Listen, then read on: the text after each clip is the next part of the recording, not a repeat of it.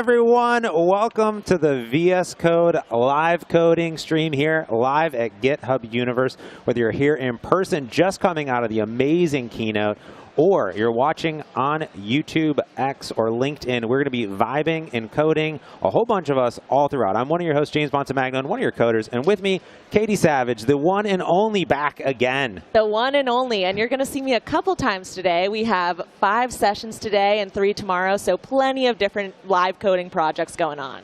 Yeah, and we're going to be monitoring the chat the entire time. So if you're on YouTube, you can do that. And if you're here in person, we're going to be taking interaction chats and questions live. Yes, wave us down, though. We have to give them the heads up. There's a mic. We'll get your questions in. And if you're here, there's tons of stickers, so grab the stickers, come and hang and vibe, and a whole bunch of good things going on. So we're going to be vibing a whole bunch. We have, like we said, we have different sessions all throughout. We have Sean Day, Josh, Justin, Pierce coming on, Katie, me, a bunch of other MCs. So you see a bunch of friendly faces that you're used to on the VS Code YouTube as well. Exactly. So without further ado, I mean, James, what are you thinking for kicking us off today? Well, I have some early access, and by early access, everyone has access to a whole bunch of new features. Whoa! But I think we got to go to octocanvas.io. Let's get our screen up over here. There we go. Perfect. Okay, so the first thing we got to do, Katie, octocanvas.io. Kyle said it in the keynote. I think we got to create a James Montemagno wallpaper. I think so. We ought to. Oh, look at that cutie. That's me. So that's me. Look at all those commits. So many commits. That's impressive. Going on there. Now, I can do different colors. Grace. Oh, I see. And if you don't know what we're talking about, you should go check out the GitHub Universe keynote on the GitHub YouTube after us, of course. This is GitHub Universe blue, but that's really VS Code blue. That's what I'm just saying. There's some overlap in the blues. We got this card. That's a beautiful. I love it. I'm definitely going to do those new themes coming soon. The grayscale is pretty sleek. It is pretty sleek. I'm into that. I'm going to tweet that out to the people right now. Let's see if that works. We'll see if it works or not. Do it for the people. Do it for the people. All right, so now copy and paste. It's going to open this up. Pierce was tweeting it live, so we're going to tweet it live as well. Boom. Amazing. That's me. Wow, 2,204 contributions. Amazing. Okay, so I want to go through a few of the new features, Katie. What do you think? I think that sounds amazing. Okay, cool. So I have this project that I'm going to talk about, which is MCP badge creator that I vibed. This is at mcpbadge.dev. That's a real website, badge.dev. Ooh. You can go there. It's real. Fabulous. Also running on localhost. So if people are like going and they're creating MCP servers, the whole idea, like I have this monkey MCP server, is that you can come over and say, hey, I have like this URL, and I have a monkey MCP. Like here's a URL. Maybe it's Node. Maybe it's MPX. You can create these badges. Okay. And you can create a whole README as well. So you can copy this README. You can get like the CLI, the JSON configs. You can pick all your favorite different code editors and different coding agents and things like that on there too. So if you're like, oh, I want, AMP or Codex or different things like that, you can pick anything in here, and it'll add them in to the README basically. So that's a real thing that exists onto the internet, basically, which is great. And I vibe that out, and that's on my GitHub. And it looks beautiful. It does look beautiful. I told it to do a VS Code Insiders green, basically, and not purple. So that way, So here we are. We're inside of VS Code. Insiders. Mm-hmm. Insiders. Yes. Yep. And that's where you should be, too. So everyone should be all the time. But, you side by side. I got VS, Insiders, 2026. Yeah, you can have both. It's cool. All the things. So let's go ahead and check this out first. Let me go and drop down a few things. Cool. Let me just do this. That's how you do it. You vibe real big. That's how nope. There, now we can see it. What is that? That's a little plan mode right there. Whoa. So check this out. I not only have plan mode, I have all these other agents in here. So I got the agent, I got the planning agent, I got the ask agent, the edit agent, and I got all these playwright agents too. Okay. Debbie on our team's like a big fan of agents. A lot of agents happening. Lots of agents all the time. So if I was creating playwright tests, doing this stuff, I can do that too. So here's what I was thinking. I not only, Katie, have this MCP server, but if you actually go to my GitHub account and you go to my repositories, I've been vibing hard this Copilot extension pack. Oh. There are actually so many VS Code extensions for Copilot that I decided to vibe out the ultimate extension pack for expansion pack. It's an expansion plus here. So if you go into the marketplace over here it is. I had Codex. Or no, GPT-5. I think make the icon for me. Haiku wrote the README. Sonnet 4.5 wrote the entire thing. But now with one click, you get all these extensions. You get the Copilot, the chat, the speech, pull requests, actions, code spaces, repositories, all the things. You probably didn't even know some of these extensions existed. I didn't. I didn't, for sure. I don't know. Claude did. So I was like, let's vibe. So here's what I want to do. Actually, it'd be cool is if I was able to go and on my README, add little install in VS and VS Code little icons. So that's what I want to do. I want to vibe it out. But as we see from my MCP Badge Creator website, which is astonishing, it's a single page app. But we need multiple pages, so many new features and functionality. What to do? Throw it away and start over, Katie. Throw it away and start over. No, we add features into our application. Exactly. So we're going to plan it out. We're going to vibe it out over here. OK, so I'm going to say, hey, how you doing? I like to have a nice little chat. It's not, you know, in general. I'm not going to plan how that is. I'm just going to say, hey. Because we're in plan mode. I'll say, I want to make this a multi-page application. Okay, I'm in plan mode, so no code's going to be right. Multi-page application. And on the home page, let's make it so I can navigate to these new pages. First, the current page for MCP badges will remain. A new page for extensions for VS Code should be added that we can also navigate to from the home page.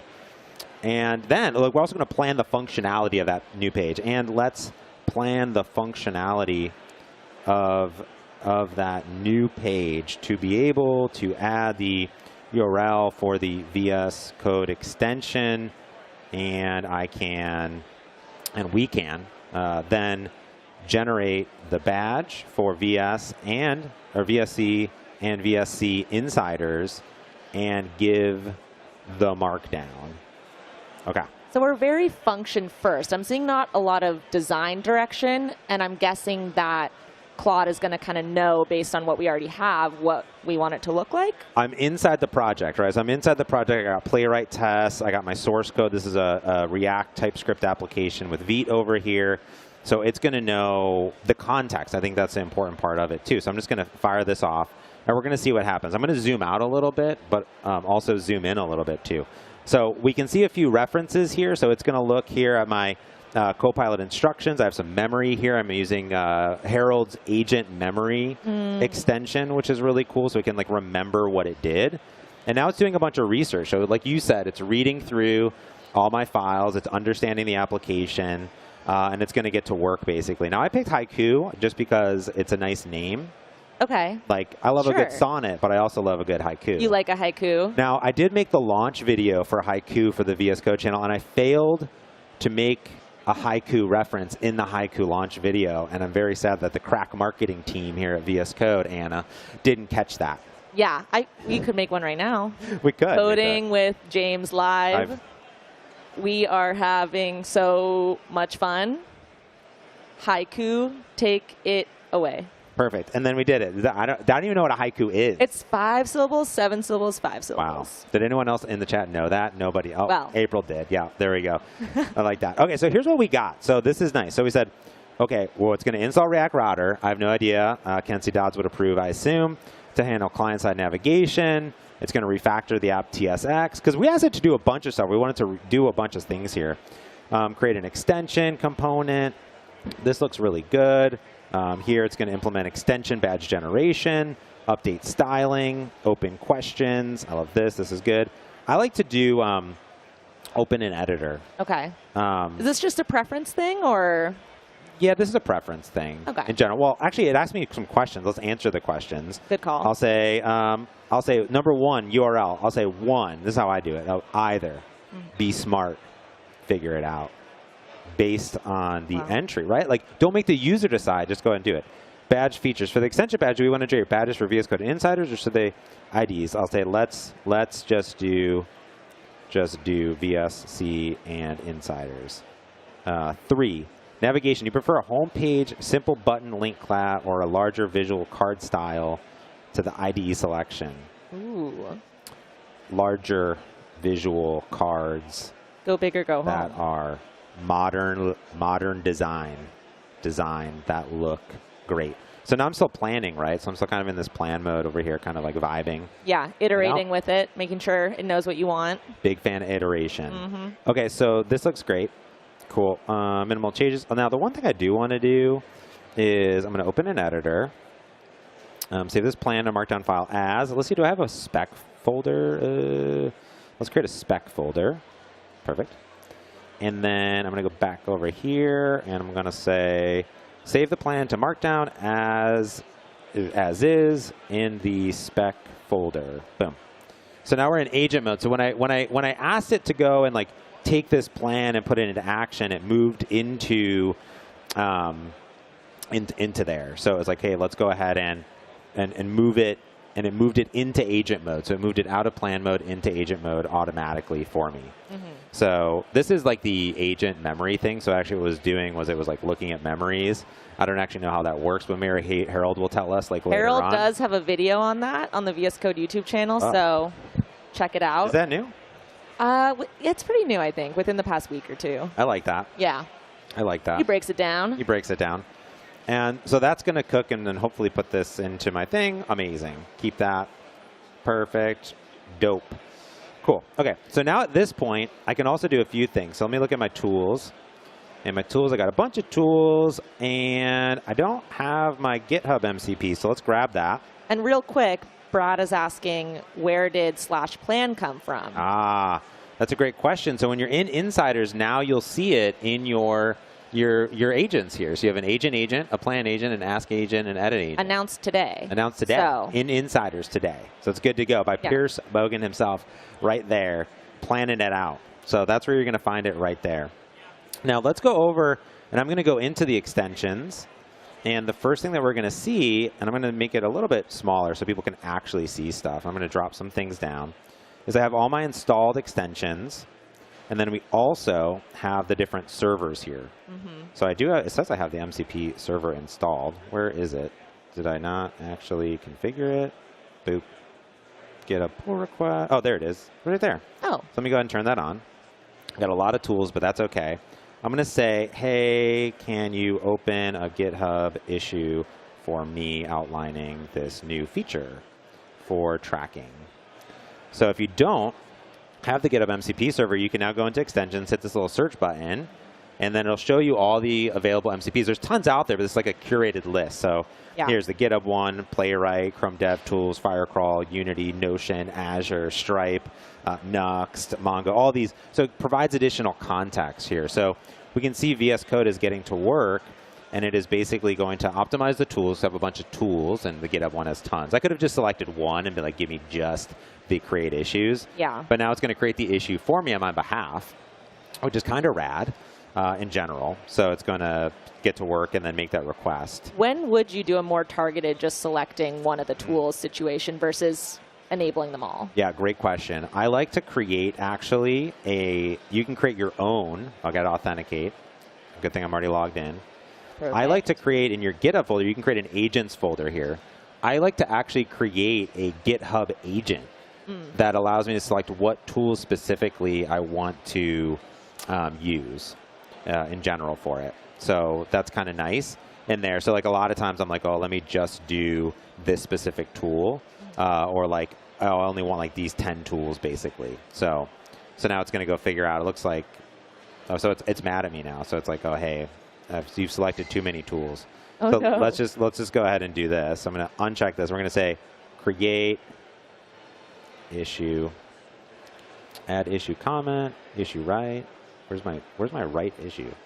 Create issue. Issue right, no? Issue right. Create or update existing issues. Good. Okay. All right. Use issue. Now. Okay. I'm just going to. You can also reference the tool directly. So should have optimized it. It didn't seem like it found it, but that's the one problem with tools. Sometimes you got too many tools in the toolbox. Sometimes you do. Yeah. Let's see if it'll do it now for me. Perfect. It ran it, and now we have a GitHub issue. Bingo bango. So when in doubt, you can just like unselect everything and then just filter for the one you want. That's good. Cool. All right. Now let's go ahead and do a few other things. I'm going to let this thing cook Okay. Okay. Now, I can cook in We're a going bunch to put of it in the oven. I can put it right in the oven, Katie.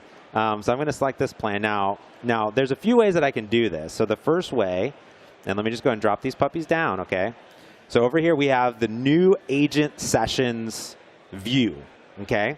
Now in here, it's all of your different agents. You got local agents, right? Here's my local chat agent hanging out. We can see all the history. You can see I basically wrote all like the new playwright tests, everything inside of here. Here's the agent that I was just working with. I can create new agents. You can have multiple chats. Like you can just have as many chats as you want. It's not going to stop. I can just keep going.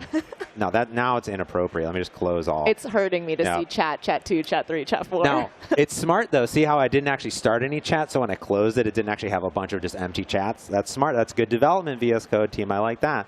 Now here, I could start a GitHub Copilot cloud agent. So I could just, now I could also do that directly from here. So I could say, let's cook, right? So even interestingly enough, I could come here and I could be like, let's cook, fire it off to the cloud agent. And it's going to know what it's going to know. Boom, it would create a pull request, do a thing, right? It gets it. That's good. I could fire it off and go. Now, what else I can do, and I haven't done this, I don't even have an OpenAI. I have like a developer account, but I don't have like a Codex anything. So this was just announced. You can see I don't even have the OpenAI Codex extension, but we're going to let it cook. Let's do it. We're going to do OpenAI Codex session. I have no idea what's going to happen. We're experimenting. I have no idea. Let's install it. It's cooking. It's installing extension on the Universe Wi-Fi. Password hello world. If you're here, it's on the back of your badge. Super secret password. Super secret password. Okay, so if you already have the OpenAI Codex extension, that should work. Olivia told me that all I need to do now is sign in. It's going to activate these extensions with the cloud agent. Boom, there it is. So I have all the agents, right? And then as Kyle said, there's going to be many more agents. So I'm going to say, well, I'm not even touching the keyboard. Whoa, look, it's like a crazy background. What are they doing over there? So you can sign in with GitHub Code. So I am signing. I don't have a ChatGPT account. I work at Microsoft. Yeah. I'm very one Microsoft. I have a Microsoft Copilot, GitHub, all the Copilots. Daniel's calling you a madman. Crazy. So I'm going to sign it. Okay, so it's going to, I don't know, it's powered by GitHub Copilot. I don't even know what that means. Well, it does. It says it uses my Copilot plan. Kyle said this, and I don't think people maybe grokked it. I didn't. But I am using my GitHub Copilot, but I'm using OpenAI Codex sessions over here. Very easy, very accessible. Nothing even open. What is even happening? Amazing. Okay, I've never used Codex before, ever. Has anyone else used Codex? Has anyone else used Codex? Nope. Well, I don't even know what to do. What do I do? First time, we're all going to do it together. Just start tell it to do stuff. I'm going to say, okay, well, it's doing a Codex task. I'll say, hey, let's implement. I'm going to pretend like I know. How do I open a file? Do I just like drag a file in here? I do. Oh. No, nope. That didn't do it.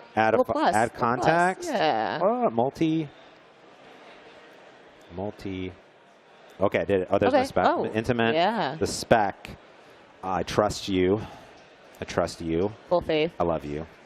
Let's cook. Okay, so I don't even know what this means. I can do cloud. I can do local. It's only local. That's good. Okay. I have agent. I have a chat. I have an agent. Full access. I don't know what that means. I have GPT-5, but I'm in Codex, so I feel like, Katie, I should use Codex. I think we should send it. It's in the name. Yeah. We're sending it off. So this is quite magical. I just opened the agent sessions here. You can see that I not only have my GitHub Copilot Cloud agents, I have all of my CLI, right? So I can actually, as that's cooking, I could open a GitHub Copilot CLI environment right here. So I could go into my PowerShell in this case. There's my dog, Millie. She's hanging out in PowerShell over there, as one dog does. We go here, and then we CD into MCP badge. Oh, little info drop from Taylor, who's telling us that full access for the agent means that it can search the web. Oh, I definitely should have probably wanted that. Yeah. Okay, so I could go in. So I could just go into like I'm inside of a CLI here. I'm back over here. I'm also inside of technically a CLI here. I'll say, how does this app work? Question mark. So now this is actually doing a CLI with Copilot but inside of VS Code. Yeah, you don't have to like context switch around your different. But then like there's this, I'll say, hey, how you doing? How you doing? It's like I watched a lot of Friends on the plane recently, and then Joe was like, how you doing? Okay. Yeah. How you doing? How you doing? Oh, it's doing great. Cool. Awesome. My assumption, look at this. And it's like, look at this. And then wherever I'm at, see, VS Code is picking it up. And there's Luke Carey, one of my best friends in the entire world. So I'm at the syntax meetup last night. Anyone else go to the syntax meetup last night? I got my syntax badge. It was a right good time. Here, over here. Thanks, good time Scott. and good vibes. So they're good. Good brews. Good brews. So now this is the CLI inside of VS Code. As people know, I'm not a CLI guy. I'm just not. No. Are you a CLI gal? Not really. It's Yeah. not my fave, but I respect it. But it's in there. Now it's in here. So okay, Codex is cooking. Okay, so I'm going to say apply these changes. Yeah. Let's allow just go. Yeah. Just go. Oh, this is a very pretty view. Look at this. There's a lot of rounded lovely. corners happening. Yeah. A lot of rounded corners. So once I apply these changes, yeah, let's roll. I don't know. Just keep. DB's saying his insider's really good. Dude, I'd roll insiders every day. You want I'd the say it's really latest good. features? Now you can like right over here. I just open up VS Code. I could, there's my this is my Tatooine theme, right? It's the same. You can. Yeah. I could legitimately open both VS Codes at the same time and have 18,000 coding agents all working, and my machine will run out of memory. I'm pretty sure that's what's. That's James' normal workflow, That actually. is. So this is cool. This is doing stuff. It's changing files. It's thinking. Always be thinking. So it looks like it's going through over here. Now at the same time, I'm going to do this. I'm going to start a coding agent session. I'm going to say, hey, this is the cloud agent. So I'm not going to do work locally anymore, Katie. I ain't got time. And I got only so much RAM. yeah. So Why much bother? RAM. Why bother? So much. Actually, let's do. Let me look at my task manager. I only got so much performance left. Only got so much. Listen, I only have 15 more gigs of RAM available, so I can't be wasting it locally on this machine. I'll say, hey, let's add some super nice themes here. I want dark, light, green, Tron, not Ares, classic Tron. Don't mess with my Tron. Classic Tron, and then and system default. So here, when I do this, this is now gonna, boom. Here, you have unofficial, consider. No, I'm not gonna commit any of my code right now. Codex is cooking. Let's proceed. Because I think the theme is going to be so different and the styling from the rest of the app that I can work independently. Now, normally I wouldn't do this, but I might go and just like, boom, go do this thing. Now, I could have told it to do a bunch of iterations and design, but now we can see this. This is crazy. I have the local agent working. I got CLI agents. I got Codex working. Keep going, Codex. It never asked me anything. That's what I want it to do. It's thinking. It's thinking over here. And then this is going to say, how does it work? So it does some stuff. And this is going to kick off a coding session that's going to do all my design in the background. And then, yeah, keep going. It's thinking. It's thinking. Oh, so now I have a home TSX. And I guess we can just let it cook here. So we've cooked with some CLI. We've cooked with a cloud agent. We're cooking with Codex. And I, of course, cooked already here. And I think that at this point, if anyone knows in the chat, how do I get it to just keep going? It says I've now used 9. Look at all those tokens. I don't even know what tokens are. What are tokens? Now, I could have let it cooked over here in Copilot, right? But here I'm just cooking with Codex. So because it's new, I want it to go. Yeah, we have a couple questions, kind of logistics questions. I'm ready. Like, I don't know if we'll know, but what is the limit of the Codex agent usage for Pro Plus? I don't know that off the top of my head. I'm guessing you don't either. That should be probably in the announcement blog and or the documentation. Yep. Sorry, I don't have the answer right on the spot. Yep. Now, great question. I think that this context window, this isn't like usage. This is context of the chat, right? Context can only have so much context that's in there. So I think that's what that is telling me, I think. Because that would be usage. This is just context window of what it's actually putting in this context before a new chat. Which is something we don't actually expose in here. Like the usage is just premium request. So it might just, I wonder if this is one premium request. I have no idea. Only the engineering team and or OpenAI and or GitHub would know. So, but here it's actually like, this is kind of cool. It looks like it has tasks available. So it's like here it's telling me, it's a little to-do list. So we actually have this feature inside of the Copilot chat agent as well, which is nice, but this is a nice little view. A lot of rounded corners and animations. They love a rounded corner. They love a rounded corner. And I'm right there with them. You're all into it. I'm all into rounded corners. Love a rounded corner. Big fan. Yeah. Is this too rounded of a corner? I think they've hit a good level. Like, it just looks like a lovely little bubble. I like that. You're going to love iOS 26 and macOS 26. Apple's like, do you like rounded corners, Katie? Because we're making an entire operating system for you. There's no 90-degree angles there. They do not exist in any Apple platform. Now, we're on our Windows machine. We're going to have lots of Macs. And you'll see. Have you seen macOS 26? I haven't. I don't have a Mac. You think that this is rounded corners. You haven't experienced rounded corners until you see macOS. Maybe I'll finally hit my limit. I'll be like, this is too much. It's too round. There's the inception of rounded corners is wild. It is so many. Not to rush our process. We have about 2 minutes. I can't stop we're just Codex. going to see what's happening. I have no idea. Well, it should be NPM running, so it's actually like still rebuilding and doing stuff. So it ideally should be continuously cooking. Okay, so I've refreshed, and it looks as though things are now. The styling hasn't happened yet, but it does look as though things are. The functionality is streaming in a bit. Functionality. I mean, it is actively thinking, and I'm actively reviewing whatever this is happening in real time. The CSS hasn't happened yet. However, I am curious, Katie, is if I go here, and if I tap this, and I put this in here, all right. Okay. I mean, the CSS hasn't loaded yet. It might have to do a full rebuild or something, but it's actually created the thing. Do you like to check in, or do you usually wait until it's done? Dude, I go make coffee, grab a snack. I say make a nice little charcuterie board, a little charcut. Oh, okay. Yeah. Yep. Yeah, you go to Costco, you get that big Greek olives, the calamatas, you get the big Okay, jumbo. the ones in the oil, or? It's in like Check out the in oil section. Oil. Like, not just that, there's several things. Yeah, they've also got those feta wrapped little I don't know the name, but they're delicious. Check it out. Check it out. Dude, you can go to TJ's, Trader Joe's, and you go to Trader Joe's, and they have in oil, they're grilled, the green olives. They have like little grill marks. Like, I feel like somebody took a little tiny grill, chef. like tiny chefed it. They tiny grill, tiny chef. Tiny Sebastian. Tiny olive. Okay. Well, I don't know. There's got to be a way that I can just like not hit accept. I never want to hit accept ever. Just like go. Yeah. Maybe there's a there's got to be a setting. Maybe that's the full access. Codex. Oh, that is so. Oh, that would be part of full access?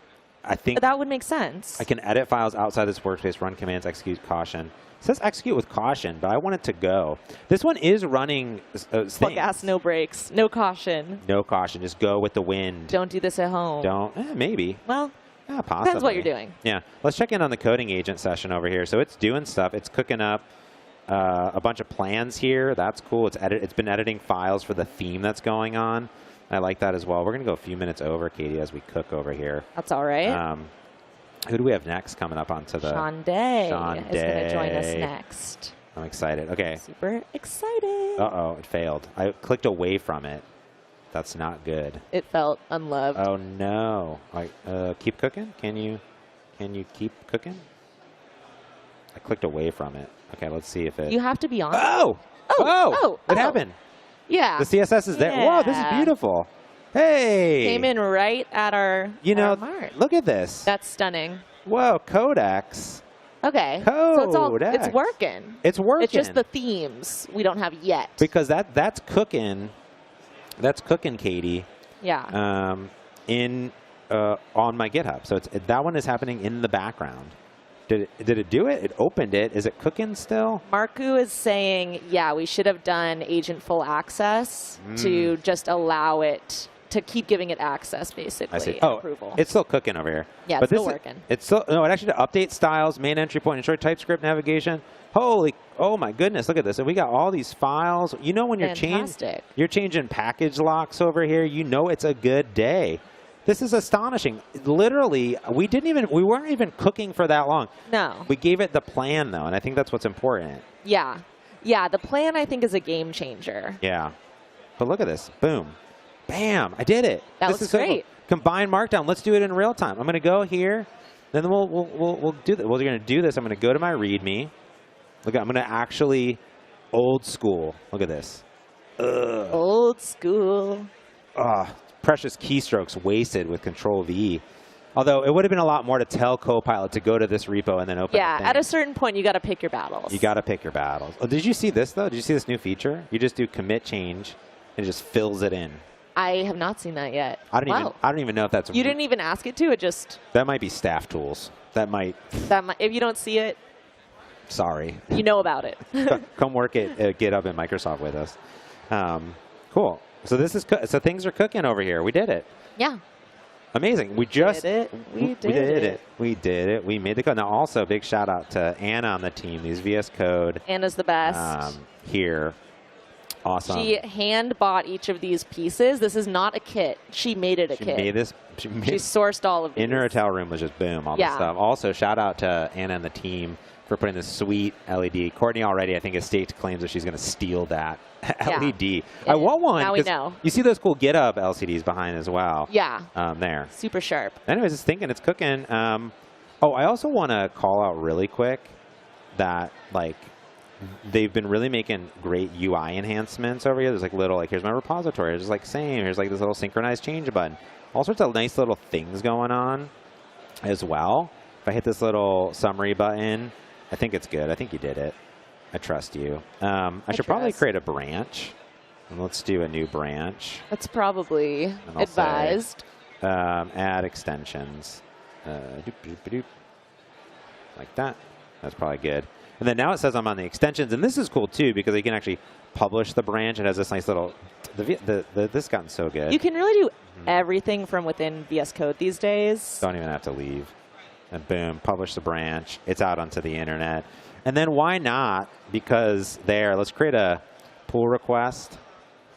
And then here, I can also do a Copilot code review over there. So now it's just going to kick off a code review. Now, Copilot is checking codecs. And some model is checking another model. And that model is being checked by another model. The inception of it all. And then eventually, I will actually maybe read the code. Maybe. Maybe. Maybe. After this. Yes. Tune back. Boom. Well, that one failed, so that's perfect. That's a good way to end it. So. And that's a good way to end it. But anyways, we have the website. It's happening. We cooked it. It's happening. It's real. I will push this out onto the internet so you can create your sweet badges over here as well. There. What do we have going on the rest of this? Up next in 10-ish minutes, Shonday Person is going to come on and do a session with us. She's going to vibe code it out.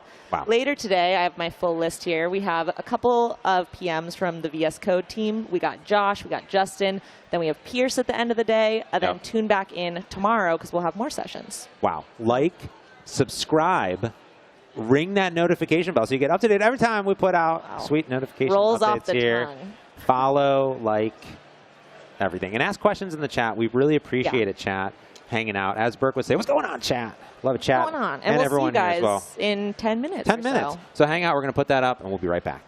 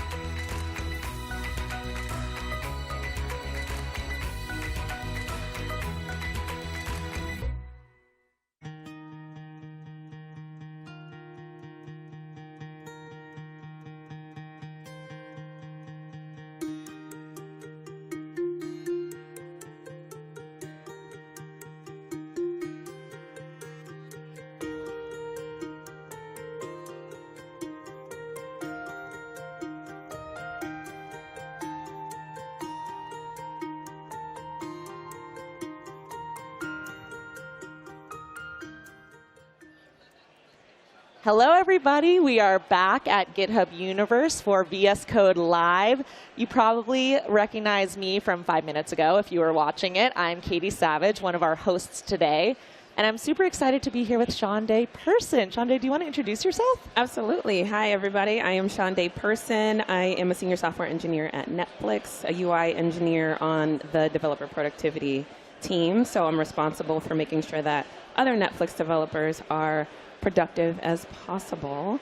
Ooh, perfect. Shonday is going to be bringing in some vibe coding energy today. For the next hour, we're going to be working on a project together. She's going to be vibe coding it out. I'm mainly here as a friendly face, but I'm going to be answering all of your questions and making sure that Shonday hears them as well. So if you have any questions, please put them in the chat.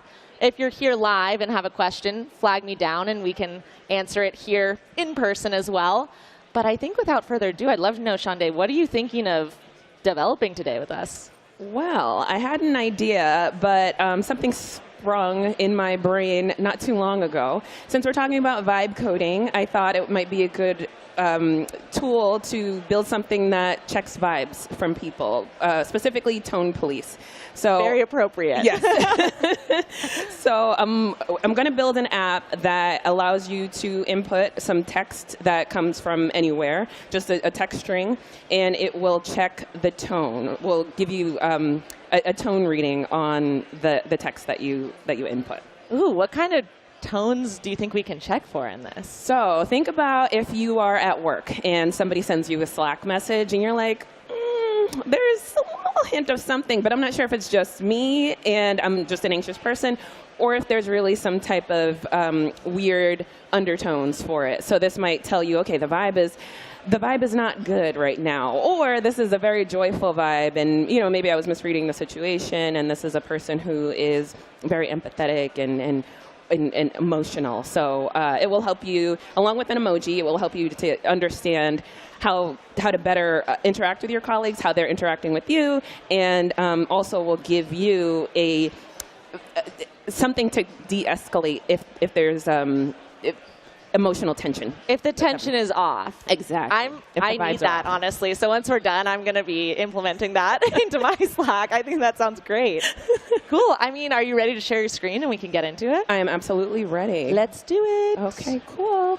All right, so all I've done so far is I spun up a Vite app, and this is just the regular Vite React, TypeScript, and the PWC, the Progressive Web Compiler, I think that's what it stands for. Okay. In it. So everything else is the same except for on the normal app, the app component, I stripped out all of the boilerplate that's in there, and I just put in this one little input. Okay, perfect. Started.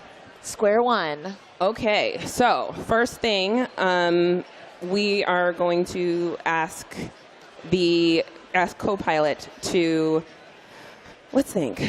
Maybe we should start with the interface. This isn't going to connect with any APIs or anything like that. Yeah, let's start with the interface. Let's see. Okay, so. And it looks like we have GPT-5 Mini, so we're free to use that. We could use a different model. Do you have any preferences, or I don't go with the flow? Yeah, so normally I would go for either GPT-5 or a 4.1. Are there significant differences that I should be aware of? Because I'm all for the newest, the biggest number. I always hear different things from these, and I know that in the GitHub documentation they actually have kind of a breakdown of their suggestion for when to use what. I believe 4.1, or maybe it's 5 Mini, is the default. Okay. So I say we just start out with this, and then we can always switch it up if we're like, this isn't doing what we need. Let's do it. Okay, cool. So for Copilot, is it better to start with the plan mode, or can I just vibe? Like you can just vibe. I think plan mode, so right now we're in ask. That's probably what I would use if I had a particular question for Copilot, or if I didn't really want it to hop in and do any code for me. Okay. Plan is a little bit more in-depth. Oh, and actually, so for plan, we need VS Code Insiders. So we don't have that enabled here yet. So let's just do agent, because that's the one that it kind of has some planning capabilities anyway, but it can also hop in and iterate with us and write some code. Sounds good. All right. So my plan, not in plan mode, my your agent plan. My agent plan is to tell Copilot what I'm about to build. I want you to validate that for me, but let's go ahead and get started. Let's do it. Okay. let's say you are building. Copilot has a complex, so I want to talk to it in second person. You're doing this. You are building an app that takes in a text input and evaluates the tone in the text. There will be both in, let's think, words and title. A title. You mentioned emoji as well earlier. I like that. Yeah. So a title and description of the type of tone the individual is exhibiting in the text, along with a matching emoji to illustrate the tone. Oh, wait, actually, you know what? Instead of both, there will be a title and description. Yeah. Okay. All right. So building an app that takes the text input and evaluates the tone in the text. There will be a title and description of the tone, type of tone the individual is exhibiting in the text. It's very wordy. Along with the matching emoji I think to that's illustrate good. the tone. I think specificity and just giving it as much context as you can is super helpful. Okay. Do you think there's anything that I should add, or is this pretty comprehensive to start? I think let's start out with this, then we'll see if it's kind of steering us in a different direction. We can bring it back. Let's go for it. Okay. We're getting some input from Taylor as well. Taylor actually knows what's up with the models, and she's telling us she says 4.1 is lazy. Sorry, Taylor, and her default is Claude 4. Okay. Now we know. If GPT-5 isn't working out, let's swap models. Cool. And also for folks asking, what time is this event? So we have them going throughout the day. So this one started at 10:45. We're going for an hour. Then we'll have a 15-minute break. We'll have another session. We have 3 more after this with 15-minute breaks in between each. So we'll get a good bunch of projects going. And then afterwards, we'll make sure to post all of the links to the GitHub repos so you can check them out. Cool. All right. Start by listing the work as a to-do list. Awesome. Okay. Good job. And because you have it open, it kind of brought in the app.tsx into the context explicitly. Right. So if this were a bigger, like if this were a work repo or an existing repo, because I did just start this from scratch, I would have added context. I would have added certain files for context just so that it could stay within the specified. Yeah, give it a more specific, like here's what I want you to look at. Right. Are you using this a lot inside and outside of work? Or? Yes. Yeah. It's been a lifesaver, and also the air of the tone police, like the concept of this is something that I leverage actually with the agents like ChatGTP. Yeah, and so I will, even with text sometimes, and especially with Slack messages, because it's important for me to make sure that I'm communicating the message in the way that I mean it, and the message is landing in the right way. Totally. I will check my own tone with an agent. Well. Yeah, because it's difficult sometimes if I'm working on multiple things at once and I'm just sending out a bunch of quick messages. I'm like, wait, was I being cool? Right. I want to make sure. Yeah, sometimes I'll overdo the whole like niceness and I'll add too many emojis, too many exclamation points, and I don't want to do that. Then I'll overcorrect and do no emojis and no punctuation, which it's unsettling. It's such a hard middle ground. I totally feel you with that. So tough. Okay, it's still working, but I want to check. It's done 2 of 7 to-dos. So far, okay. Oh, yeah, it's putting in some work. It is. The first, am I blind? I'm not seeing the first. Oh, wait, let's drop this. Oh, create to-do lists, inspect the project files. So now it's implementing the UI. Yep. And adding the tone detection. So I'm really curious to see how this tone detection works out. Okay, we're going to run this command. I should have specified I'm using Yarn, but hopefully it'll figure it out. It's got the access to the package JSON. Yeah, so right now it's just working away, and we can kind of see those things streaming in here into our file, which is cool. Right. I did put this in GitHub, so I always look at the changes, the source control tab, just to get a good bead. Let's see. Okay, so question. If I want this to run, well, no, never mind. I'm just going to do it. I didn't have that question. Just do it. I didn't. Never mind. It's I don't have that question. Yeah. Initiative taken. That's right. Oh, yeah. So it wants you to allow. And there is a way to just auto-allow if you're feeling very trusting. But I feel like it's probably safer to just... I'm not a trusting person. Let it in prompt general. you. Yeah. Fair enough. I'm an AI enthusiast, but also a skeptic at the same time. And I think that's a good level to be. Like, you have to kind of have that foundation and know what you're doing. I am cautious of letting AI completely take the wheel. I think it's a Copilot for a reason. That, ooh, yes. Okay, so I think We're getting a little warning. It yeah, seems like. this isn't the same localhost. Oh, it is. Oh, you know what? Let me close my terminal. Okay. I think I was terminate. I was running this in a different window. Okay. I wonder if I should start. Well, I'm just going to keep going. So let's see what happens. Let's see what happens. Okay. I would say. Are you feeling lucky today? I'm feeling really lucky. I'm feeling positive. I think it's going to work out. I do too. You have to speak it into being. That's sometimes. Right. That's what I say. We're manifesting things. Exactly. Exactly. Okay. Okay. I love the little progress update. Yeah, me too. Me too. I'm a big instant gratification person, and this is right up my alley. Totally. Okay. There is an error. This may be self-inflicted, but honestly, it might. I wonder if it's gonna be like, there's something happening. Yeah. Because it looks like in our to-dos, we're at about 5 out of 7, which I believe means it's already implemented the UI. Okay. Run and verify. Now, run and verify. It's probably testing some stuff out. Okay. It says built. Okay. Build succeeded. Okay. Okay. We're getting somewhere. All right, Copilot. It's happening. We're doing something. All right. I'm scared, but I'm going to check the local build.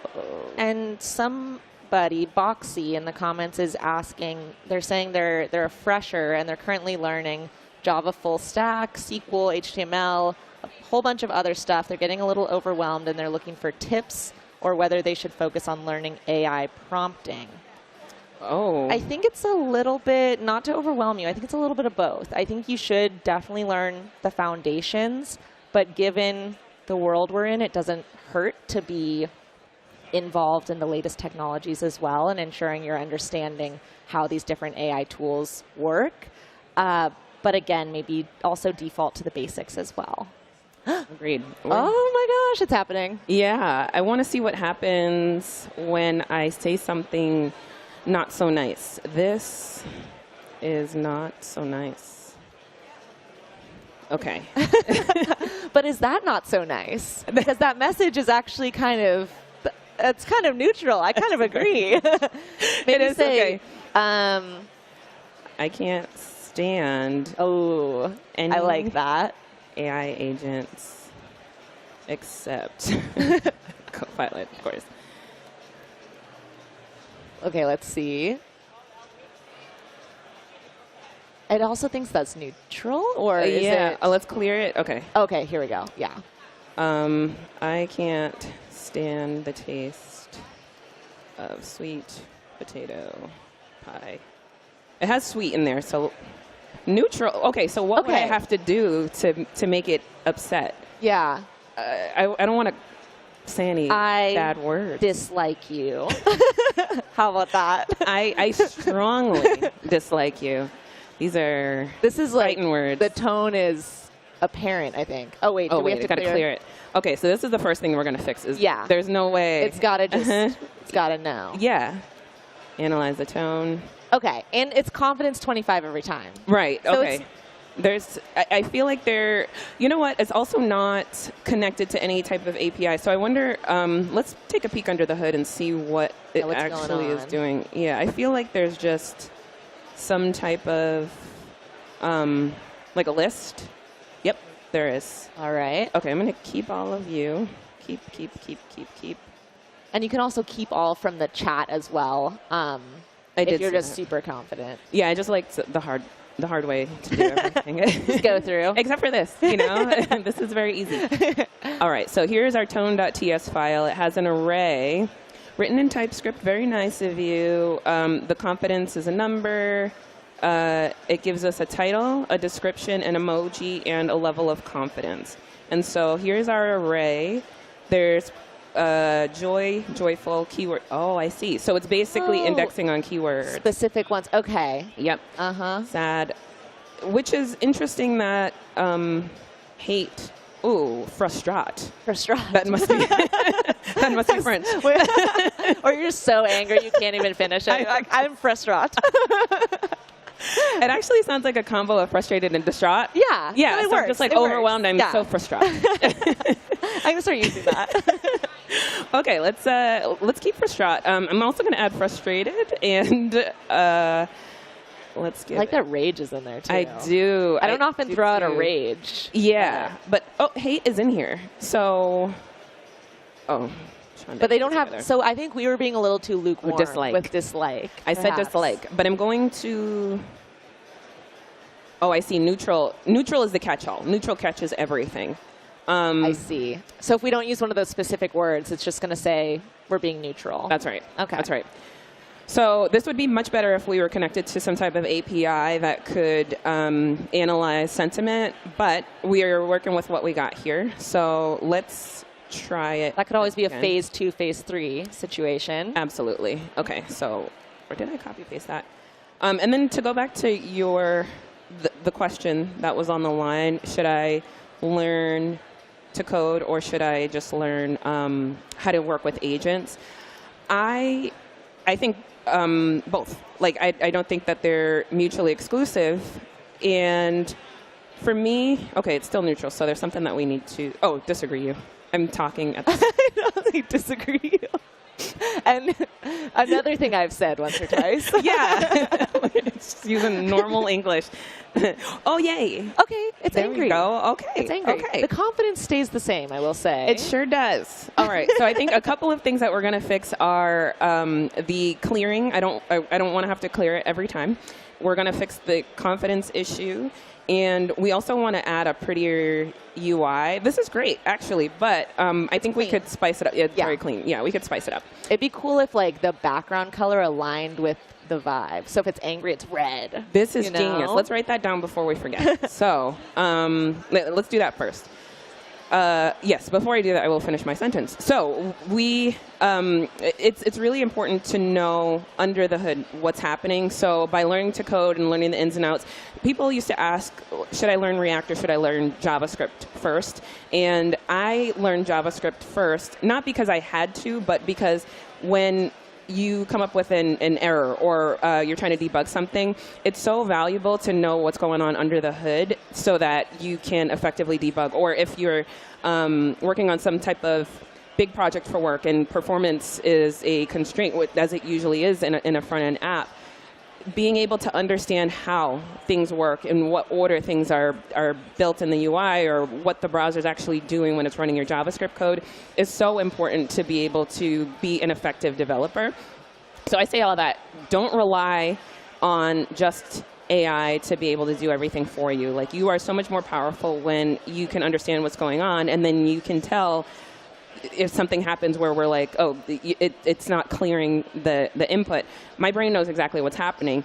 If you've only learned how to do the prompts and do prompt engineering, it's going to be so much harder for you to debug and to get, like, you're not going to benefit from all of the economies of scale of being able to leverage tools like AI because you're you're actually working a lot slower when you're trying to conceptualize all the JavaScript. You're trying to like work around something. And also I feel like there's a lot of tasks that developers do aside from just writing code. Like if you're reviewing your colleague's code, you need to know what's going on as well. Absolutely. Yeah, absolutely. That totally makes sense. Yeah, yeah. So hope that helps to answer your question.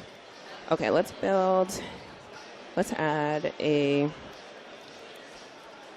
pretty UI with, there's a word for this. I saw it on the stage today when they were, holographic. Oh. Okay.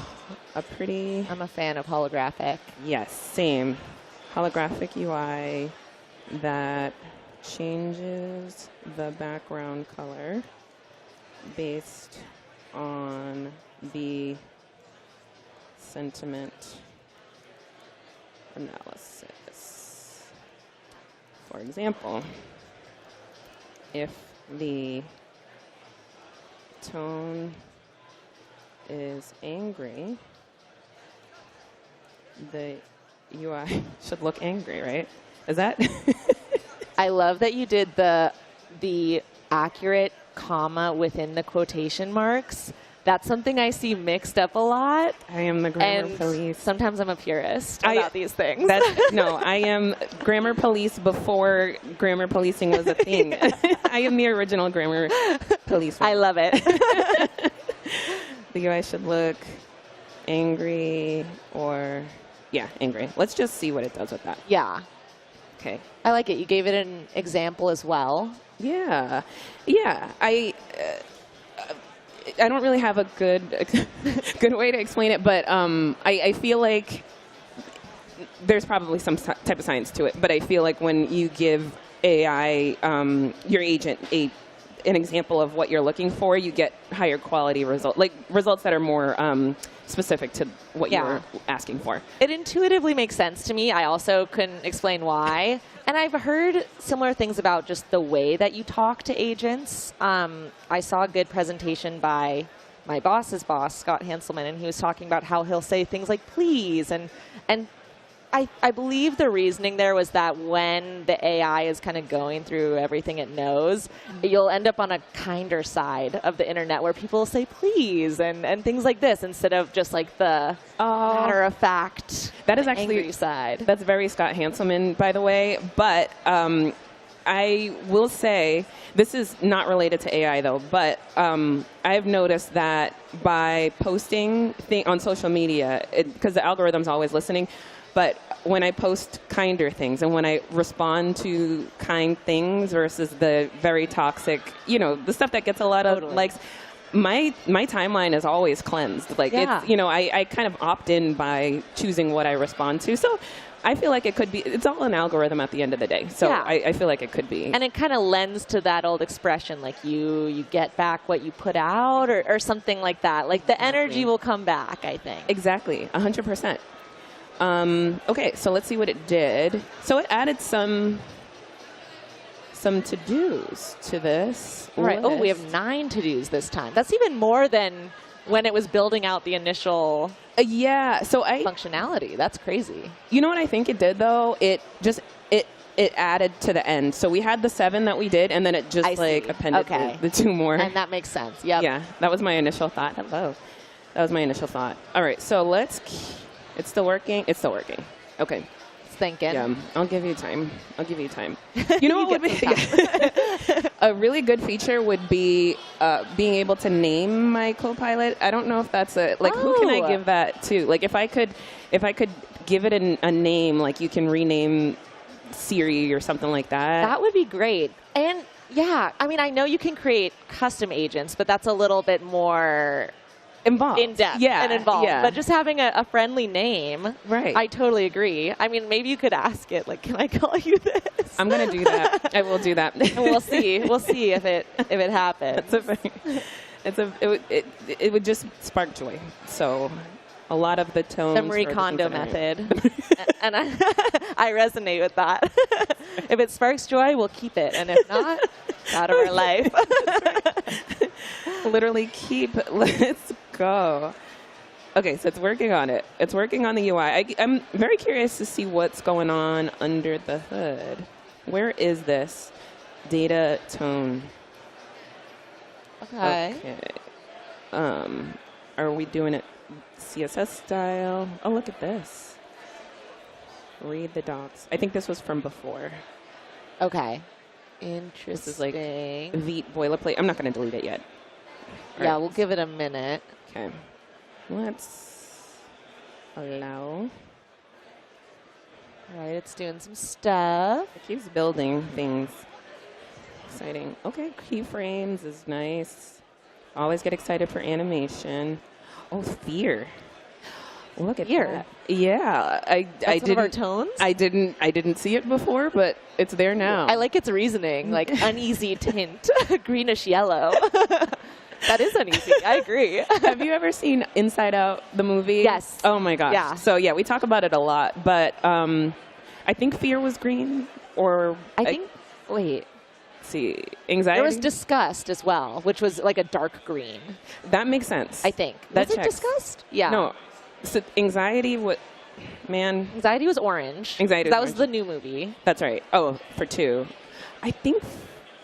I can't remember. I can't remember. Here. Fear feels greenish yellow. Yeah. And uneasy. Yeah. Do you like have that thing where you associate colors with numbers and Yes. different? Okay. As weird. Yeah. Do you do that too? I don't really, but Oh. I'm very interested by it. Thought we had a connection for a second. Sorry. I just. No, I'm just interested. I wish I did. I always have, like, I associate numbers and colors together. So, like, green is green. I mean, sorry. 3 is greenish yellow. 3 is green. Okay. Yeah. And blue is, wow. I can't say what. The number 2 is red. Okay. Nothing to do with blue. 1 is blue. Okay. Sometimes. But it depends on what it's next to. Okay. For me, like a 6 would be blue. But now I don't know if I'm just coming up with things. I think you are. I don't think I actually feel it in my soul. I think you I do. just like really, I'm like empathizing. I'm like, I feel it, but I don't think it's true to my being. I love it.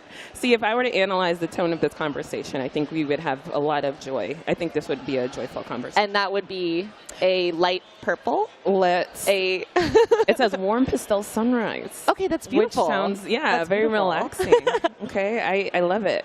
Let's allow. Oh, somebody in the chat, KR, thank you, tried to call Copilot with a pet name, and they got the following response. I appreciate the creative nickname, but I need to stick with my actual name, GitHub Copilot. That's how I'm designed to identify myself when asked. We love a girl with boundaries. Like, Yeah, thank you. she knows Copilot. herself. That's it. She Yeah, knows she herself. does. She like, does. who are we to change her? But, you know, she is not accepting anything less. She has standards, and I appreciate it. That's my girl. Not a nickname girl. Cool. It's cool. It's fine. That's amazing. Okay, it's still because it wants you to say something. Oh, it does? If you want, I can. Oh, which would you like me to do next? Oh, yeah. Okay, I wish it kind of did give us the heads up. I do too. So I'm not. Should I just keep this? Giving options. The bullet. If you want, I points. can add CSS variables. Okay. So let's keep everything for now. So we could give it, or we could say, do what you think is right. But Yeah. you're the expert. We're on vibes. So Okay, yeah. Do what you think is right. Some example inputs. Yeah, all of the above sound good, actually. Good. Taylor is giving a little VS Code Insider shout out. That's where all the new stuff is. Nightly builds. If you're really trying to be on the cutting edge, that is a good place to be. But you can have both. You can do whatever feels right. I am always trying to be on the cutting edge. So thank you for that tip. How do you like go about staying up to date with everything? I feel like things are coming out so quickly and everything's moving so fast. Do you have any tips? Yeah, so actually I have a problem with getting because it's so interesting. There's so many interesting things always coming out and so many things going on. And I can be kind of like a squirrel and I'm like, oh, I want to learn a little bit of that. And I'll spend a night going down a rabbit hole. So I have to be kind of like Copilot and set real boundaries on things. I'm like, I absolutely will not learn about this until I have to. Okay. So as a general rule of thumb, I prioritize my life by the things that like I can and can't live without. So family first, work is a very close second. So that to say, if it's something that I need for work, I will prioritize learning about that. So if it's something related to a project that I'm going to be working on, I will allow myself to do all of the research around all of the different options related to that one thing. I'm trying to build like a new, I don't know, accordion, and I will research every method of doing an accordion, and that's kind of how I get my fix. And then I accept that I can't know everything and learn everything and be up to date on every single thing, because the nature of this is the nature is it's just always going to. By the time I finish reading a blog post, there's going to be a brand new model for whatever this thing is. So. Totally. That's a good way to go about it. Kind of set that expectation and I think prioritize, because I'm totally the same where I'm like, oh, this is a new thing, and this is a thing, and this is a thing, and I try to do everything at once, and then I just can't. And it's like, then I get frustrated. Right, I know. I get green, yellow, and I'm like, what? I want to be sunset. Exactly. Yeah, we want sunset vibes in our life.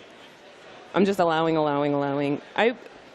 Is there an option where I can say anytime you want to run this one script, I can just do that, or is it just kind of targeted accept? Yeah. I don't know. So far I've only used the either accept all or just let it go. Same. I would think there is a customization like that. Like maybe that's something you could put into a like an MCP or something like that. Potentially. Yeah. Okay, this is great to note. Bring all this back to it. Allow, girl.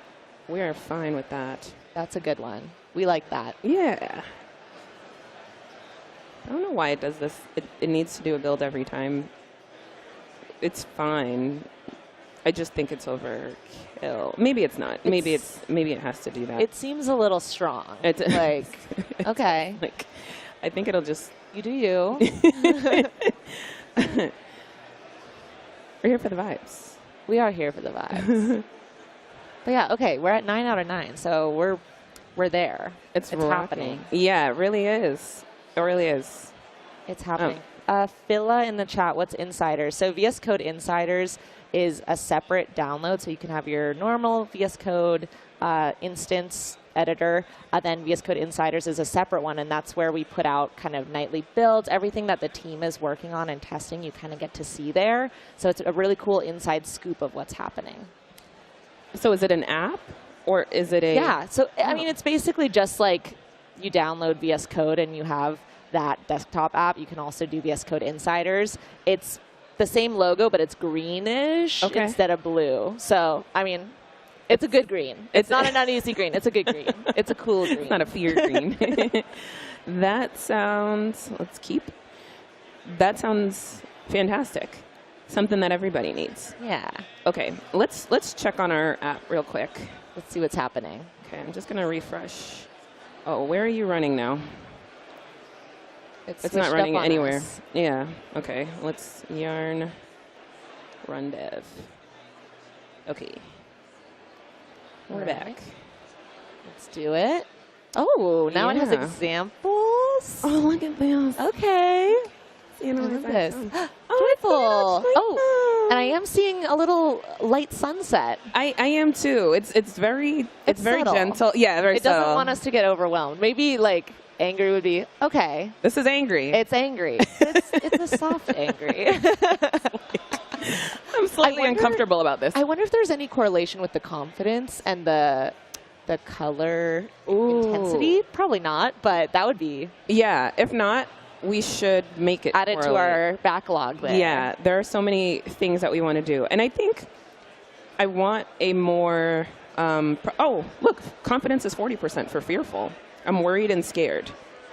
Oh, Aditya is saying there is a configuration on what command you can auto-approve. So that, okay. And that makes sense. Okay, yeah, I will play with that probably after this. Okay, so. Okay, so feeling good about that. I like it. I want to. Maybe we're spending a lot of time on the UI, but I think UI is so important. We have plenty of time, so we've got 25 minutes. Okay, perfect. All right, I want the colors to be more prominent, and I want them to look holographic. Not to distract, but now someone else is saying they were able to give Copilot a nickname. What? So I guess it depends. Okay. And Copilot was honored to be called Sebastian. I think that's a great name. I do too. No, I want to really put some thought into I know. what we have to sit my on name. This now. Yeah. We can't be willy-nilly. Exactly. It's like, this is important. It's like naming a pet. Exactly. Okay. I want the colors to be more prominent, and I want them to look holographic. Kind of neon. This may not be a great prompt, but I think it's good. Okay. There's just enough ambiguity that it has some creativity, artistic license, dare I say. I want to keep it ambiguous because I want to see what kind of thing we'll end up with. I don't want to be very prescriptive. So hopefully it understands. And I do like that it seems like we've added a couple of types of tone because I didn't see fear there before. Maybe I just missed it. I think I just might have missed it. Analyze tone. Interesting. Okay, so if we didn't have any text, it should just do a question mark, which I don't think it was doing. I think. If we submitted it without anything. Yeah, it disables the button. Oh. So, yeah, or maybe if it's not really a word. Okay. Interesting. Well, that's fine. We don't need to have I guess that's all just of these different failure states. Yeah. This has to be rock solid. Releasing it to prod. Oh, great idea from Mark. Maybe have an animation for each of the sentiments. Oh, I like that. That's so fun. Yeah. I'm going to prepare. Let's just keep this. Okay, actually. Add an animation. I'm not going to do this yet, but I'm just going to get ready. If I can spell animation. Add an animation for each emoji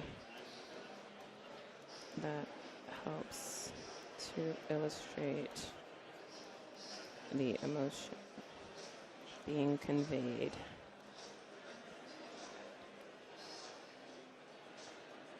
Oh, wait. Switch the app Chrome to dark background. Well, why wouldn't you do this before? Yeah. Wait a second.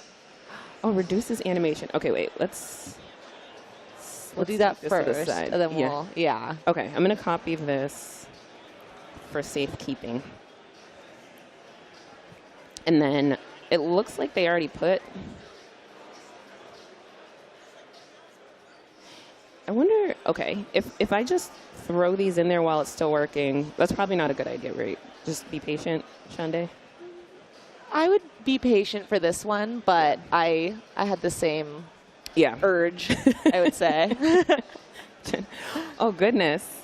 This is interesting. Oh. It's still working. It's still working. Let's. I love these examples, though. I know. Oh, God. Oh. Okay, yeah, we regressed. Yeah. Hold on. Maybe we should have read it more closely. You're like, yes. Keep. Okay, once we get these colors right. Yeah, then it's going to be a game changer. It's going to, yes, everything's going to be different. Absolutely. And new. I do like that there's a little background to it, but yeah, this isn't exactly what we wanted. Yeah, it went very monochromatic here. It did. It almost did the opposite. It did. Yeah, I know. I said make it more prominent, and it was like no. Yeah, absolutely I'm not sure I'm with you there. This is a lot of fun, though. Okay, allow, keep. Oh, it's cool to give you a little notification, too. This thing? It's like, yeah. This is, oh. I assumed it had to do with the Copilot asking for your input. I think that's really cool. Yeah. An Apple thing. Intensify the emoji glows. Let's look what happened here. Okay. Okay, we're closed. Let's... Why do you keep doing that? Run it. It said, job done. Mic drop. We're over. Like, move on with your day. Oh, okay. A bouncy one. All right, there was a little animation. Sorry, I moved that really quick. Ooh. Okay, yeah, that's fun. That's very that's cute. That's fun. See, I'm liking this. Okay, I love let's that. Try a couple. This is actually making my chin. It's the little things. I like it. That's perfect. Okay. Confidence is yeah, just this one's like having a little like, yeah. Like a little like head like, yeah. And a neutral one should not do anything. Yeah. That's perfect. Okay. Switch the app Chrome to a dark background. Oh, yeah. Duh. Okay. So I think that's what we missed. We forgot to explicitly tell it to give it a dark background Yes. to contrast the monochrome. That's on us. Yeah, sorry. Cool. Sorry. It's totally. We missed the memo. We're working together. We got it. It's all good. We can bring it back. There's still time for us. Still time. Still time. Yes, still time and hope. I'm optimistic. Okay, while that's working, next thing that I wanted to do is to make it so that the we don't have to clear every time. It just automatically clears the input every time. Let me figure out how to word that. So, I want keep. Oh, Fila is saying they dictate their prompts. I'm guessing they're using the voice-to-text feature, which is an option as well. My only issue with that is I don't necessarily speak super clearly all the time, so sometimes I kind of meander. But that's a cool, if that's how you work, I think that's a cool option too. I think it's great. Yeah, I'm very much, like I talk to myself and I talk through problems out loud. And yes, so, I'm like the you, same. It's never cohesive. I got to like spend a lot of time preparing for meetings too, because there's an error somewhere, but I think this is fine. Is there really an error? Why would you do that? And this is why you need to actually learn how to code as well, so you can be like, what are you doing? Exactly. What's happening? Exactly, because this doesn't make sense. But I'm not gonna change it. Copilot can change that. I want to be able to type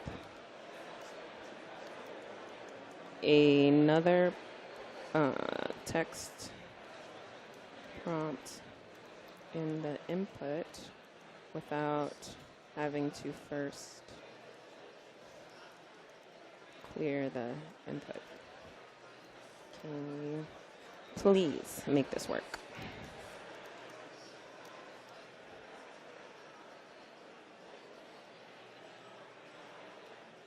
What are you doing?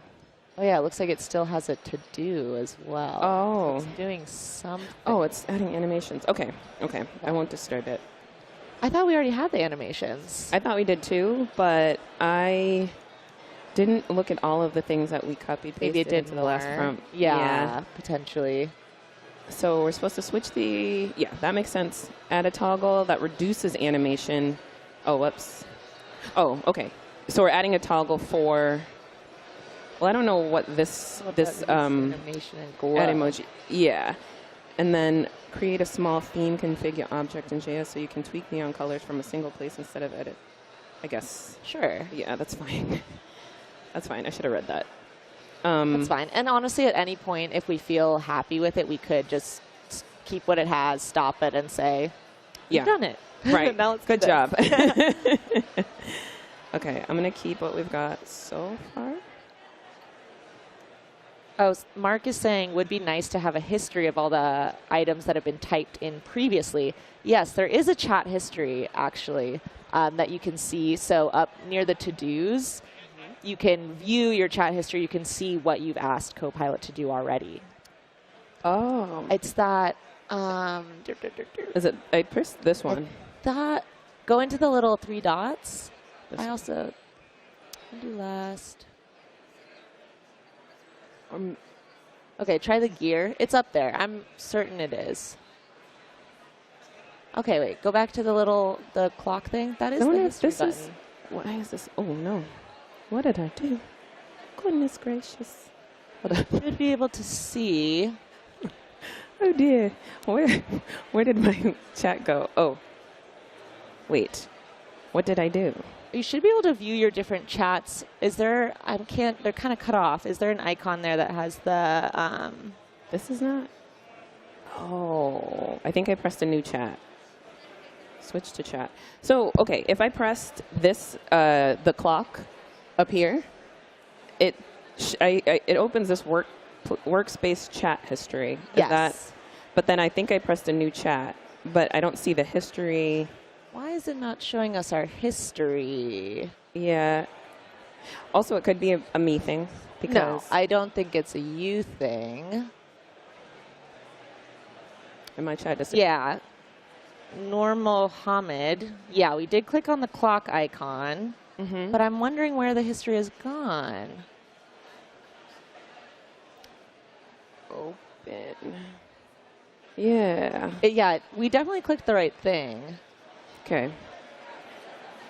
Oh, I pressed new chat. That's my fault.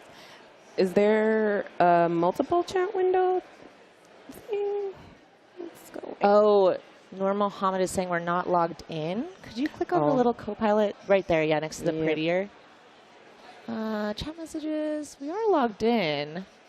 Yeah. We're just having a little moment. Yeah. And that's allowed. We don't have to be perfect. Oop, oop, oop, oop. Okay. Nope. Okay. Hold on. Wait a minute. Okay. Okay. It's okay. There's something in progress, but yeah, that's this chat that we have open. Where did that chat go? Remote index unavailable. Try to read. Oh, that might be our ish.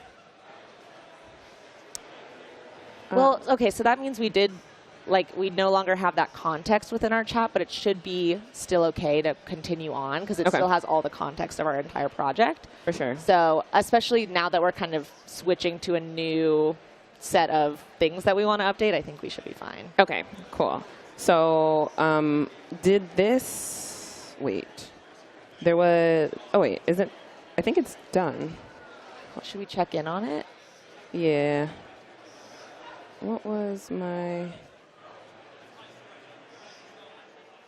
how do I know if it's, I think I stopped it in the middle of something, so I wonder if I can, I don't know. I'm just going to type in the next prompt. I think that should be fine. It'll fix it. Yeah. It'll figure it out. Try to click above the chat, the little chat icon with the stars. This one? Yes. Yeah, that's so odd. I'm not seeing our history. Yeah. Well, let's see if it can continue on without. Okay. It's blaming you. What's that? Blame Shonday. What? Okay. Oh no. Yeah, if it's broken, it's probably me. The chat has gone into the ether. The chat was done with that conversation. I know. I don't blame it, honestly. It was like, I don't want to do these themes anymore. I'm done. Right. Here you are making fun of the way that I do my background. I get it. Let me start my server again. In another window, yarn run diff. Okay. We back. Okay. Oh, don't you do this to me. I'm not the one. Oh, is it still? It's still. Okay. Be patient. No. I have no level. So I told you, instant gratification is my thing. Okay. Yeah, I know there's no closing tag. Wait. All right. What do you want? What do you want? I'll tell it to fix the error next.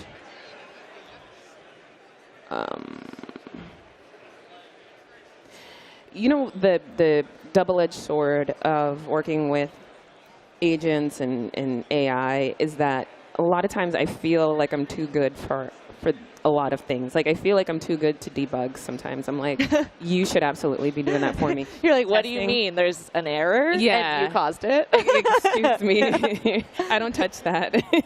I just say, I'm like, hey, it's not working. What's going on? Like, I can't spend my time reading TypeScript errors. I can't spend my time closing open tags and things like that. Exactly. I'm above this. All right, it looks like it's done. Okay. I'm going to see if it works yet, but I think there's still... Oh, it fixed it. See? I knew it was going to do that. Yeah. We don't doubt. We don't doubt Came our through Copilot. it. Yeah. Okay, so it's still very monochrome, but... And now there's a checkbox.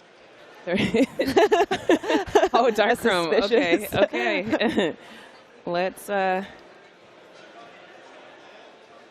Oh, this is the darkroom version of it. It's Okay. you might have missed it. I'll show you the difference. Yeah, wait, hold on. It's very subtle. Hold on. Okay. This is darkroom, Okay.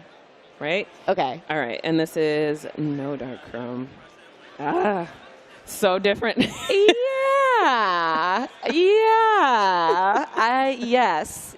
Yep. If you look too And quick. If you see If you it, look too you see quick, it. If you look too If you quick. see it, you see it. And if you don't, I don't know what to tell you. There isn't enough. Nur Mohammed, where can we get these Legos?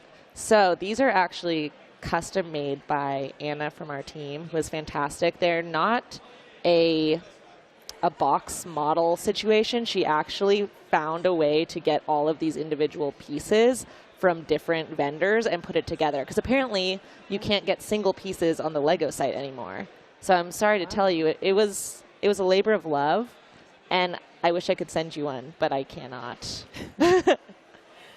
I'm just gonna take one. At this time, maybe in the future. You gotta be here. You gotta be here, and you gotta be quick. Okay. All right. So my last prompt was: there isn't enough contrast between the words in the background. Could you add more contrast so that the words are visible? And then after that, because I think I said I don't want to have to clear the input to type a new, what is that? What is it called? A new piece of text. Wait. I don't want to have to clear the input to, what am I saying? I don't want to have to clear it to, analyze. No, you didn't. Yeah, maybe ask it to like auto refresh anytime you. That's good. Yeah, anytime you change the text in the input, but then would that be over eager and just like Oh yeah, right, continue right. to refresh? Yeah, so maybe clicking the Anytime Analyze you tone click button. yes, Yeah. that should. Okay. Clicking. Whoa. Clicking. Analyze. Tone. Should automatically clear. No. Should automatically. Words. Should automatically refresh the. How is this happening? The text state so that new text could be analyzed. Okay. All right, let's see if it can do it. We have about 5 minutes left. Folks are asking, why are we using GPT-5 Mini? Why not? Number one. Number two, I don't think you had Claude in there. I think you'd have to go into your GitHub account to enable that. So next time, I say. Okay. Yeah. I normally am a Claude fan. I usually will use Claude for a lot of things, but GTP5 was the first one. So yeah, that's what we. If it works, it works. Yeah. Also, this isn't a production app, so like everybody, It's chill. yeah, let's It's chill. It's chill. We're having fun. It's a joyful tone. It's a sunset vibe. Yeah, it's a sunset vibe. But this has been really cool. I'm just gonna keep. Keep. It's happening. Happening. We're going to spice it up. Yeah, and I think this is the last thing. If the colors don't work out, I feel like we do have a really good app, and changing the CSS it's an easy one-line change. Exactly. I think we got a really good foundation. And again, it's like these different, we kind of went down different avenues and rabbit holes. Like we could have focused on the refreshing thing first. We could add in different things. We could add in different pages if we wanted to add in more functionality. For sure. The world is our oyster. Okay, so we're still running. Let's do this. Okay, it's fine. It's fine. It's cool. You don't really have to listen to me. Hold on. Why? Close. Kill that one. Okay. Yeah, run, diff. And then. Okay, let's All right. see. The page. I'm panicking because Okay, we have not that much time. All right, let's get this to happen. we're good. We got 3 minutes to win it. 3 minutes to win it. We can totally do this.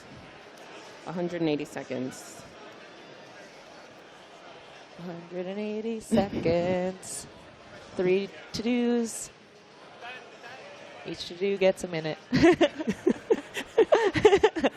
Not to put pressure on you, Copilot. I'm feeling stressed for Copilot. Like, I want it to do the most amazing. Okay, let's keep everything. All right, now we got to run yarn again or run dev. All right. Final. Okay. Okay, Mark has so many good ideas. Mark, we'll be sure to publish this project on GitHub so you can take it away. What's happening? It's working. What's happening? So, oh. okay, now I can just go and analyze the tone of something else. I can just put in some, and oh, and those I animations love are really going. Yeah, this is very fearful. Yes, it is very fearful. Like, yes, you do have to highlight the text so that you can see it, but I think we've got a pretty good app. I think we've got a great app. Yeah. And again, also, wait, what does the reduce effects do before I was we just thinking close that. out here? So I'm going to refresh this. Let's reduce effects. Oh, it's really reduced. Oh. Okay. Yeah. It doesn't look so reduced for me, but no, it's doing the same thing.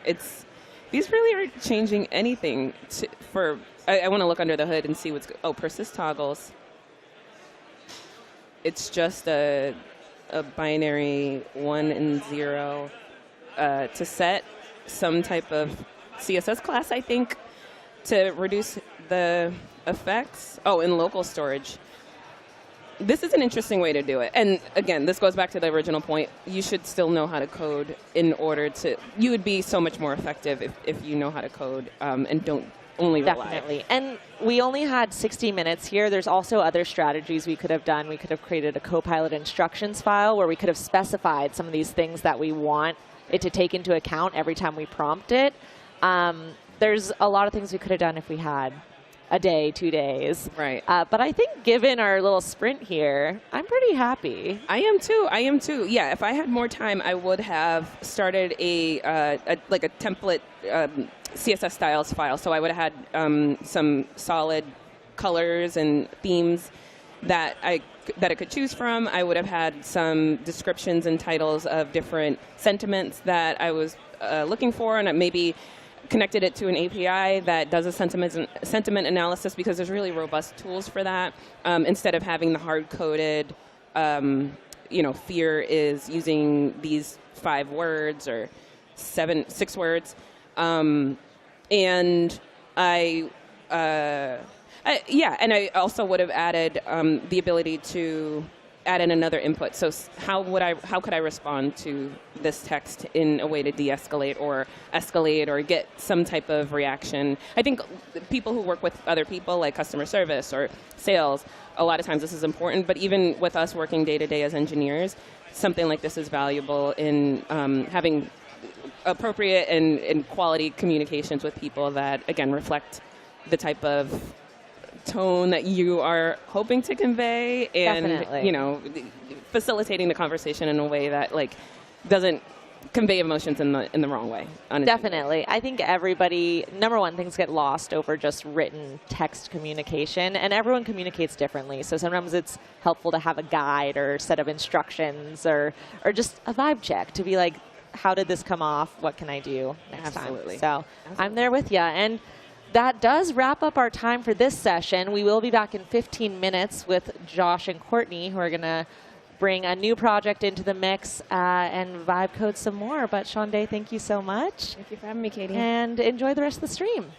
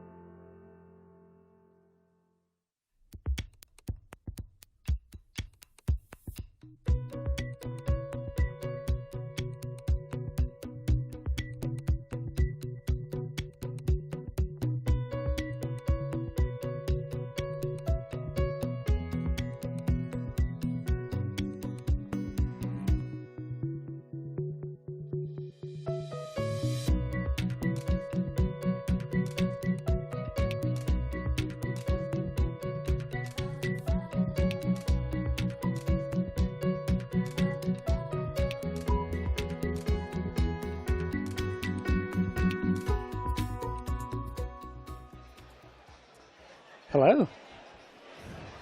Hey.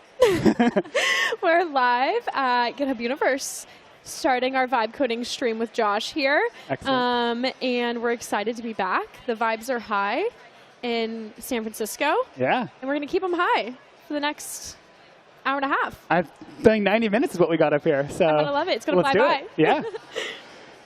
Yeah. So what are we building today? What do you have in mind? Yeah, so I guess, first off, I'm Josh. I am a senior software engineer on the VS Code team.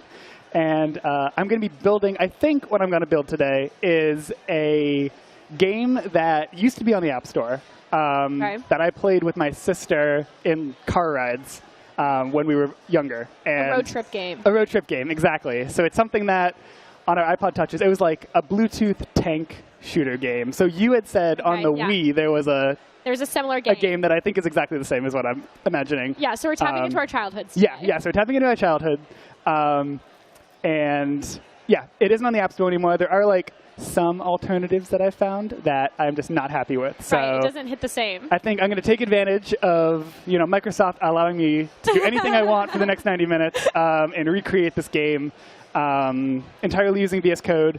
I'll probably create the project in Xcode, and then I will close Xcode and use entirely VS Code the entire time. And hopefully, at the end of it, we'll be able to play this game together. I love it. Yeah? Let's do it. Cool. So you can see my screen. OK, I have my iPad connected, because I just kind of want to sketch out what's in my head. And I'm wondering, I have not tested this, so maybe I should have tested this. But I'm wondering if agent mode is going to be able to understand just from our drawing here what I want to build.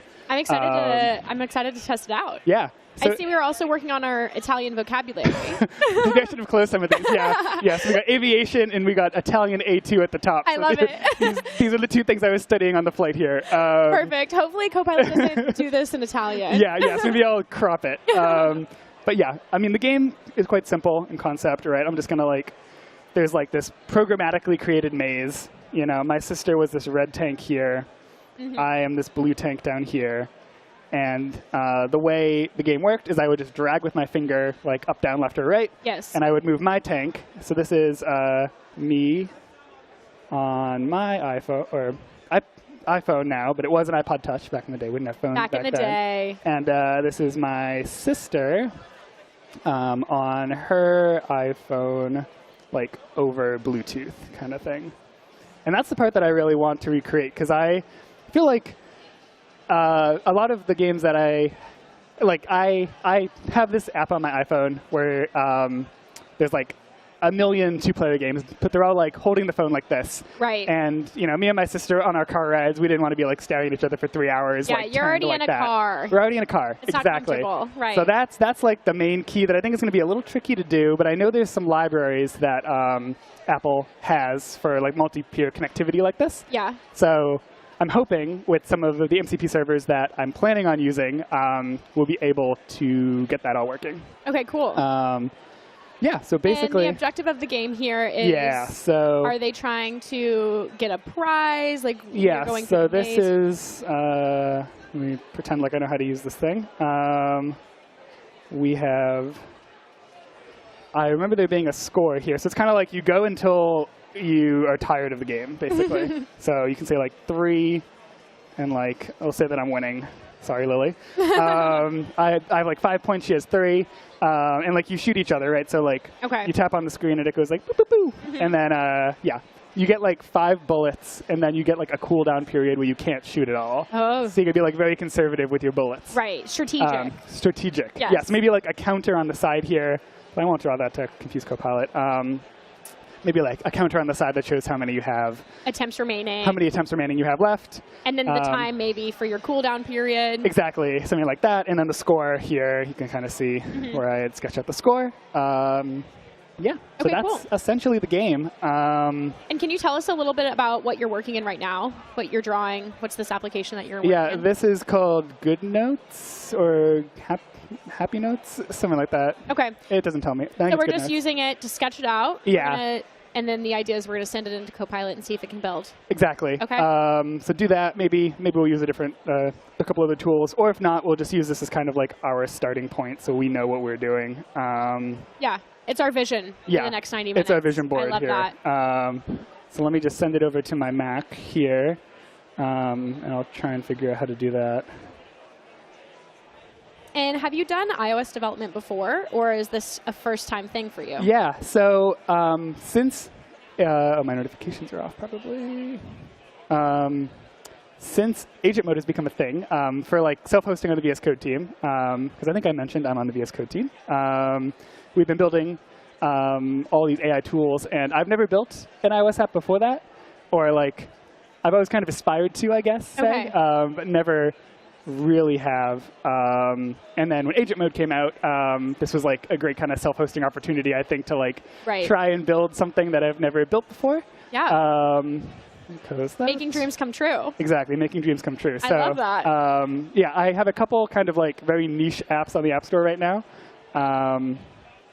and hoping to have one more by the end of this. I'm just going to email it to myself. Our fingers are crossed. AirDrop's not working here. Probably because there's a zillion iPhones around us right now. That's true. Yeah, we're in the middle of GitHub Universe, so it finally made its way. People are everywhere. Finally made its way. We're getting some input from the chat. AirDrop, copy, paste. We're gonna try all of the options. Yeah. So my iPad is not linked to my like this is my work machine, so I can't copy paste. But I'm gonna save. Oh. And there it is. I thought. And there we go. Okay. We're in business. Good to go. Cool. So easy as that. And so now we're moving over to VS Code. Yeah. So we're in VS Code. Let's actually just like create the project just so we have something to, get like the boilerplate stuff. Because I feel like that just will make things a lot easier. So I'm just going to create a game next. We'll call it Tank Game. And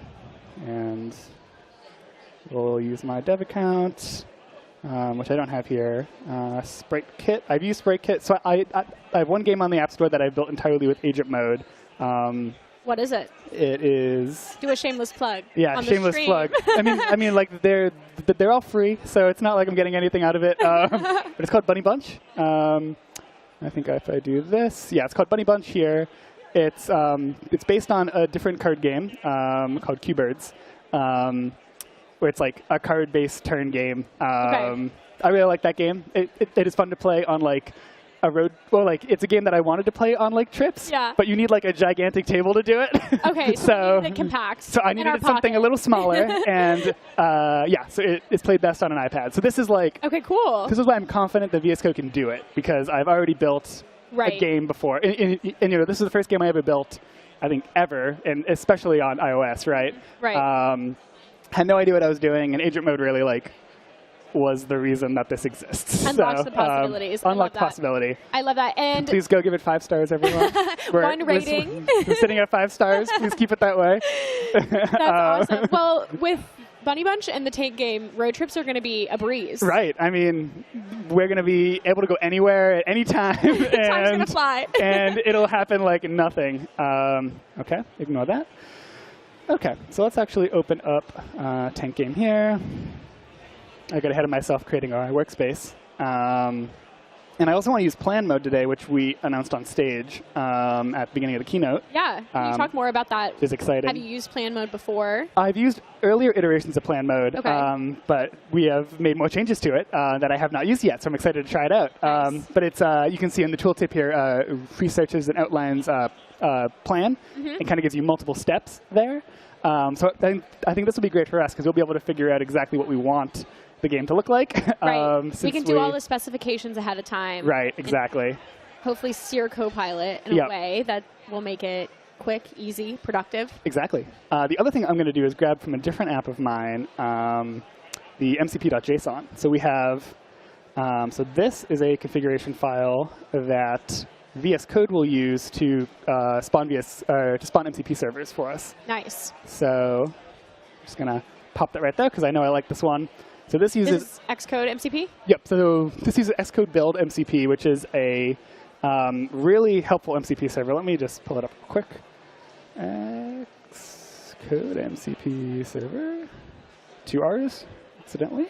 Yeah, so this is a pretty cool project that I've used in the past that will like spawn the simulator for us, do builds of the application. So kind of all the things you would have to do in Xcode with a button in the past, you can let agent mode do for you, which I think is pretty cool. So easy. Yeah. And there's people in the chat asking if this is going to be a single-player game or you must have 2 players. Yes, that's a good question. Maybe that's something that we'll talk about in plan mode. Yeah, maybe plan mode will uncover this. Yes. I'm imagining it as 2 or more players. I'm thinking if we get crazy, maybe we can do more than 2 players. Okay. But just to recreate the old game that I had in the past, it was exclusively 2 players over Bluetooth. You both had to have an iPod Touch, iPhone, iPad. Okay. So we'll try and get that working.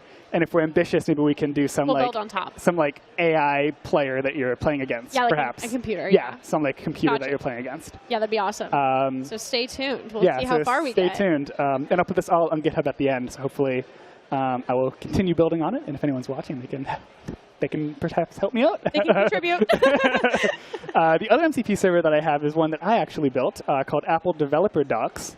And I'll show that one real quick. Because this was kind of the gap that I felt existed in VS Code, or just with any like AI tools for building Swift apps. Because I feel like the Apple documentation, if anyone's ever been there, is a little bit dense, especially to someone who is unfamiliar. And these models, I think, have been trained on, well, at least the ones like a year ago. Maybe now it is better. But a year ago, these models, I feel like, were trained on like older APIs that have been deprecated. So then agent mode builds an app that like Xcode complains about because it's using deprecated APIs. Right.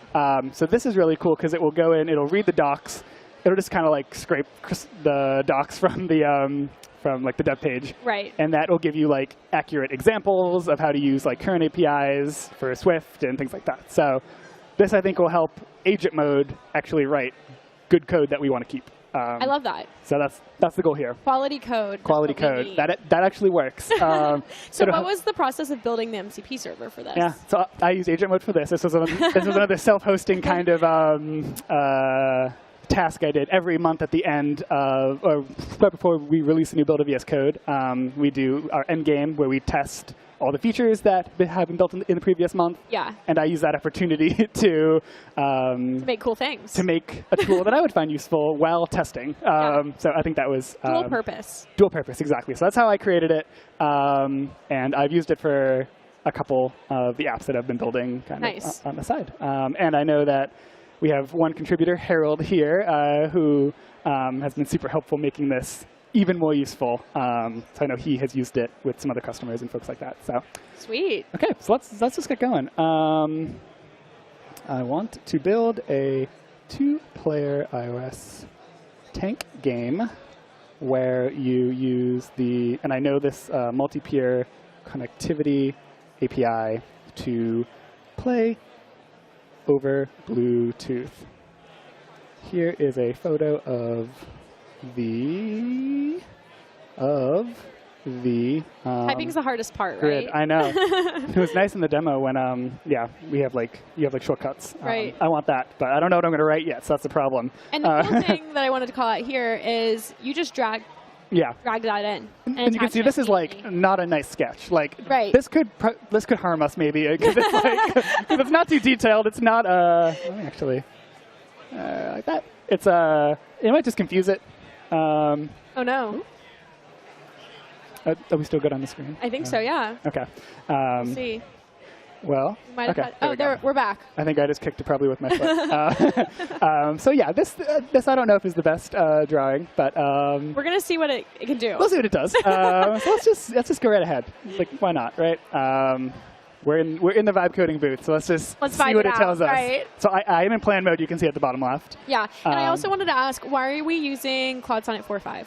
I like Cloud Sonnet 4.5. Okay, the vibes are good. I trust it. Okay. But there's no real reason.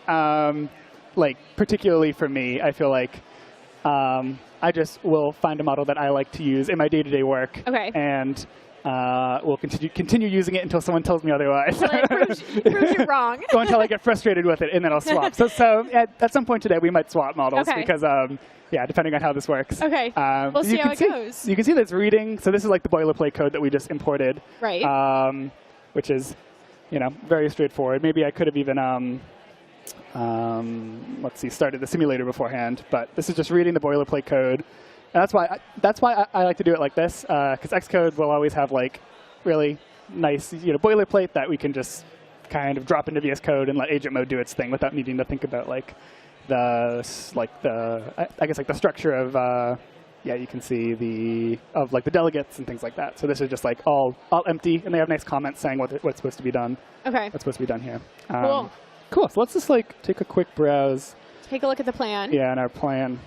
Let's see what it says. This is a fresh Sprite Kit project. Yes, that's correct. Turn-based or real-time. OK, good. So that I didn't specify if it's turn-based or real-time. And my drawing probably was not too... It didn't give any clues. Yeah, no. It was not doing us any favors, say. So, but it got the connect over Bluetooth, yep, which is great. Love it. On a shared grid with position and action synchronized between devices. That's it. OK, these seem like reasonable things to add. A tank class, a grid class. Yeah, the multiplayer connectivity layer. These are actual things I am aware of just by reading the docs for like 2 minutes. So it looks like it understands what's going on here. Let me also just double check that we... so these are both running, right? So these MCP, you can see here in our tools, we have the built-in tools. This is just from this button here. You have these built-in tools, which are mostly enabled. I think there's a few that I've, just for testing and different reasons, have turned off. And then let's just make sure these are checked. Maybe for plan mode it was off by default, but let's just turn them on. And I think when we swap to agent mode they will be on anyway. But cool. And then the open questions that it gave us. Let's address those. Real time. There are infinite rounds, but both players are navigating the same grid at the same time, say. Yes. Love it. 2. Grid size, randomly generated grid. Should it get bigger each game, subsequent game? More complicated. Right. I like that. Levels. Let's make it simple for now, because I feel like that'll... Let's start small and then we'll expand. But I love that idea, because that's the problem with this game, is that after like 100, maybe not 100 rounds, after like the road trip is. After like 20 rounds, you're doing the same thing over and over again. There's only so many ways to go, left or right. Right. So I like that there's like things that change along the way. Right. We don't even have to remake the game; we can make it better. So I love that. That is, I don't know. Yeah, 8 by 8. Yeah, I'll just give it some, reassurance. 8 by 8 sounds great. Victory conditions. First to 10? Destroy the other. Okay, so we have different. Different victory conditions. Yeah. So I'm talking about my sister, so I feel like Okay, right. We are just competitive by nature, right? Me and my sister. Yes. So first to destroy the other wins the round. Infinite rounds until I get bored. Gotcha. Yeah. Let's just see what it says now. And have we thought of a name for our game? True, because I have Tank Game, which is not a snappy name. No. Actually, if anyone has ideas for the name of the game, that would be excellent. I would love that. Crowdsource. Yeah. Agent mode. I don't trust it to come up with a nice name. That's the one thing I don't trust. We have someone thing in the chat around your theme. Yes. You said, why not dark theme? Why not dark theme? So this is actually a theme that I forked from another theme that I really like. So I didn't come up with it entirely, but it's called Sharp Solarized. Some people call it the Tatooine theme from Star Wars, because it's kind of sandy. It is forked from this theme by Tiny. So thank you, Tiny, if you're watching. Shout out. Shout out, Tiny. So are you like light themes over dark themes? I like this. I had kind of put together this theme in the summer when I like to work outside, and you can't use a dark theme because then you can't see your screen. Right. Yeah. It evolves with the season. It evolves with the season. So maybe there'll be a sharp solarized, winter version coming up soon. Who knows? Fingers crossed. We'll stay tuned. Yeah, but I like the high contrast. It just makes things kind of pop. But nice. I might swap to dark mode depending on how serious we get with the coding. Right. So cool. let's do control scheme, like virtual joystick. I think that's what I'm imagining. Joystick, like drag, like hold. Yeah, hold. Rather than click. Hold and drag. Yeah. Drag in a cardinal direction. Yeah, and then I should say tap to fire. One hit destroy. I'm then gonna be typing that today. One hit destroy. And then bullet. Ooh, so this is an interesting one. If it will bounce off the walls, I feel like that's kind of a fun. Like a ricochet. Yeah, like a ricochet. Let's just say. Because then you can play with the angles. Yeah, true. Yeah. I don't know. Do we trust it to get that on the first pass? No, I think that should be an add-on. Yeah. No fancy mechanics for now. I think in the game that I played, it was only certain. Sometimes it would go into the wall and just be done. Okay. And other times it would bounce off. Yeah. But I can't quite remember how you chose which one Right. would fire. Yeah. Right. So. Yeah, I don't remember with this game if it bounced off walls or not, but I kind of like that idea. So. Okay. And so is this how you're typically using plan mode? So you're just kind of continuing to get more detailed, answering the question until you feel comfortable with it. So even when I'm building a VS Code feature, for instance, this is how I always start my coding these days. Is before we even had plan mode here, I would just go to ask mode. But even better is our plan mode, which is specific for this purpose. I would go to ask mode. I would paste in the GitHub issue maybe, or any other context that I already have that's written down that the LLM could use. And then I just kind of have a conversation. I'm like, so what files do you think we should change? What do you think we should do? I've only been on the VS Code team for about a year. So I don't have super deep knowledge of the entire code base, or even the areas that I work in every day. I feel like there's so much there, there's so much to learn. So I think ask mode is very helpful, or in here now plan mode is very helpful to just get a high-level overview of what we want to do. Yeah. And then also, it's nice because when I get stuck on something, or when there's something a bit nebulous, now I can use that exact same ask session. I can attach the file and the changes that I have coded myself. I can add it into the ask panel, and I can say, here's where I've gotten stuck, or here's something happening that I don't understand. And it kind of keeps you in the flow, right? You don't have to. Spend 5-10 minutes, talking with planning mode and kind of recapping what you did. You already have that waiting for you. Right. And I find that instrumental in being able to work fast, right? I think that really speeds up my development and makes just me more effective. And then I can use that too to write tests at the end. I can say here, I have done it. Here are my code changes. Can you help me start writing tests for this, or something along that line. And I think the key thing you said is staying in the flow. All of this is right. built to stay in the workflow that you're used to. Exactly. And to work alongside with you. I think that's the advantage of being in VS Code, right? Because you don't have to switch with windows. a coding agent session, say, which I've also helped build and love the coding agent. Maybe we'll get to something depending on Fingers how fast we get crossed. through this, because I have another idea that I want to use coding agent for. Okay. But what's nice about being in VS Code, I feel is that you kind of have agent and then the editor, right? That you can actually go in and you can change stuff. Yeah. So you can stay in the flow because you can kind of use both worlds at the same time. Yeah. And not have to wait a few minutes to get something tangible in front of you to review. Right. Okay. So how are we feeling on? We're still answering questions. Just a box. Yeah. Let's just do a box. We don't need to get fancy yet. Yeah. With what do you call the part that shoots? The barrel. Yeah. Opposite corners seems like. Sides. Yeah. Host always assigns grid seed or coin flip for fairness. Host I like always, fairness. Yeah. I mean, you're playing against your siblings. Maybe you do want to rig it a little bit. Let's be fair. Okay. So let's do this. I think we have enough to allow it to get coding. Right. Because I want to show the MCP tools a bit. So it's adding more detail to the plan every time we answer its questions. Yep. And then I like these little next steps, right? So it says proceed from plan, start implementation, open an editor as like a next jump off point. Right, exactly. Then it's nice too, like it's even thinking about like the iOS permissions that need to be added in, which I think is a nice kind of like, you know, detail that someone that has never done Swift development would like not know that you needed to add this key into the info.p list. But I know because I've done like a little bit of reading on it. But it's like, in this case, it didn't use the MCP survey to go fetch the logs, or the docs. It just knew that.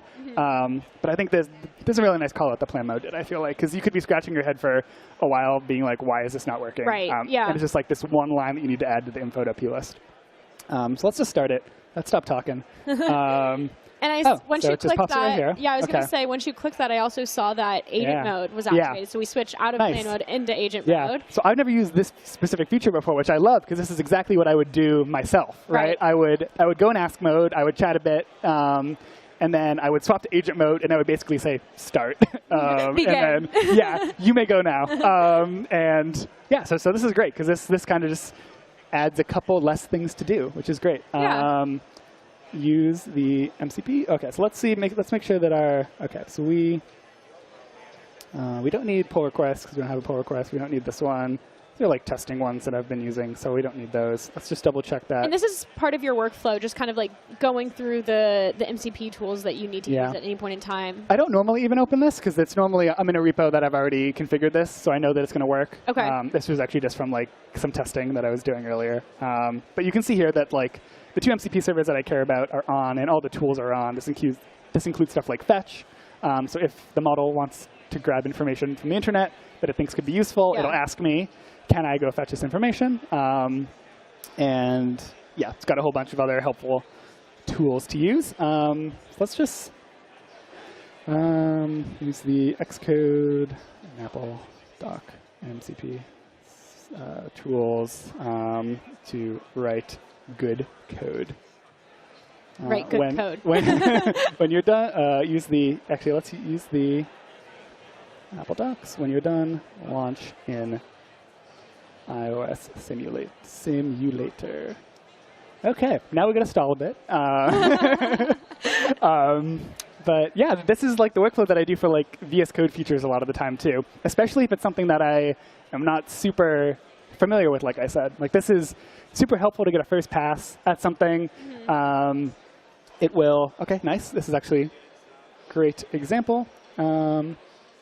Yes. And this pop-up here, let's talk a little bit more about this. So it's asking for permission from the MCP server that you enabled prior. Before I'm using it. This is a new workspace that I've never used this server in before, so that's why it's asking me here. Gotcha. So we're setting these kind of configuration settings depending on how much we trust or how much control we want over our MCP servers. Because these servers can do, I mean, they are a node process that's running on your machine a lot of the times. It can do anything that it wants, right? It's software just like, you know, any other piece of software that you're running on your machine, right? So you want to make sure that you trust these. I have vetted, you know, both of these in the past. I actually wrote this one, so I have a fair amount of trust in it. Yeah, so I mean, you always want to vet it. And there's a lot of really nice stuff that VS Code does specifically that we've spent a lot of time as a team talking about in terms of trust, how we, I think I was too slow for it.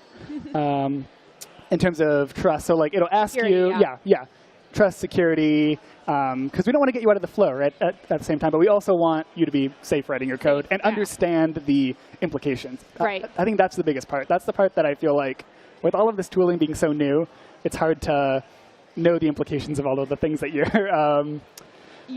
just letting do its thing. It's nice that VS Code is kind of being like, okay, let's stop for a moment, let's think about this, and then you can make an informed decision for whatever you're working on, and it may change per project too. So. Yeah, for sure. And you can see here that I put these MCP servers only in this project, only in this workspace, right? So when I push this to Git, this configuration will go with the code. So if anyone else clones this repo, they'll also get these tools. They'll also see that prompt, So they can opt into using them.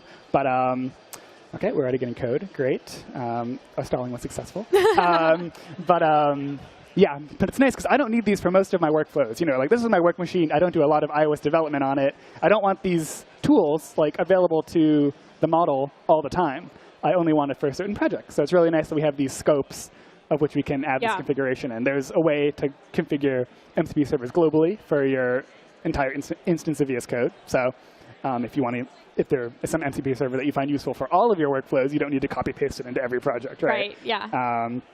So yeah, let's close this. Also, I know this is going to be controversial, these tabs at the top, but I love it. I don't like it. I love it. It's a great. I'm going to plug this. This feature, what setting is this? I discovered this recently and I love it. What was it? Editor tab height compact.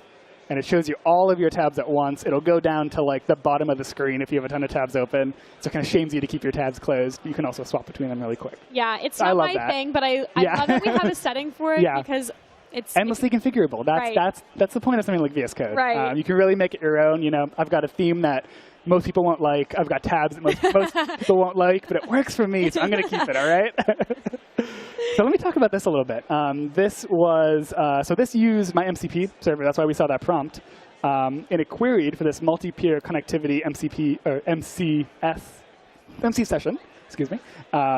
It just searched for this. So this was the input that the model gave the tool.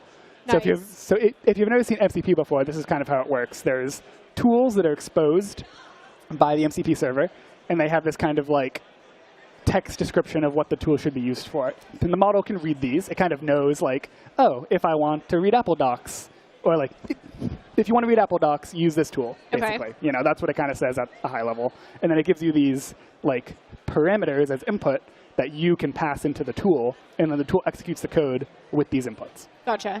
So the model chose to put this is the doc query, and this is the user question, which is exactly the intent of what I had above in plan mode, right? And depth M, this was vibe coded as well. So I don't know what depth M means. Maybe medium? Well, maybe Harold added this. I'll have to ask him later when I see him after the demo. Harold, if you're in the chat, let us know. Harold, if you're in the chat, let us know what M means. But OK. And those descriptions that you were talking about, is that something that we can see, developers can see, if they're interested in like? You can totally see it here in our, so this is the MCP server that I was talking about.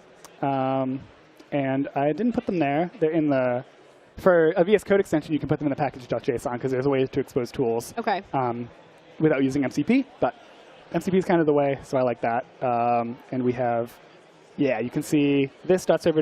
I'm just using the model context protocol call SDK here that is available for everyone, open source node project. And this is, I'm using their helpers for tools. So which one was this? This was research Apple Docs.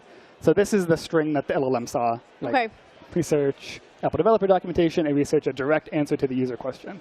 And you can see the parameters that it passed in, doc query, of course, right here. User question.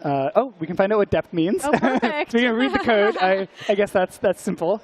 That is probably simpler than finding Harold here today. Just moderate depth. I don't know why I chose that, but it did. It's fine. And it didn't use max docs. This is optional. So it used default value of 5, it looks like. Okay. Yeah, you can see right here. So it didn't need that. And then it executed this function, right? Okay. With all of these arguments. So the LLM was in charge of all of the crafting of the inputs, of actually deciding to use the tool. And all we did was kind of give it a little hint in our initial plan mode prompt that like we want to use this. And I kind of nudged it saying like, you should use this MCP server. Although I do see that it will use these tools. They have kind of appropriate, like descriptions here that they will be used regardless. But I wanted to show it off, so I wanted to make sure. And you see it found 5 documentation resources, top resources here. So this was the output that it returned. Let's see what, and it was comfortable enough with that. Sometimes, right, then it has these resources. This is the part that Harold added.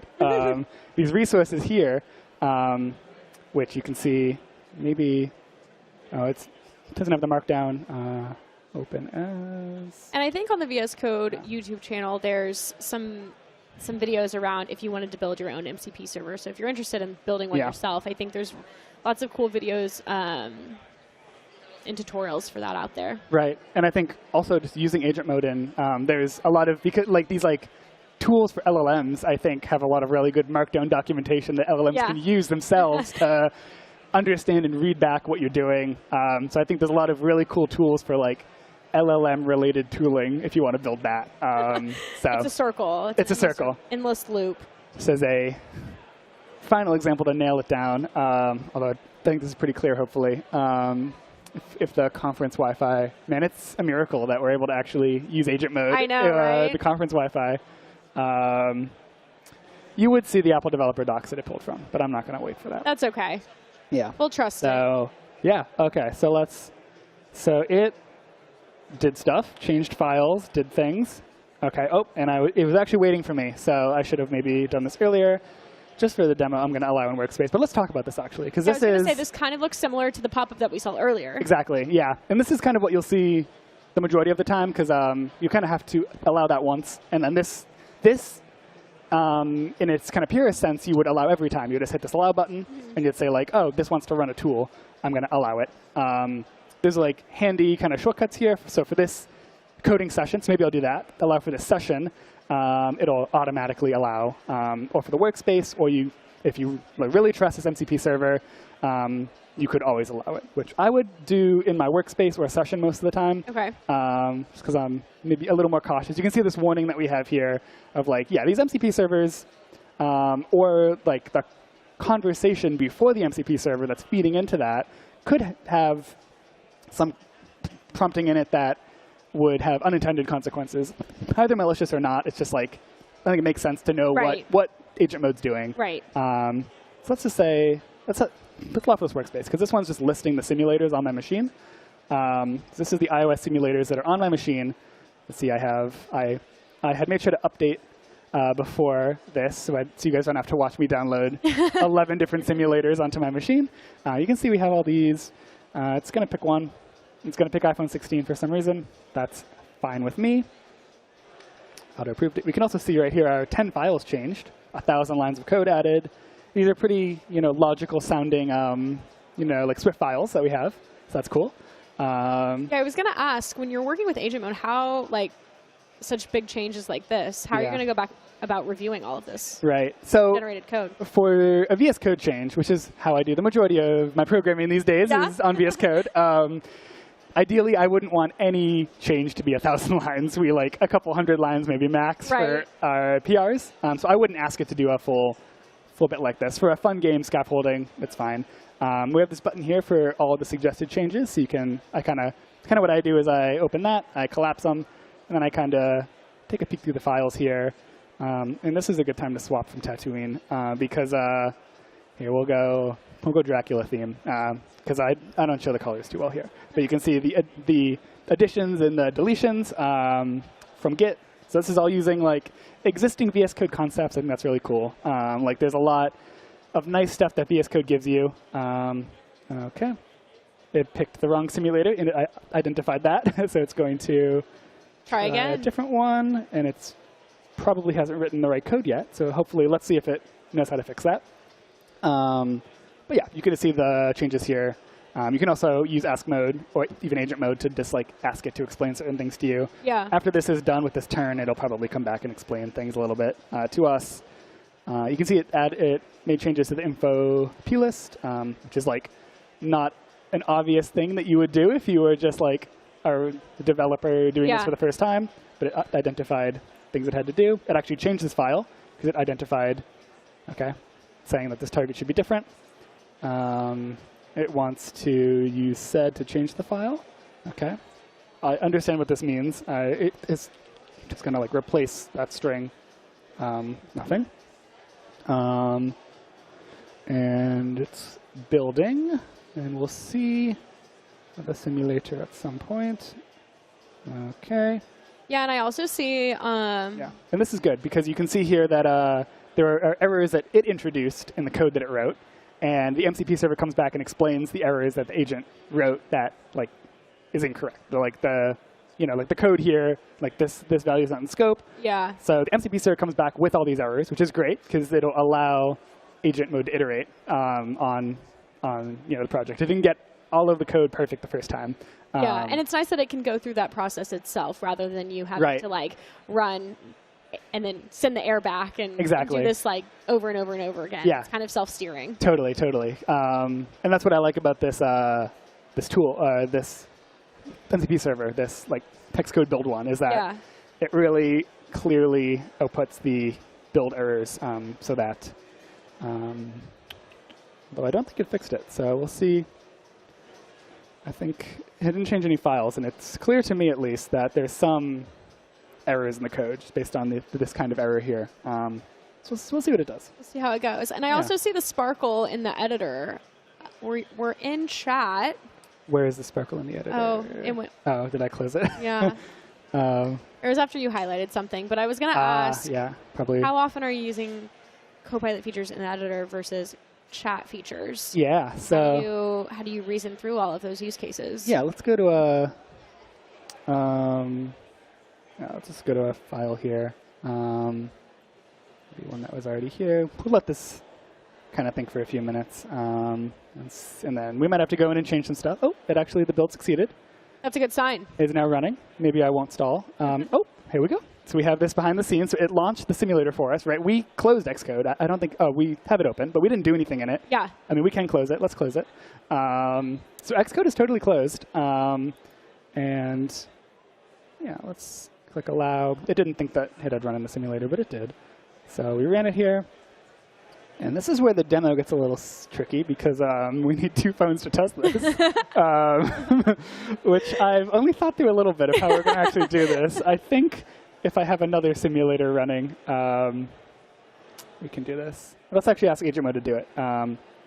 Before we do that, let's look at its summary a little bit because I think that's interesting. So it tells us the main files that it made, the models that it created. So it created the concept of a grid cell, concept of a direction, concept of a tank. And these are all things we talked through and planned. These are all things that we discussed, right, in planning mode. No surprises here. And also kind of like logical things. Like we didn't talk about like the projectile class itself. We didn't need to go that deep. No. We just like said that there'd be a projectile. Right, and the general requirements that we were looking for. And you can kind of see that the struct makes sense, right? There's a row and a column where the projectile lives, right? Like in the space, like the actual 2D space. Yeah. It has a direction, so it has these functions like advance that's mutating that will move it. So I think there's very logical code, right? That like the LLM is probably seen 1,000 times in different games. Right. So it's able to create that for us without us having to go, redo this for the 1,000th time, right?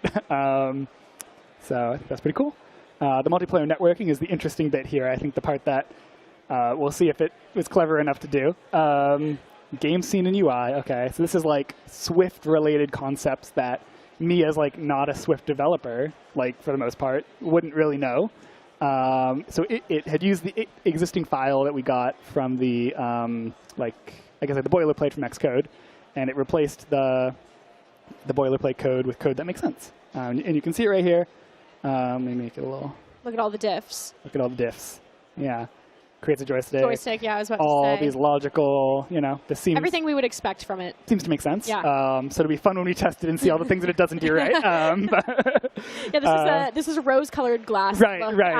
Right. Yeah, it'd be great if we end here and we're just like... and it worked beautifully. Goodbye. It probably won't work beautifully, but that's the beauty of being able to iterate on it within VS Code. Yeah, and it just kind of gives us an even shorter overview, which is quite nice. I'm also curious, too, with all of the changes that we're accumulating, at what point are you going to start keeping changes? Yeah. How does that that's kind of built in your That's flow? kind of a struggle that I don't think I found a perfect Rhythm. thing for me. Okay. For something like this, I would just keep everything because everything's new. Okay. I use Git probably, I think, more as like a versioning control for changes. Like I probably keep a lot more often. And then just use Git, and you can see in the gutter on like the left-hand side where the numbers are, you can see if the line was changed or not. Yeah. I keep a lot just to keep, like, as soon as I'm happy with like most of these changes, like holistically, generally, then I'll probably keep it just to kind of clear this up. Yeah.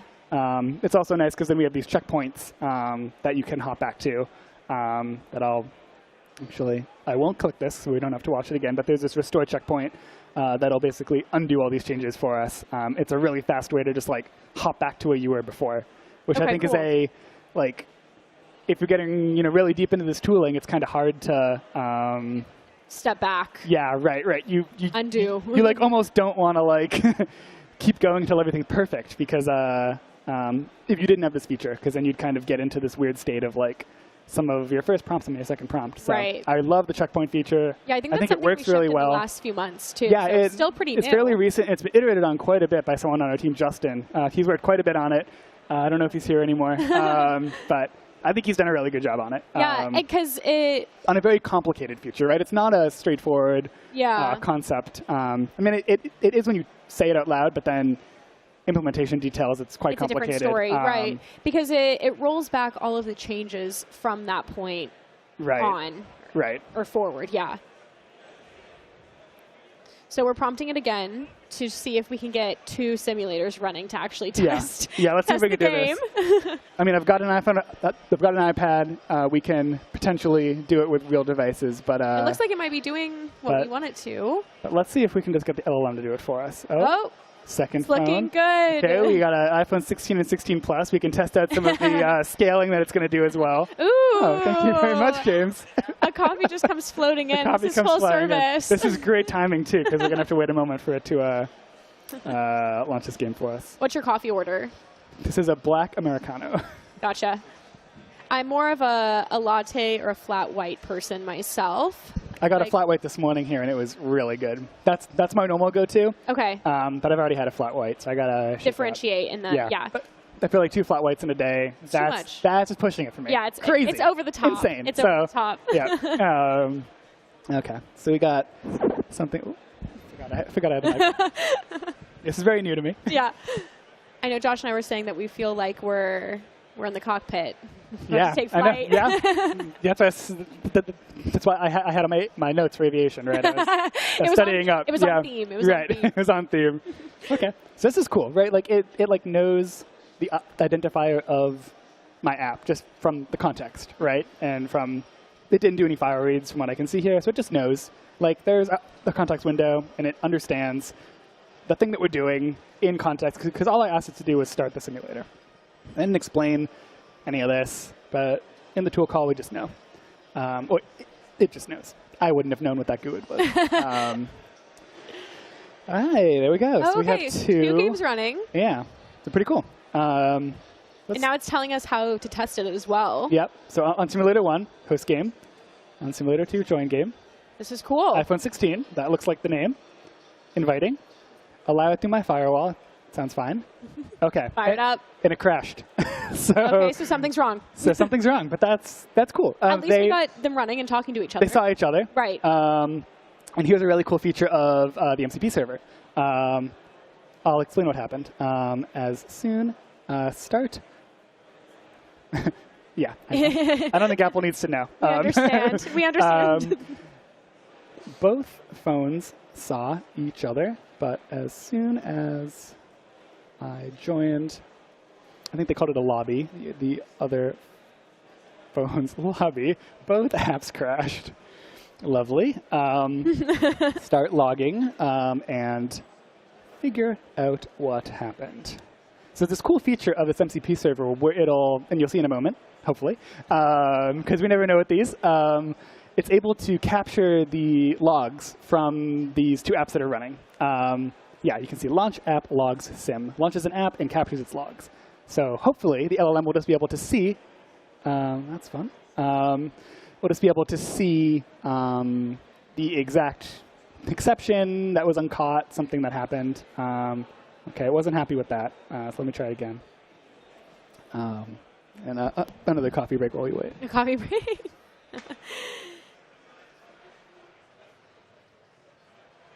Okay, looks like it might be trying something else, but let's roll with it. We'll see if it gets around to what we need. Okay, it's looking at something. Let's see what this. Oh, it looks like it thinks it's found the issue. Okay. Let's just see if this had any. I'm just curious if this had any logs in it. If it was just hoping. Okay. Well, I'm not allowed to look at it. Permission denied. Then this is my computer. So, I didn't copy the whole command. That's probably why. Okay. So we do have logs from my game, actually. So it was able to look at this. It, like, knew where to look, right? I wouldn't have known where to look, but it knew where to look. And let's just see. Okay. Well, this one was empty, so probably didn't give it too many hints. This one, if I spell it right. Access denied. Oh, I'm not in the right directory. Because I'm being filmed, I don't know where to look. Okay. Okay, so there's a bunch but there's of some stuff in here, yeah. So this is probably helpful for it. Probably not helpful for me. Yeah, we don't know what's going on in here, but hopefully Copilot does. Let's just see. Unhandle. I don't even know what these like errors would look like. Yeah, clearly I don't know what they look like. Okay. Yeah. We'll let it figure it out since I don't know what to do. Okay. It says I found the problem. It was feels doing pretty this. confident in it too. Exclamation point. It does. Although I know Claude is very confident, which is sometimes great because it is actually correct, but sometimes a little bit not. You have to be not cautious. So genuine. Yeah. Yes. But I do admire the confidence. And yeah, you can see this forced cast that it was doing. So yeah, this forced cast. So this seems like a logical thing that could crash an app like this. And let me just, okay, important. Okay, it knew that it should add that.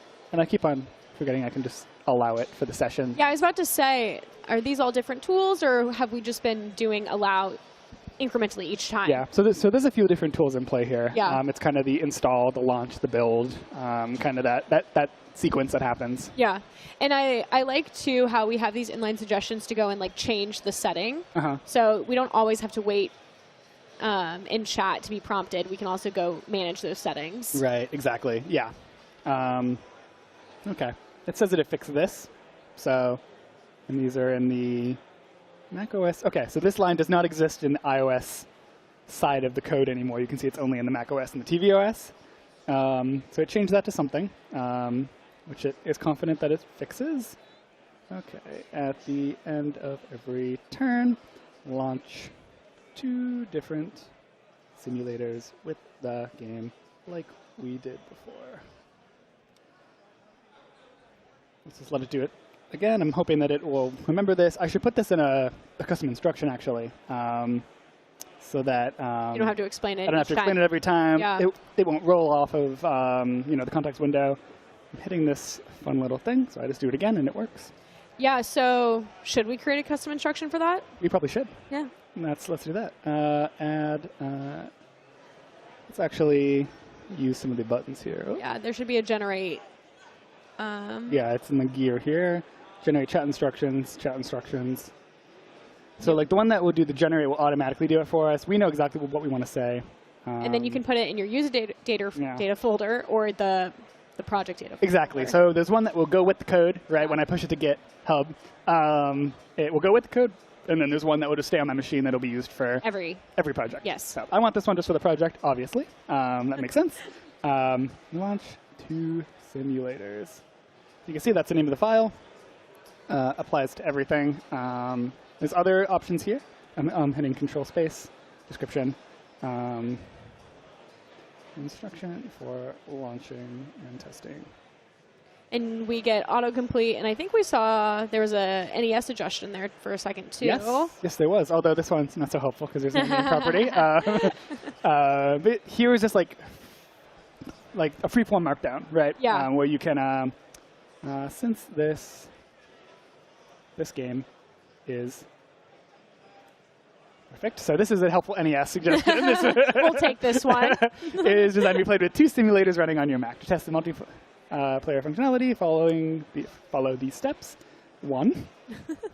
No. I appreciate the effort, though. It has no way that it could have known. Use the Xcode. Yeah, so this is what is this one called? Use the Xcode build MCP tools to launch 2 separate instances of the built app. Okay.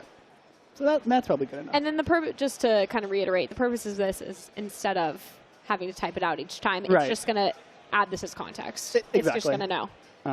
2 separate, thank you for getting my typo, NES. So by NES, we mean next edit suggestions, and that can be turned on and off here. And we'll kind of show you those inline changes in any file. It's a bit more helpful maybe in code sometimes, where you're doing like a large refactor, or you're kind of, you are coding yourself, and it can kind of guess what you're going to do next and autofill that in for you. Okay, so I have so many of these. There's iPhones everywhere. Yeah, there's iPhones everywhere. Not positive these are the right ones, but let's see. Okay, so we still crashed. This might not have been the right one. Okay, ignore that. Ignore that. Okay, so it's doing a summarization right now just because we've had a long chat history. A decent chat with it. Right. So we'll give it a moment to do that. While it's doing that, I also wanted to talk about, we're talking about the MCPs. Mm-hmm. How can we install MCPs in VS Code? Yes. So at the simplest way, well, maybe not the simplest, but the most direct way to do it is what I did at the beginning, was I just copied in this mcp.json. I knew what this was supposed to look like because I copied it from a different file. Mm-hmm. And you can see we actually have these like nice little code lenses right on the top. Nice. With different options. You can see the logs that it outputs, things like that. You'll get nice IntelliSense. Yeah. So here is for coding agent. So this is not a VS Code concept, so we don't know it, and it's not part of the spec. But other ways to do it is if you go to the extension marketplace, and what is it? Just at MCP, right? MCP. Yep, at MCP. You can see we are now browsing the MCP extension marketplace, which was actually discussed in the keynote a little bit, I believe. And if not, it has been discussed before at some point. And this will show you, with the conference Wi-Fi. Let's see. So this shows you a list of all of the MCP servers that are registered in the GitHub MCP marketplace. Nice. Cool. So we have things like the Playwright MCP, lots of things available here that you can add. Yes. Super useful. Lots of good stuff. Okay. Let's just start the simulators. Whoops. Yeah, so this is super cool because it gives you a nice big list of helpful MCP servers. You have DevBox. You have very specific ones that solve specific problems, which is really cool. Yeah. You can also just go on npm, right, and find an MCP server, like in my docs here for the Apple doc one. Oh, you can see these docs finally loaded in. Wi-Fi. They took a little bit, but they made it. The simplest thing is just, so this is hosted on NPM. It's an NPM package that you can just npx and then the name of the package. And that's all you got to do. So nice. npx, name of the package. And this is just on NPM. Cool. Good stuff. Okay. We have our 4 iPhones. We have our 4 iPhones. One of them is updating, it seems. Hopefully this is turning on. Hopefully not updating. If it's updating, this will be... we'll be here a while. This will be interesting. I'm just seeing a simulator update live. It's cool, right, that we can get it to read logs that would otherwise be kind of hidden in the simulator. Right. Kind of able to dig into the logging mechanisms of the simulator, and it's able to read those errors directly, which is pretty cool. I should really be closing these so I keep track of which ones are which. But we'll just assume that this one's good. This one's up and running. Here we iPhone Air. Love it.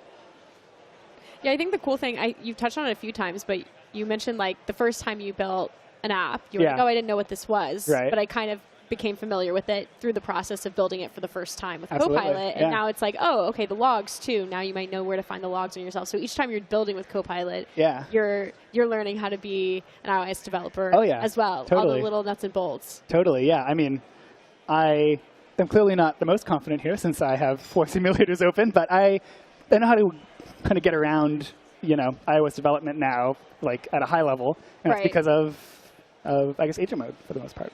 Okay. Yeah, someone in the chat's asking if you need a Mac machine to push an app to the App Store. Do you know? You don't actually, because still crashing. Take another look. Send help. That's a great question, actually. You don't anymore because they have Xcode, from Apple. They have their own cloud, runners that will do the builds for you. Nice. So actually, with GitHub, what I do for my other app that I kind of play around with is I will use Coding Agent, and that will push a PR automatically. So I'll explain with Coding Agent. I'll say, I'll go right here on my other app, and I'll open up the Coding Agent view, which we saw in the keynote today. And I'll say, hey, add, I don't know, Spanish. I don't know, whatever. And it will, it doesn't like that command for some reason. It will create a Coding Agent session, and then it'll just show up in GitHub, and it'll automatically push to test flight, the testing mechanism that Apple gives us as developers, automatically, without ever needing a Mac at all. I never even opened any computer. I could do it from my iPhone. I could say, add Spanish to my map app, hit go, and it will just start that. It will push a build to my phone. So it'll automatically update the build on my iPhone, and I can test out the feature, and I never need a Mac at all. Wow. That's wild. Yeah, and I mean, even the tiny bit that I did with Xcode here, you don't need to do that, right? This is just code that was automatically generated that you can just probably find online anywhere. So I don't think you need a Mac anymore. You do have to pay Apple for the developer subscription. That's the only gotcha, I think. There's always one gotcha. Yeah, but be mindful of. Oh, we're testing it again. Okay. Testing it again. It seems like it's discovered. Okay, so it isn't as confident as we were hoping it was. It's still. This is the time that I would normally go into Xcode and just read the logs myself, since I am not a pro at any of this. Well, let's do it then. So let's do it then. Okay, we would just go to iOS, because you get the logs right down here. It's kind of nice. So let's go iPhone 17. Let's close all of these for our sanity, for my sanity. We need to stay organized, stay cleaned up here. We got to stay organized. I've always said that. We say that, but then we have all of your tabs code listed out. That's organized, actually. Is it? Believe it or not, that's organized. That's more organized than having to slide left and right. That's my argument. Okay, so we get the logs right down here, which is kind of nice. So I'll be able to set a breakpoint and catch it. You could do this in VS Code, but I just want to. You could do it with the Swift extension, I believe, but I have not played around with that, so I won't try it today for the first time. Here is the Xcode build button of how I configured it for my other apps, but you could also do it from the website. Okay. So you wouldn't need that. So we have this running, and then launch just one other in iPhone Air simulator. Because I think only get one simulator per device. I think that's how it works. So I'll just say iPhone Air so it doesn't trot over my my other Xcode one. And who do we think the bug is? The host or the join? The host or the client? Let's guess the host. So I want to see the log here. Okay. It's launching. It's thinking. Another quick coffee break. Oh, that's too slow. Excellent. Very cool. Here we go. Okay. So it's just connected. And then this is actually where it happens, right here. You can see this is the error. So this is what I wanted to get. I don't want to actually fix it. No. I want agent mode to fix it. Know what it's called. I just wanted to give it a little hint because it needs a little help. This Some is steering. the exception in at least the host, at least on the host's device. So yeah, so we gave it a little hint. We gave it a little nudge, but I think it'll do it now. It just wanted us to get more involved in the process. Right, exactly, exactly. So maybe we can look at it so we understand it while we let it fix it for us. So render grid, something's going on here. And again, we've never looked at this code, right? So we don't even know what it's doing. Okay. Okay, so it's making changes behind the scenes. That's why it's going to give us like different errors here and there. Yeah. I don't know what that's going to be about. We'll see. That's kind of the fun. It's like kind of like a treasure hunt almost when you read like a lot of AI-generated code for the first time, and then as you polish the app, you really like learn the code a lot better because there are bugs that agent mode will not be able to fix. Okay. And you're really gonna you'll eventually learn a lot of it, but this gives you a great starting point. Let's see. Okay, so it's still working. That's why it's a little funky right now. Someone said that next time we get a crash report, we should hit report and then give the crash logs to Copilot. That's a good idea. Yeah, maybe we can try that next. Yeah. This doesn't work. That's a great idea. Yeah, because that'll give us the stack trace, I think. The same thing that I was kind of trying to do here. Yeah. Thank you. Great idea.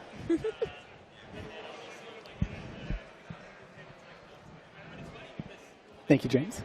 Ooh, we have a prop adding to the stream. I see where Justin's been. Is it a mirror? Like on the? Oh, I think is it the 8 ball? It's kind of reflective. No. Oh, is it the 8 ball? Oh, it's the 8 ball. Oh, in the next 25 minutes, are we going to get this game working? Let's ask. Fingers crossed. It says to ship it. Ship it. It says ship it. I think it's a good sign. I think it's a good sign. I think we're headed for success here. That's funny. So you see now that it's still doing the both simulator rebuilding thing, which is exactly what we want. So It's nice. I don't know if that came from us asking it earlier or the instruction, but next time we start, it would come from the instruction, right? Because we don't have that in our context. So if it knows from the instruction. Oh, we're getting another prop added. Yep. Our friends on the stream are growing. Friends on the stream are growing. Okay. Giving it a sec.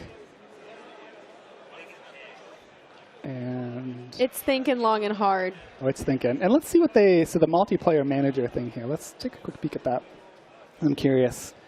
So it looks like it's, okay, this looks a little suspicious.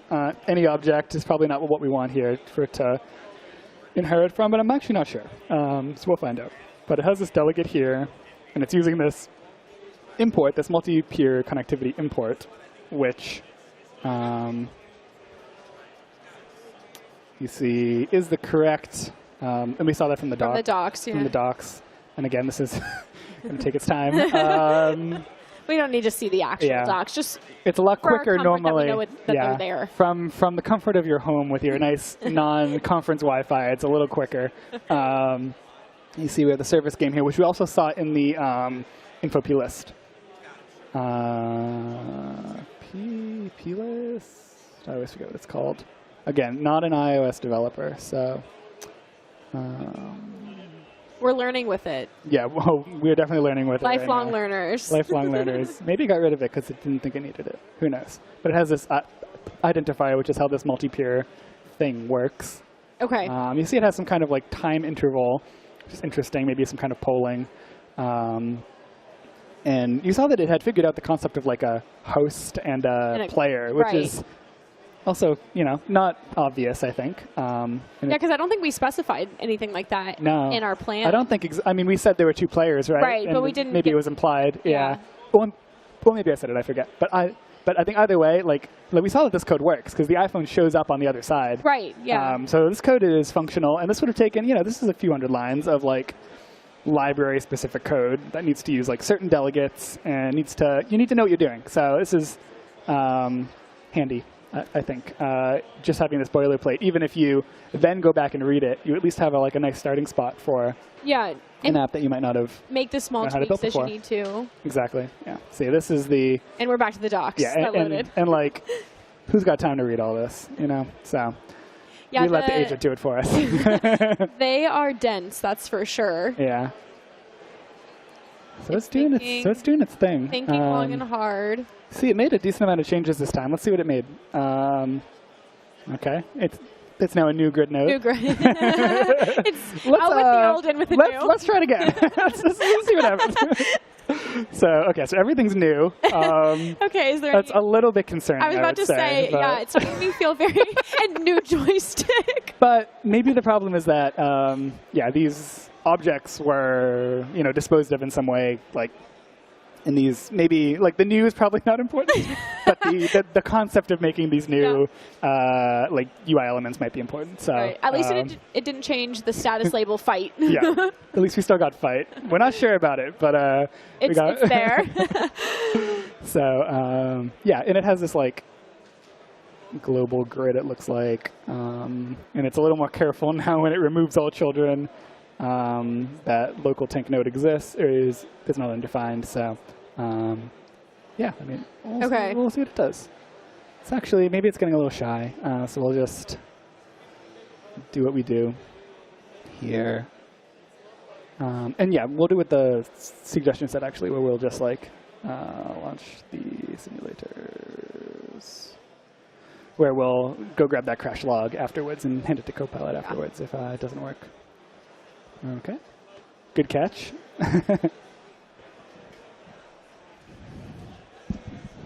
Yeah, so you said you worked on Coding Agent.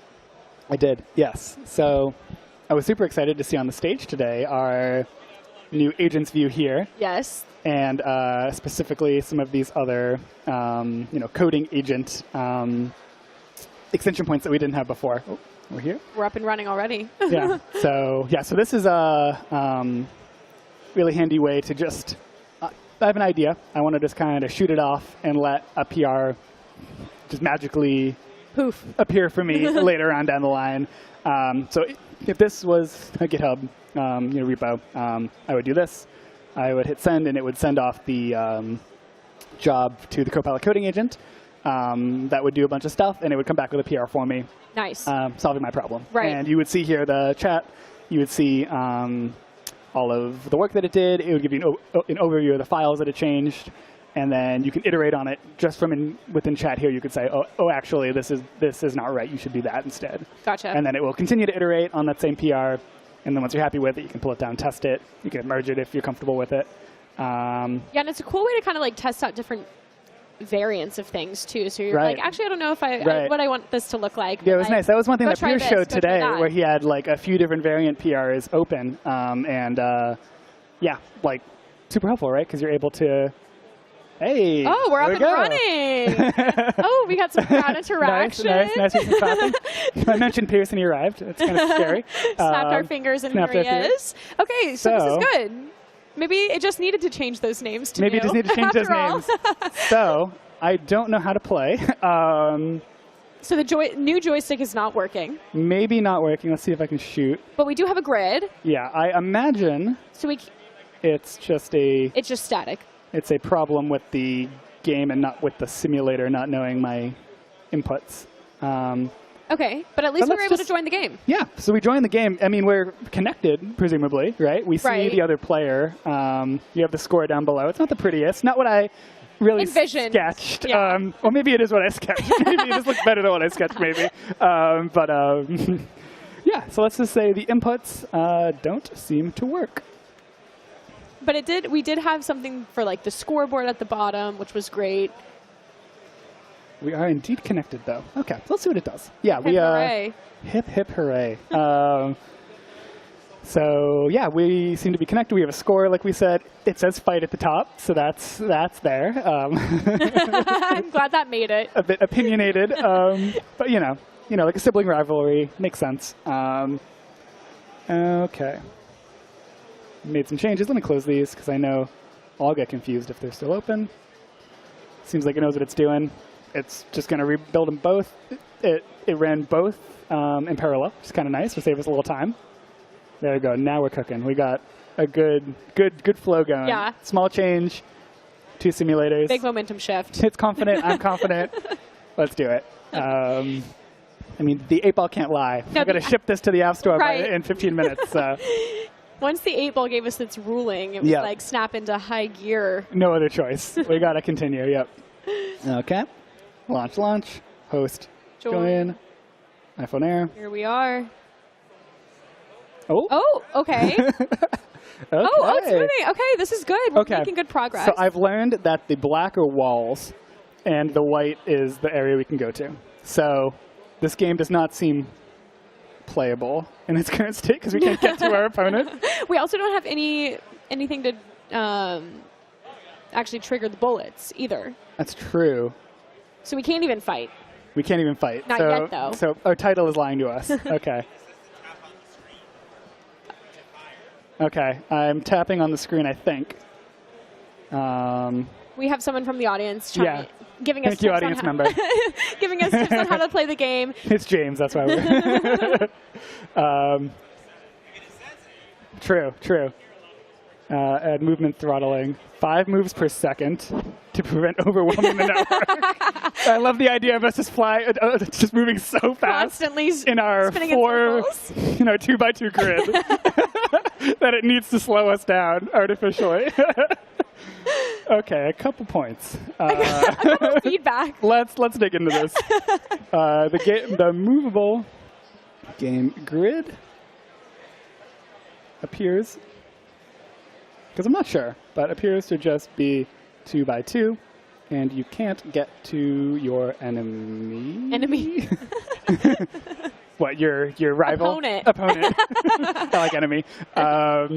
Let's see, what else? I don't believe you can shoot, because I'm not sure. Maybe I'm doing it wrong. Right. Or maybe it's like, just drop some instructions on how I do this. Movement is still a bit difficult. Please, because I got to be nice to your agents. Right. They're working hard. Please revisit the movement and grid generation. Cool. But I mean, we're here, which is like... This is good progress. Pretty good. The 8-ball is steering us towards success. I mean, I can ship this. It isn't a fun game, but it works. Right, so. It exists. It exists, and you can connect. You just can't play. Yeah, and it sees several issues. So... it just needed... Although then it says that it looks fine. So maybe it's a bit of an identity crisis of like... Right. Yeah. It looks correct on the code to fire, but... Okay. Well, maybe we're just not understanding how to interact with it. We'll find out. And that's kind of the fun. We have the code. We can figure it out if we read it, but we can also let Agent Mode just explain it to us. Movement system's awkward. Okay. You can see my testing for Copilot CLI. But to go back to agents, this is something that I use a ton at work, and you even see on the VS Code code base, right? A lot of us use Copilot Coding Agent for kind of our initial passes of a PR. So we have an issue that's been opened by a community member or by someone on our team, and you just can assign it to Copilot, and then anything that you assign to Copilot will show up right here in this view on the right-hand side. And you can open that up. You can see what the change was. You can see the actual file diffs. You can apply the changes to your current workspace to test them out yourself. So it's a really nice way to, like, kind of what we're doing here, right? Just get, like, something working and up and running, and then be able to iterate on it, kind of polish it. Something to play with. Then you can look at the code yourself, and then... Yeah, exactly. Okay. Let's try this again. We're connecting. Always a... Okay. Oh, where's the thing? Okay, so so the movement's better, even though it's off the screen. Can you tap to... Your aspect change makes things go off the screen. That seems like a pretty simple thing for it to fix, so I'll just get that going. But yeah, oops. I mean, the movement looks better, right? Because we can go up and... Yeah. Could go down a moment ago. So maybe not. Add a fire button, yeah. Oh, that's a good call out, yeah. Something to make it a little bit more clear to the player how to play the game. Okay, now it's a lot smaller. Okay. Okay, yeah, the movement's looking good. I like the movement. Okay, we're still trapped here, which it didn't believe me, I think, when I said we were trapped in a 2x2. You know, I saw something in the chat. Someone said that maybe ask it to add paths. Maybe add paths. I like that. Okay, let's see. Maybe that is what it needs. Add paths so that you can each player can always reach the other one. Yeah, because I wonder if it thinks that you're just supposed to stay in your corner and fire at the opponent from your perch. Oh, actually, can you fire? No, you can't just tap anywhere and fire. No, so we should also ask it to add a fire button explicitly. Yeah. Okay. Ooh, oh, to make your like own that. path. Yeah, I like that. It was said to if you fire at the black walls, it would break down the wall. It would, like, combust. That was the idea, which I like a lot. Okay. That's actually kind of fun, because then you can see where your opponent's going. You can kind of like think ahead, like, oh, my opponent's going right. Right, yeah. That's my enemy. My enemy, yeah, not your opponent, your enemy. Yeah. My enemy's going to the right, so I got to blast my way out to get to them. But this already is quite similar to the game that I played when I was growing up. Yeah. Like, even the graphics on that old game, I was trying to find a screenshot of it, and I couldn't. It was a long time ago. Yeah, I think when we were talking about it, I found the one from the Wii. Yeah, right. Which was similar, but it was kind of, I think you were working together instead of fighting each other. Right. So you were fighting enemy tanks. Yeah. And this game was like also like, you know, like low budget graphics wise as well. But that's kind of what I liked about it. There was a charm to it. It's just, nostalgic. It was like a charm to it. It was super simple. There was like no like welcome page even like this. You just like opened up the app and the other one like connected as soon as it found it, which I like a lot. Yeah, so, you don't need the glitz and the glam. No, don't so it was a thing. Okay. So we have ways to get around.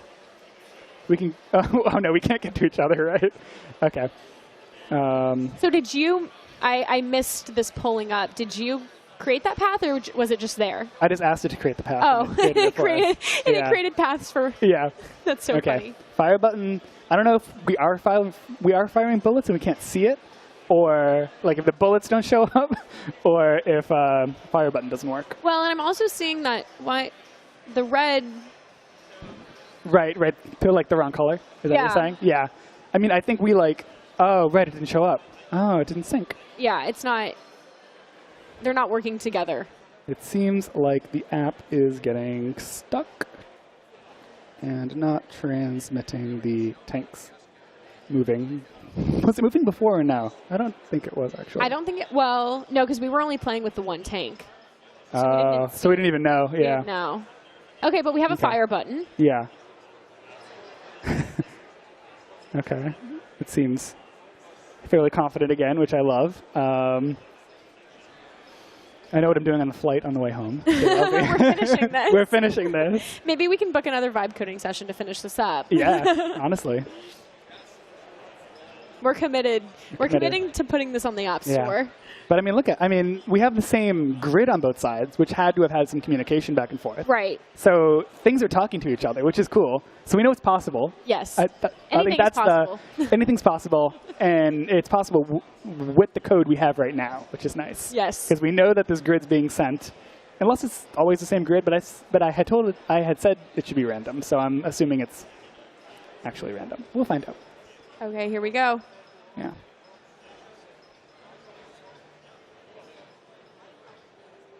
Okay.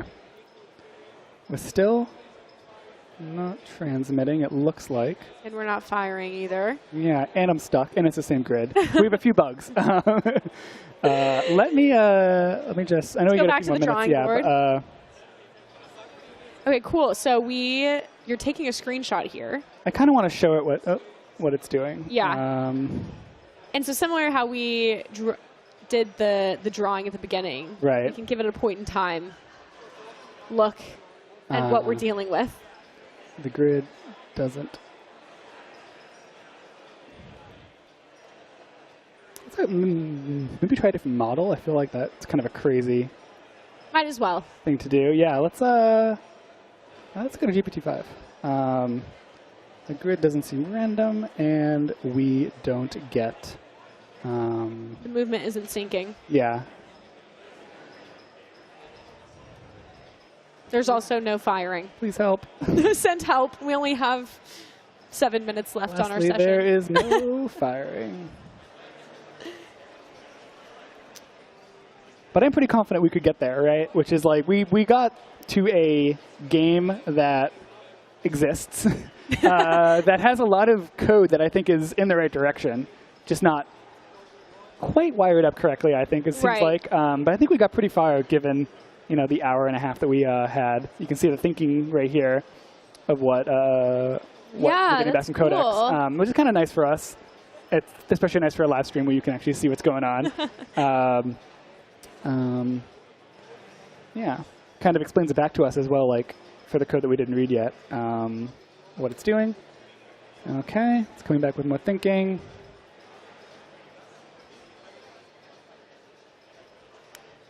And surfacing the thinking, I think, is pretty new in VS Code as well, right? Yes, it is quite new. Okay, there's like definitely something. Well, I think I saw in the code earlier that you can only move so much in a given time period, so you don't overwhelm. Oh, I wonder if that's that might be what you're dealing with. Yeah, but it's the still, cooldown, and maybe the cooldown's not quite correct. That's why but that's only one of the problems that we're facing right now. Yeah, totally. The cooldown's not right. Okay. Is that the biggest problem? Yeah. I don't know, but it is one. We'll see.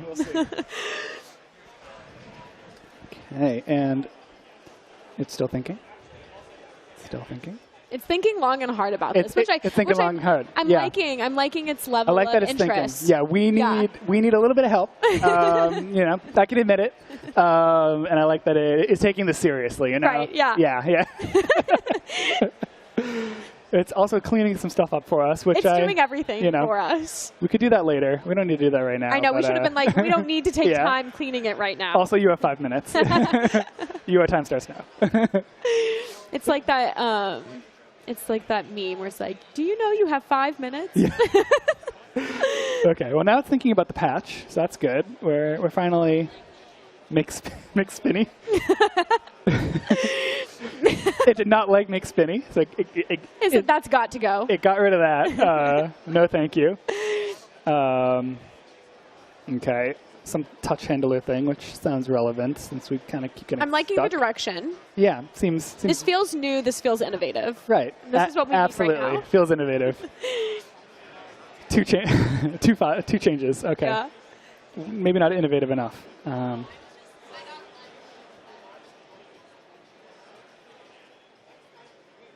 Someone in the chat is asking about the context, the chat context at this point in time. Yeah. Is that a concern?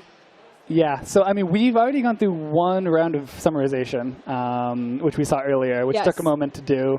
That was a few chats ago, correct? Yeah. And actually kind of an interesting, we have this chat debug log.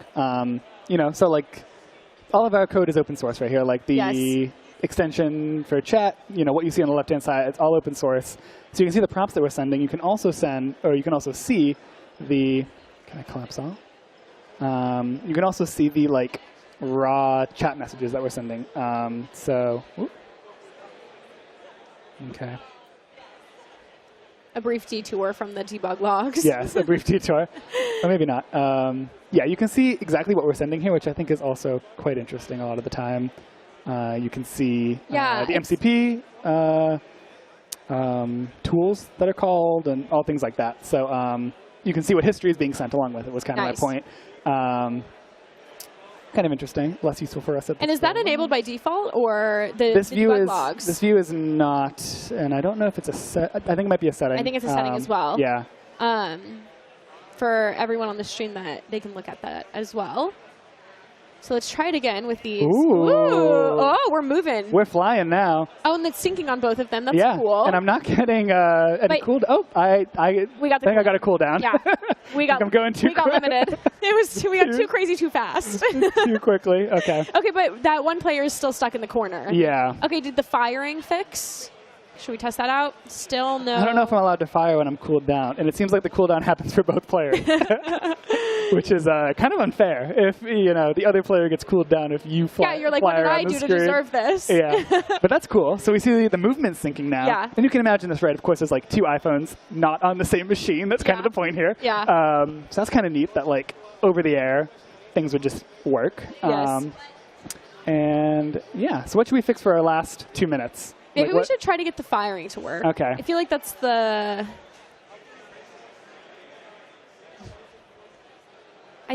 last thing that we need in order for this to be a semi-working game. As close to our original drawing. Right. Go back to our roots. True.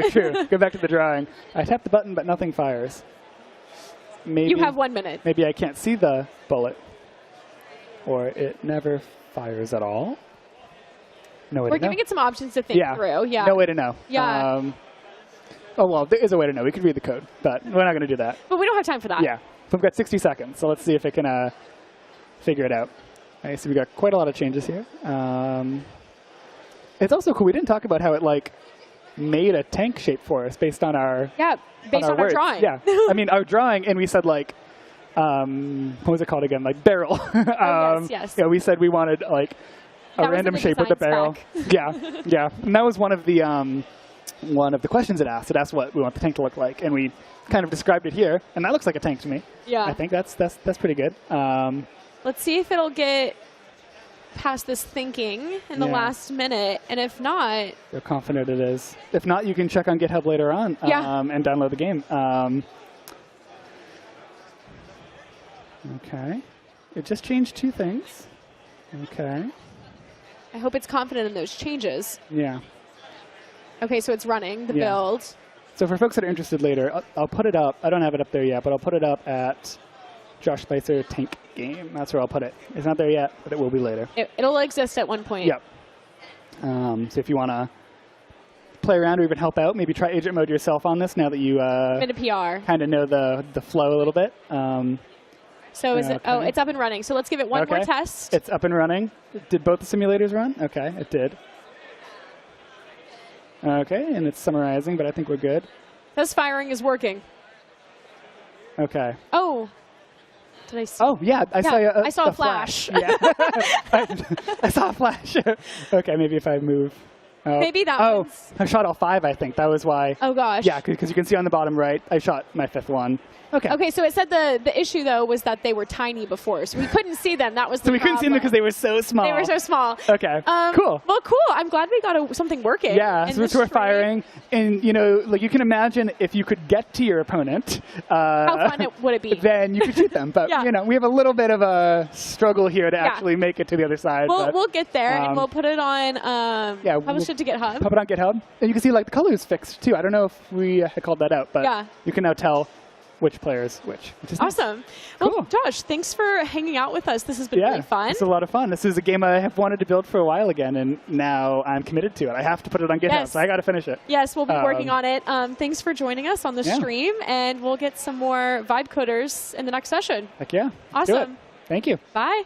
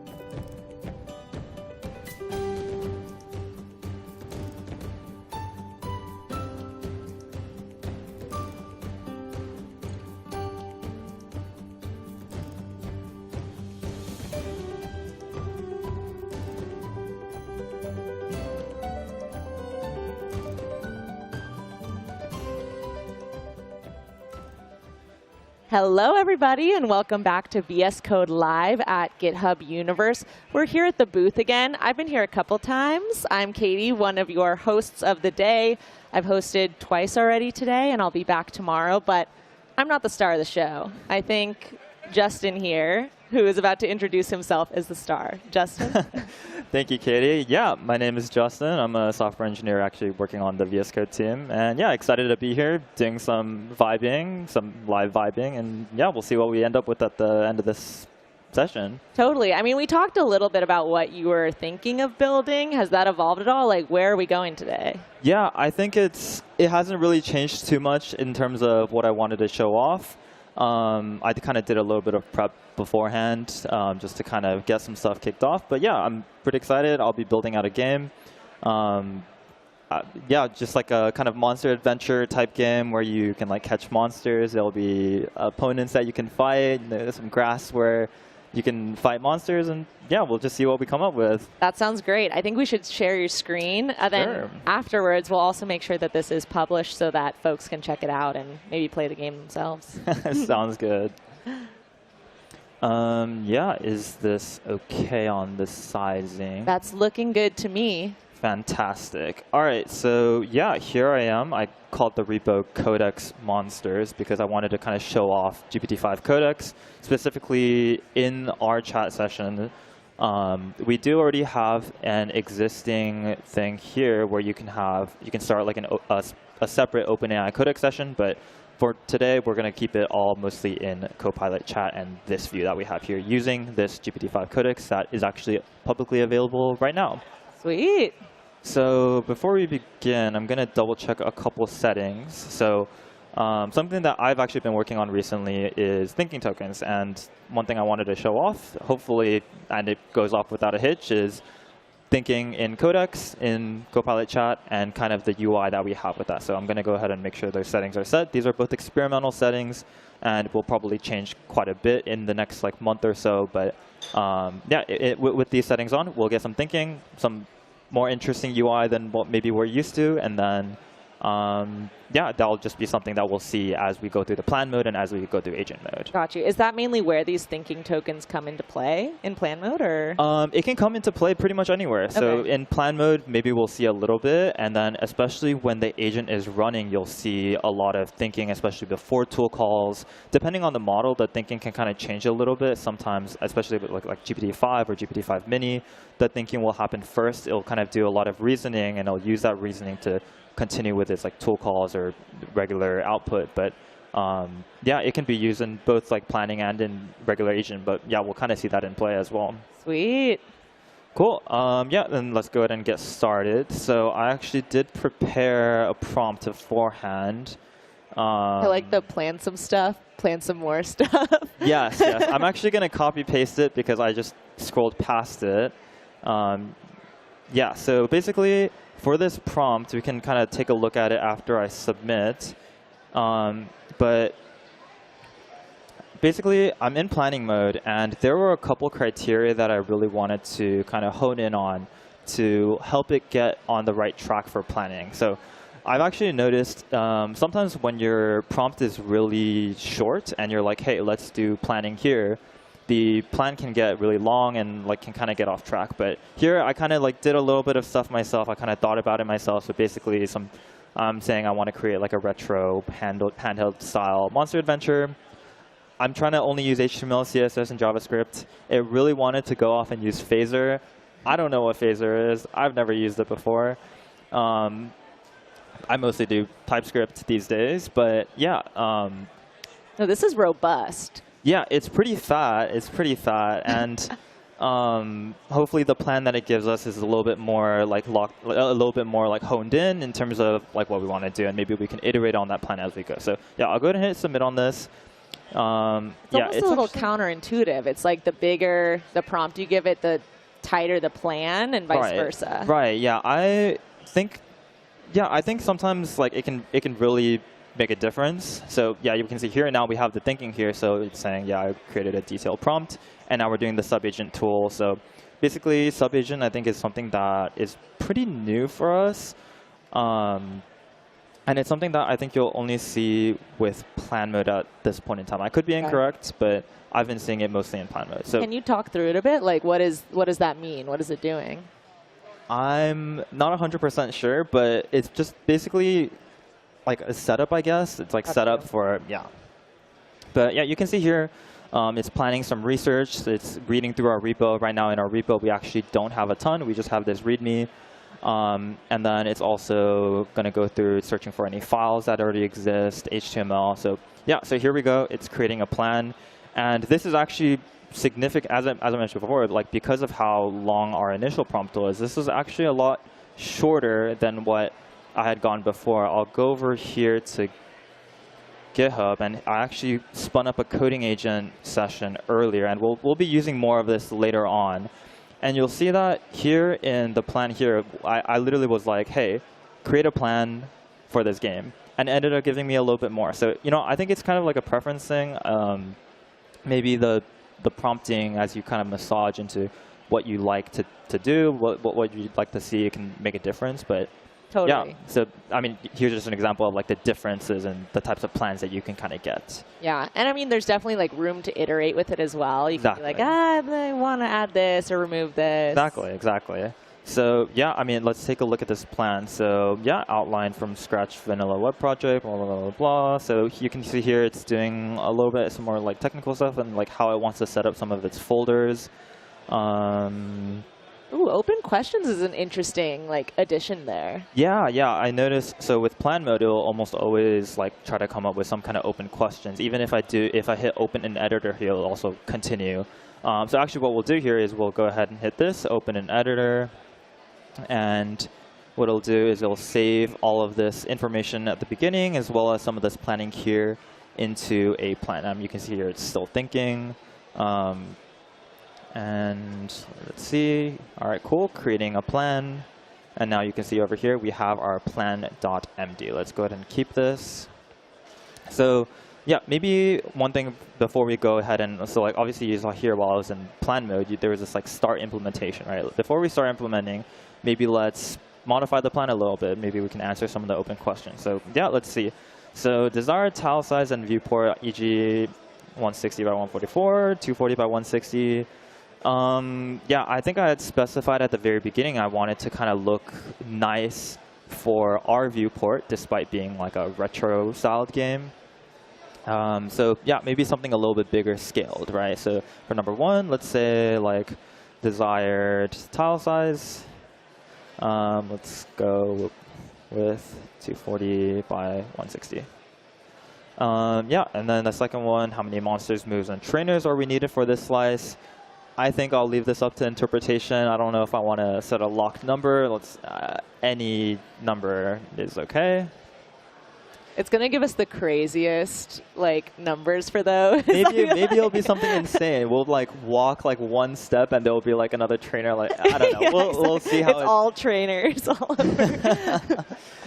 Should encounters scale difficulty by location? Yeah, let's keep it simple for now and let's like remain static for now. So this will update our plan. Let's think for a little bit.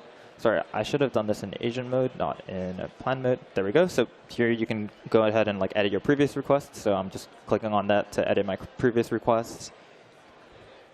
So let it think for a little bit. There we go. And yeah, so you can see it changed from open questions to decisions. And then here we had the thinking. This is like its kind of thought process. And then yeah, just some additional thinking rendering there. So yeah, as I mentioned before, like here throughout our chat so far, there has just been a little bit of a different UI than what maybe some people have seen before in the past. And this is just a result of having thinking in chat now. Yeah, I don't know if this is the right word, but like the segmentation of it, like it kind of in my head helps me be like, oh, this is our planning session. We're like doing this specific thing. Yeah, it's chunked out. Yeah, and I think it helps a lot with maybe a lot of times maybe users or like vibe coders don't necessarily want to see too much. Like if I were to like kind of change this rendering style, you might just end up seeing all of this in one thing where you have to like kind of scroll through. But realistically, we don't really care about that sometimes. So it can be nice to compartmentalize. Totally. Cool. OK, so now that we have this, I think the plan is looking pretty good. Maybe one additional step is maybe we want to actually notice some things down here, some additional things that we could always take a look at. So whenever we're taking a look at plans, like if we want it to be more detailed or less detailed, some things to always talk about are like, how technical do you want the plan to get? How like scoped, like do you want it to like do step by step, and then you kind of iterate through the plan step by step.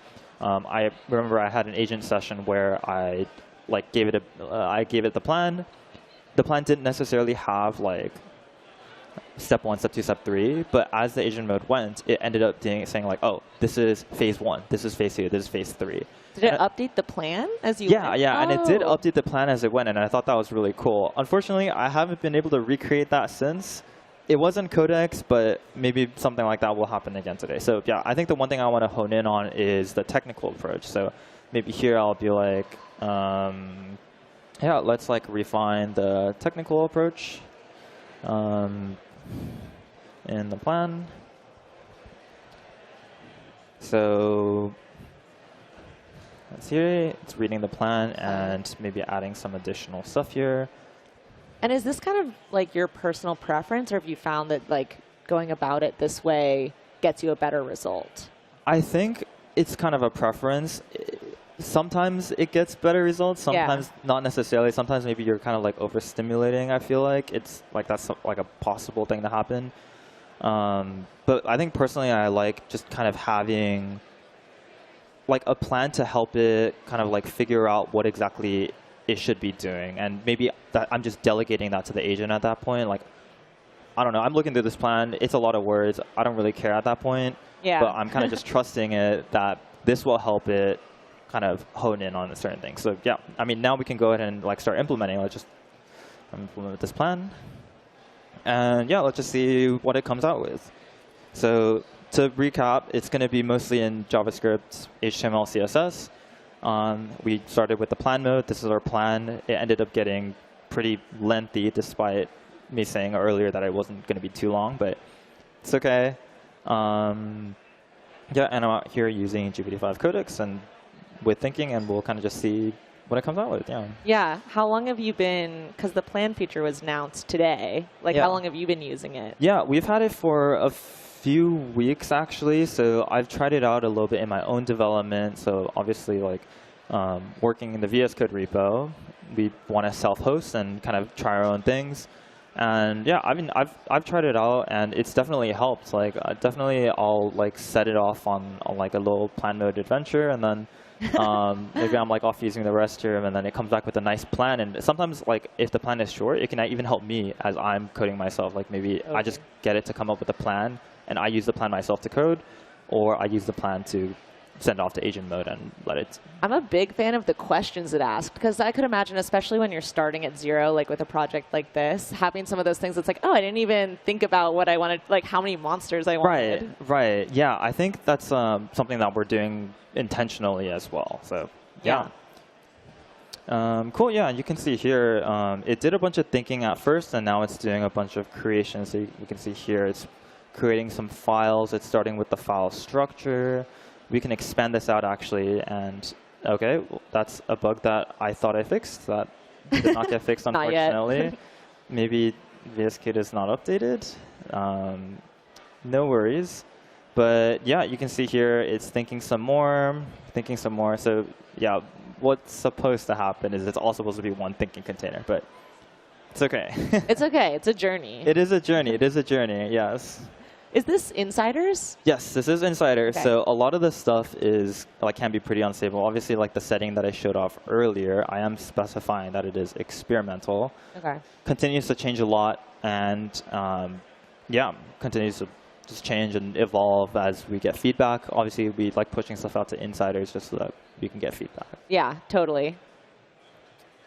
Cool. So it's creating some pages. Maybe we can like take a look to see what it has so far. Yeah, let's go through. And if anybody has any questions, let us know. We can happy to answer any. If anyone here has questions, also flag us down. Thumbs up. but we can continue on. Yeah, it's streaming in the changes. Streaming in some changes. You can see it. So it's using this const for the monsters, kind of like some kind of storage. I like that name. Aqua. Yeah, Embercut Aquafee. Cool, Throttle. cool. Very cool, very cool. It's very creative with this. Yeah, and we'll just kind of let it run its course. As I mentioned before, like I think I had some scenarios where I ended up getting like it would like kind of go step by step in that plan, and I'm not really getting that here. I think it's going to just go through and try to implement the entire plan at once, and we'll kind of just see what it comes up with at the end. Interesting. Okay. Yeah. So sometimes you get it going one by one, but other times it's like, let me take this. Yeah, yeah. So. Oh, we have an audience member question. Go ahead and go up to this mic right here. This is the first time someone has asked me a question today from here, so I'm very excited. All right. Okay. How was your experience? Have you tried using this on mobile app development? Yeah, actually, so Josh, who is not here, he actually just did a vibe coding session on mobile app development. He made a game where it like actually connected to devices, I think. And he was showing that off. And I think Pierce also has done a lot of mobile development. So that's definitely something you can check out. You can check out their vibe coding session. But it's worked really well as well. Yeah, we're going to be, so these are being live streamed, but they will be available after on the VS Code YouTube channel. So I'd go on there and check out that session. Related question. Okay. Related question. Have you tried modifying an existing app with some changes as opposed to developing from scratch, especially on the mobile app side? Yeah, I think, yeah, going back to the example I was just talking about Pierce. So Pierce had an existing bicycle app, and I think he had some kind of bug that existed. He had coding agent, like coding agent can like go through, read your repo to see what you have in there, like all your code, your entire code base basically, and it was able to like pinpoint some bugs. And he's firing off these coding agents from his phone in GitHub, directly on GitHub, and also firing some stuff off from VS Code. So it's an existing code base. You can fire it off from an issue. You can fire it off from chat. And I think it works quite well, yeah. Thank you. Yeah, of course. Definitely try it out.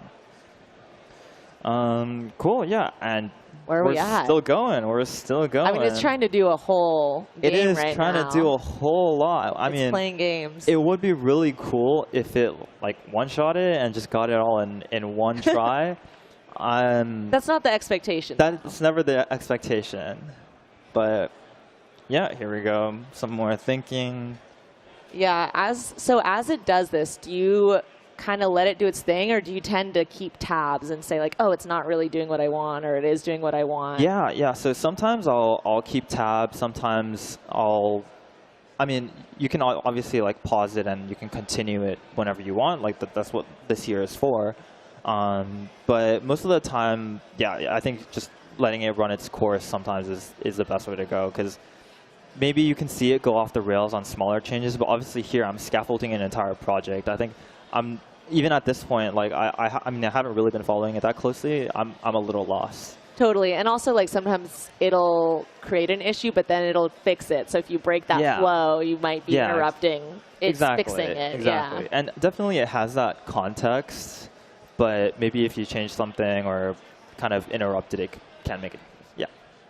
Oh, wait, one more question. We have to cue our folks. All right, go ahead. Hi, just a quick question. Would you say that test-driven development would have been a good approach when it comes to that kind of applications, just to make sure that the agent validates its own result or its own work?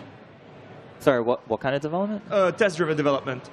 Yes, I think definitely. So I think we're kind of showing off actually in the keynote that one of the specific agent modes that they had was very test-driven, and definitely like with our team, we're also very much like that as well. But I think it really comes down to preference, though. Like maybe it could have done a little bit better here. But I think specifically with games, maybe test-driven is a little harder to do. Definitely working in our own repo, I can see like especially like test-driven stuff for anything related to like our APIs, like that kind of stuff can be particularly helpful. So yeah, I mean, I unfortunately don't have like a special mode, the special mode that Pierce had. But yeah, I definitely love to try that out, and maybe it would make a huge difference. Yeah. Yeah, definitely scenario dependent too. Like we're kind of just, having fun with it. But if you were doing like a production application, yeah, exactly. Do it a little differently. Yeah. And yeah, I mean, like even though it's not necessarily like test-driven development, one thing that I think could be cool to do is like, obviously we have like Playwright MCP, we have like a lot of different ways where you can like maybe take screenshots of the application, send it back to the agent, or like take a slice of one part of the screen and be like, hey, this part of the screen does not look that good. Like that's something that Playwright MCP can do, and that can be kind of helpful in terms of like getting like good feedback to the agent and having it change certain things basically. Yeah. How do you like know the MCP servers that are out there and like which ones to leverage when, and how do you manage your tool set? Yeah. I mean, you can see here I actually don't even have that many MCP servers installed. I have 3. So the everything server is just kind of like more of like a test server that we like using. Obviously, GitHub and Playwright are 2 that can be used like quite often. GitHub specifically checking issues. I mean, I used to try like launching coding agent from MCP, but obviously now we have this like delegate button. No, there are a ton out there, and like I have a bunch unchecked actually, and I still am I have 179 tools enabled, right? Mm-hmm. Obviously, if you go over here, let's do @MCP, and here's like a pretty good way to browse, I guess. I know there is like on our website like on the homepage there's like these are like some of the more commonly used MCPs. Like there's like Figma, like Playwright, GitHub, obviously. Notion, Azure, but yeah, definitely just kind of like browsing and seeing what your use case is and like what you're actually going to be doing and see what you really need. Yeah, and I mean like you can get the full, if you're on the VS Code website in the upper nav, I think there's even an MCP tab and you can just scroll through like probably the same list that's available here. Yeah. Cool. So still going here. We're making quite a few file changes. As I mentioned before, this plan is let's go over the plan. Oh, wow. Yeah. It's pretty big. And as it's going, like, it's not just adding and implementing stuff. It's like reviewing and already fixing stuff that it's done. Yeah. And, well, as we said it actually just finished. Let's check our Git status. And after we do this, I think it should prompt us to, like, launch the application in some capacity. And what I'm going to show off is actually our built-in browser, which is called the simple browser. There we go. Plan implemented. There we go. Verify. Cool. OK, cool. So actually, what I'll do is instead of doing this myself in the terminal, maybe I'll ask agent mode to do this. I actually haven't tried this in a bit, so maybe it doesn't quite work. But let's run npx http server. OK, actually, I don't want to type that out. Let's just run the static server and launch it with the simple browser. Yeah, so as I mentioned, the simple browser is like our built-in browser. It has a couple like cool tools that can interact with chat. And that's also something I wanted to show off, but we'll cross that bridge in a second when we get there. Nice. So little check. Little check. Little fun little check. Checking some terminal output. OK, cool. And then now it's asking us to open this untrusted web page. I think it's fine. So here we go. Open up in a simple browser. Whoa. And wow, it is pretty interesting. Wow. OK, it actually generated like a moving screen. So here we go. I mean, let's see what happens if we try to like get an encounter. Nothing. Oh, there we go. Oh, whoa. Oh, wow. Whoa, oh, whoa. OK. So all of a sudden we're in a battle. OK, cool. We've even got the dialogue going. We've got the dialogue. Let's check our items. OK, that didn't do anything. Maybe that's not coded yet. Capital doesn't do anything. Maybe I'm hitting the wrong key. Or maybe you just don't have an item. Oh. Monster broke free, and it used guard bash. Cool. Let's try fighting. I had to play around with the keybind. I was like mashing my keyboard. OK, let's fight it. Let's hit it, and it's dead. We won. There we go. Very cool. There we go. And we won. And we won. So very cool. So Not bad, actually. Not bad at all. Maybe we can like kind of play around with some of the other parts of the menu. There we go. We're in another battle. And let's check our item. Oh, we recovered 15 HP. We're getting attacked, and I died. By your own. It was Ember versus Ember. Exactly. That's kind of brutal. Incredibly brutal. Cool. So we got this like kind of working. Very basic, obviously, but it's a starting point. It's a starting point. Yeah. It pretty much one-shot that. I mean, what time is it? 2:10, maybe 10, 15 minutes it took for that. 2,000 lines of code change, all in HTML, CSS, and JavaScript. Yeah, cool. So let's maybe continue and see how we can make this even better. OK, well, I got into a trainer encounter. Let's maybe win this really quick. There we go. Yeah, let's win this really quick. Guaranteed. Got some XP there. So yeah, I think one thing I wanted to show off that I was talking about earlier is this simple browser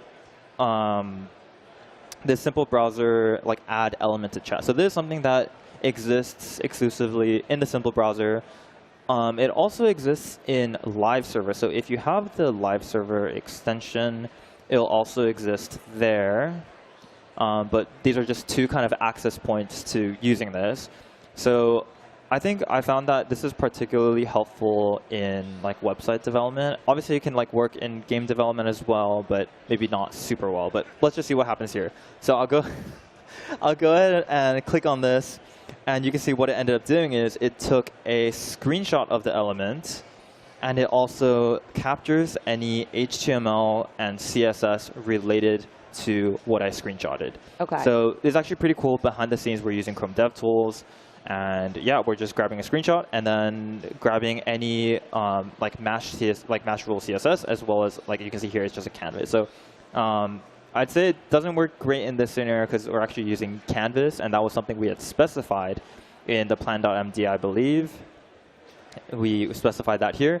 So it actually doesn't work super well because we can't actually go into the elements. But there are a lot of really great scenarios where maybe I'm on a website and I like go through and I can select multiple different elements, and it'll like take a screenshot, attach the CSS. Like you can see here, like it gets in this case, I got the entire body, and that can be something that can be pretty cool. So unfortunately, because of Canvas, can't really use that here today. Maybe if like we pivot and sort But now we know. But now we know. Now we know. I think it's a pretty cool feature to have. And even just like the simple fact of not having to leave VS Code, I feel like helps a lot just mentally, like staying in your flow. Exactly. Yeah, like I'm doing this all in VS Code. It launched it here on this URL in the simple browser, and obviously we made a tool that will help you launch that. So makes it very easy. I'm not like scrolling back and forth a bunch. Yeah, cool. So now let's go ahead and maybe take a look at a couple improvements. So I don't know. What do you think we should improve first? I don't really know here. That's a good question. And like when we had first done it, it actually said, here's what you should do next. And I wish I had read that. OK. No, you're right. Oh, there we go. It's still here. It's still here. Yeah, cool. I mean, so I actually did like set up a couple like sprite sheets that I thought would be cool to use. Oh. I will credit. So these are all.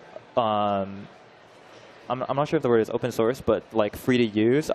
Maybe we can credit them if we end up using them in the YouTube or wherever. Totally. Yeah. When we end up using it, but yeah, we can maybe try something out with this. It's zoomed out incredibly, but you can see here. Oh my gosh. This is like a little sprite sheet. I personally have never tried anything like this before. My background is not in game development, but maybe you'll have a good way of going through. We're here to experiment. Exactly, we're here to experiment, and maybe these mushrooms will end up getting nicely animated. Me, for real. I'm the one on the floor right here. Oh, this one's like face planting. Oh no. Okay, cool. So maybe let's flesh out. So how many sprites do we have here? So I have 4 sprites here. So maybe let's specify, let's create 4 different monsters. Yeah. And maybe that'll be nice to set up going into the sprite. So one thing to double check actually is, do we already have 4 or do we not? Let's double check here. Well, we definitely had, what was it, Ember? We're definitely, there's Ember, Aquafina, and Sproudle. So we need one more. Okay. But maybe let's like change it up a little bit to match our sprites. Totally. Yeah. Good call. So we got a mushroom. So we got a mushroom. We got this pink monster. Let me zoom in for the chat. Okay. Sorry. This is where I think we could get interactive. If anybody has a name in mind. Any names for this monster? Charlie. Okay, we're gonna name the pink one Charlie. Okay. Next up, we have this one. This blue-looking dude. I like the bandana. I do nice too. Touch. It almost like kind of looks like not really. Maybe if it had goggles, it would look like the Copilot, the little Copilot. A little dude. bit, A yeah. little bit. Copilot without his like outfit, maybe. Right. Maybe we can let the agent name this one. I can attach it as an image. Okay. I'll attach this as an image, and we'll let the agent figure out what to name this little dude. Okay. Let's see what it does. I'll actually screenshot this. So I just did Control-Shift-4. I'm gonna paste that in. Let's remove this. Yeah, let's ask it for the names for this one too. There's this one too. It's like a little.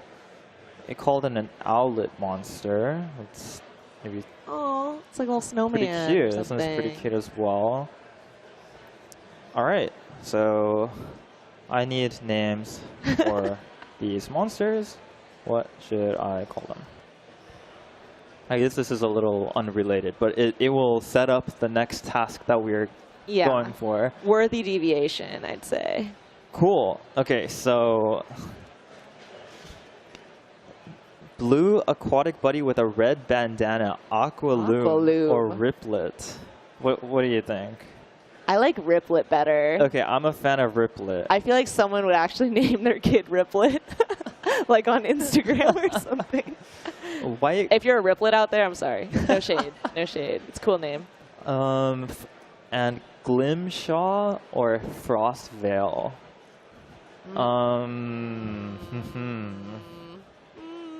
Those ones are kind of mid. They are pretty mid. Let's come up. Let's do one more go. With some more names for the white cloaked little guy. He's just a little guy. His name could be Little Guy, honestly. Oh. Mist Mantle. Whoa. Whoa, getting kind of spicy here. Veil Wisp. Veil Wisp. You know, we'll go with, I don't know, I guess this is okay. Okay, so we have, so obviously, I'm here on the monster page already, so we can use this as implicit context. Let's change the monsters that we have here, and add one more. So first, we want to add a monster called Mist Mantle, or what do we call the other one? Riplet, that's right. If you're a Riplet out there, this is for you. This is for you. We also have a pink monster named Charlie.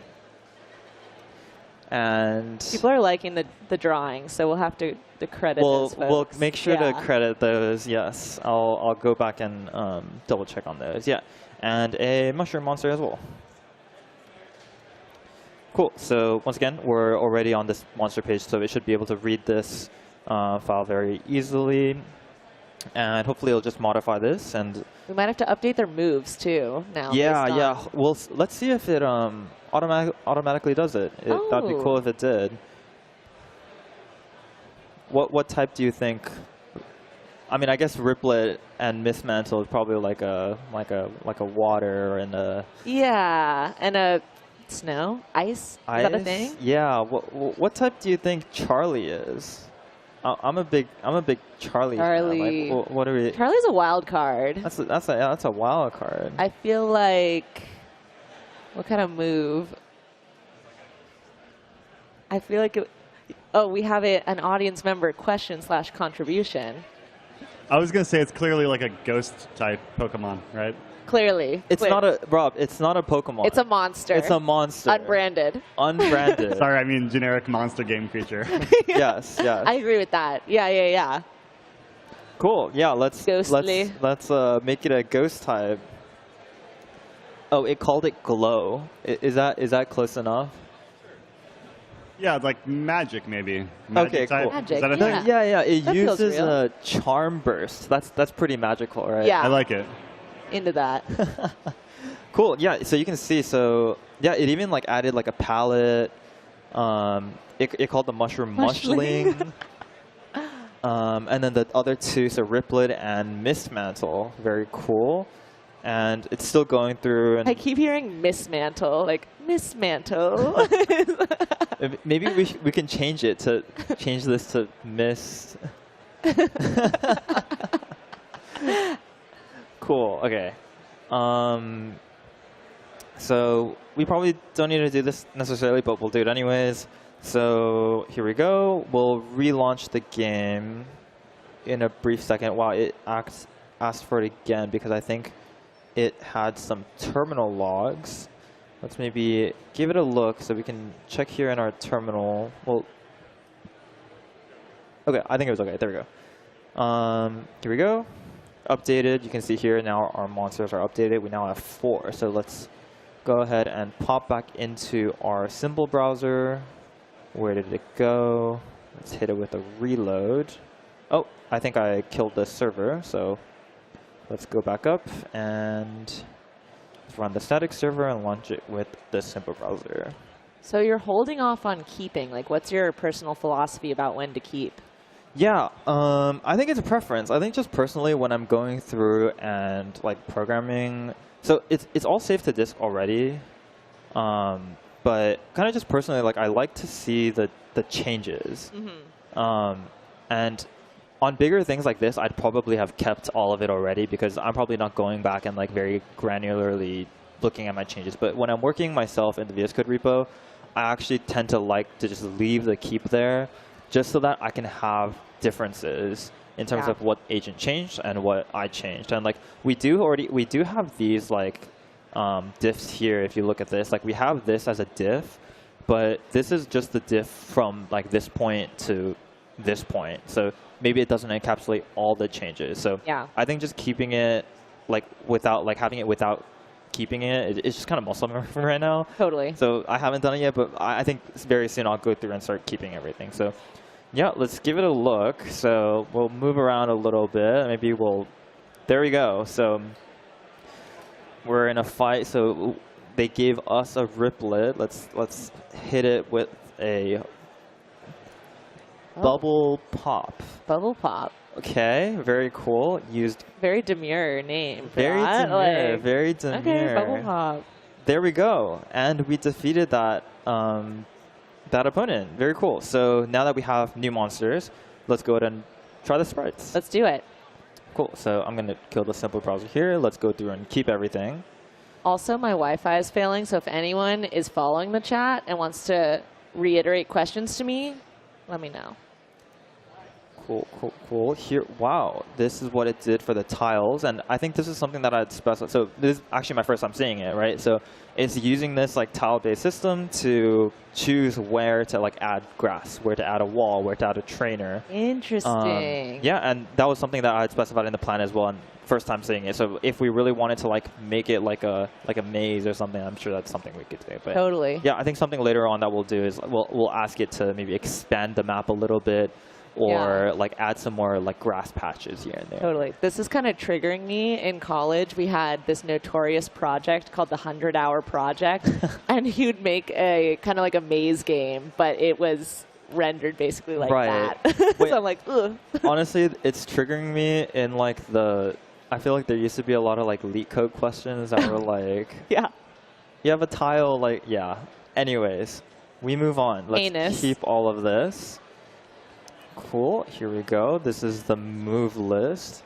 And yeah, let's, so actually what I'll have to do here is I'll probably add in the sprite sheets directly as, directly into the folder. So we'll kind of figure out what we want to do here. So this one has a couple different animations. This one has a lot of different animations.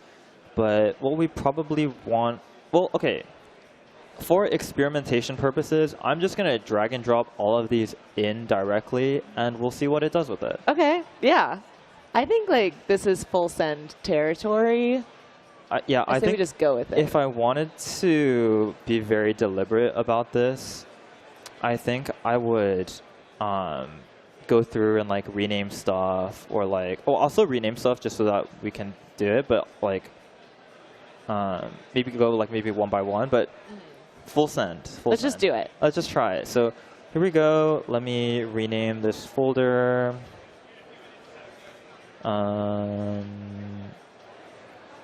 Is it because it's I am not seeing a rename folder option? Am I trolling? Wait. It is okay. You know what? It's okay. I'll do it. I'll do it in Finder maybe.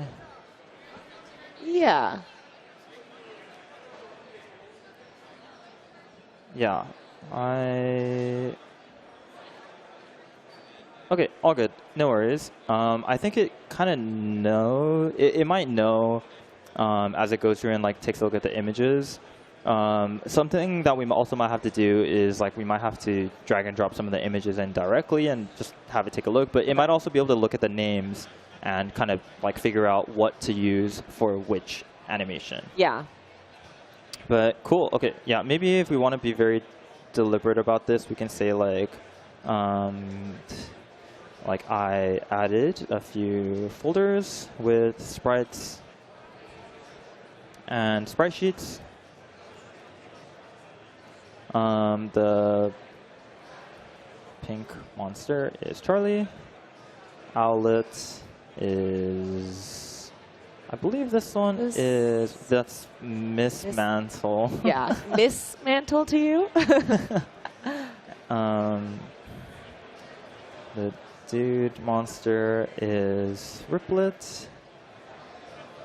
I like that, the dude monster. All right. And mushroom is, what do they call the mushroom? Mush. It was mush as well. Is the mushroom one.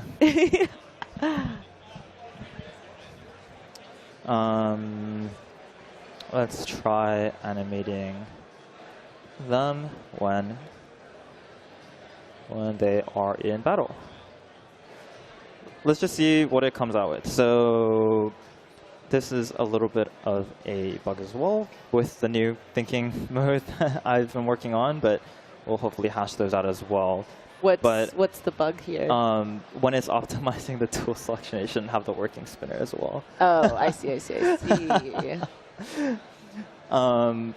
Anyways, so here we go. It's thinking, it's reading through, it's going to do some more checking. It's probably looking for it. Yeah, it's looking for it in the assets, but realistically, it's actually not in assets. I just kind of put it in here. Okay, and I actually see why. So it's looking in codex monsters, but that's actually not where the assets are. So one thing I'll do actually is I'll move these 3 or these 4 into this. So I guess, yeah, to our point earlier about like whether you just let it do its thing or kind of keep up with it, this is a small enough case where we're watching it and we caught it struggling. I'm hitting move and it does not want to move in.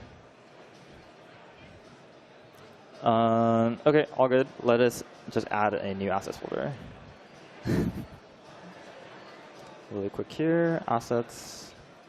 And in this case, we'll actually be able to rename all of our stuff. So new folder, Charlie. I wonder if it'll let us actually do this.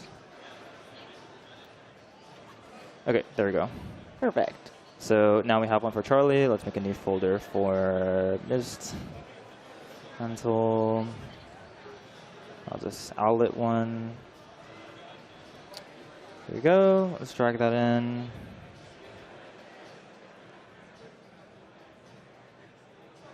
Let's make another folder. We're rolling with the punches. Mushroom.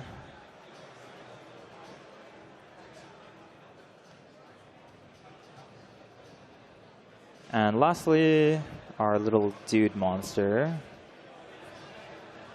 Oh, let me make that folder first. Yeah, and yeah, I think just a little human intervention to help the agent find the right things, because I think what happened here is that I turned it into like a multi-root project, and I kind of didn't want that to happen. What did we call the last one?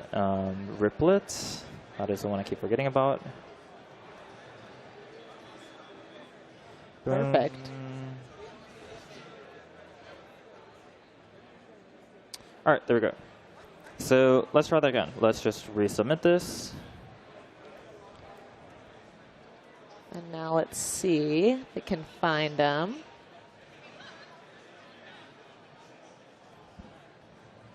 Aha! Is that the right? Yes, that looks like the right assets folder. Yep. It's There on we to go. Charlie. Reading Riplet. And I'm trying to like look to see that this double jump animation, quite interesting. Yeah. Here we go, noticing a single word, mushroom. So we'll let it go through and take a look at the sprites. Wow.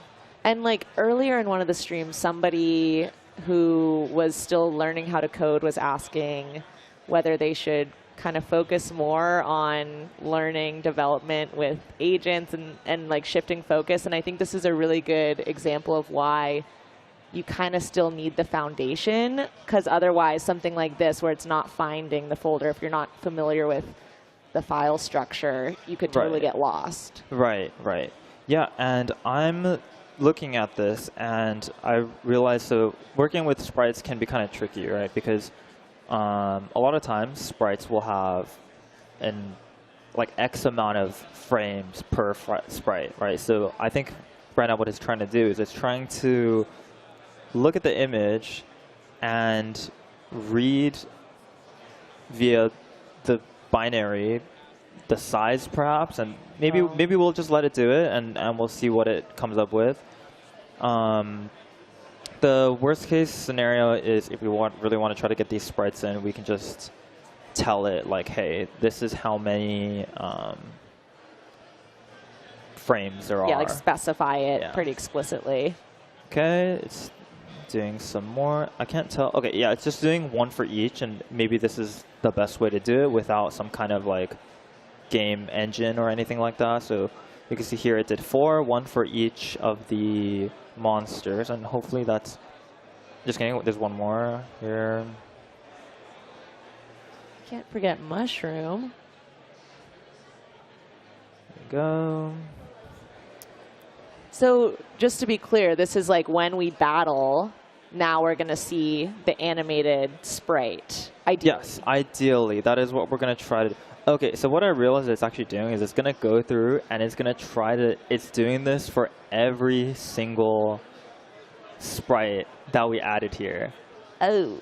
So let's just enable, like auto allow and auto approve, and let's just let it go through and do its calculations.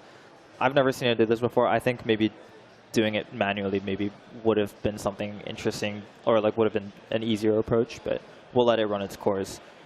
But yeah, I think this is just one thing where it's like, especially when there's like art involved, maybe there's still a lot of like human need. And I mean, it's quite a complicated task if you think about it like that. Like it has to make a lot of, you know, not assumptions, but like it really has to figure out what's happening within these images. Right. See what's going on here. Hopefully it is not getting a little stuck here. Yeah, I think the worst case scenario is if it's a little tricky to get sprites in, yeah, we'll maybe just try 1 or 2 and just be like, hey, this is the sprite sheet. It has 1, 2. Okay, there we go. 1, 2, 3, 4, 5, 6, and then we can just let it know. But you can see here it continued, and now it's creating a specific image loader, and hopefully it's going to be using all this information that it has up here that it just ran from doing this node command. Cool. Let's see. Honestly, my expectations are not are kind of high because the first time, the one shot was pretty good. Yeah. But now I'm like kind of delving into territory that I really do not understand. Yeah. And, you know, vibe coding. Vibe coding. I know. It was like it came out of the gate really strong. I think it still got it. I think so believe. too. I think so believe. too. I think so too. Also, I love the sprite's punches. Oh, yeah. Looks like it's doing some more, but okay, no, actually that was the thinking. It finished. All right, modifying the battle scene, because once again, this will be specifically for the battle scene. Yeah. Were all of these from a single artist or from? They were from a couple different ones. I just kind of looked up like free to use sprites. So, yeah. I think so. 2 of them came from the same one, and then the other 2 were just 2 different artists as well. So I think a total of 3 different artists. So that's so if this cool. game ends up being like insanely great, yeah, I mean, regardless, we'll credit them. But if we start making money off of this game, once it's in the App Store, you'll get a thank you. Just kidding. Yeah. Go generate somewhere. I mean, maybe we can take a look at what it's adding here. Yeah, so what's happening? What's happening here? It's adding a bunch of information about the sprites that look like, and remove some stuff, getting some like trainer data. Maybe here updating the sprite method. Yeah, I think it like realized it had like made a mistake like adding some stuff, and it ended up, this is like it, I think it removed some stuff, and maybe it's going to go through and add some more in like a different area. Yeah, it kind of had to backtrack a little bit. Yeah, it looks like it's backtracking quite a bit.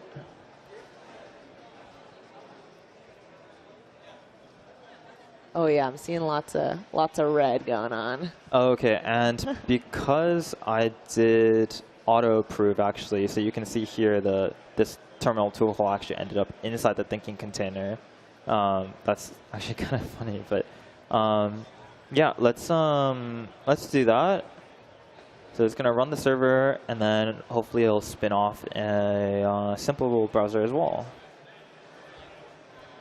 And let me go back and undo the auto approve, because maybe we don't want it to. Can you do that while it's still working?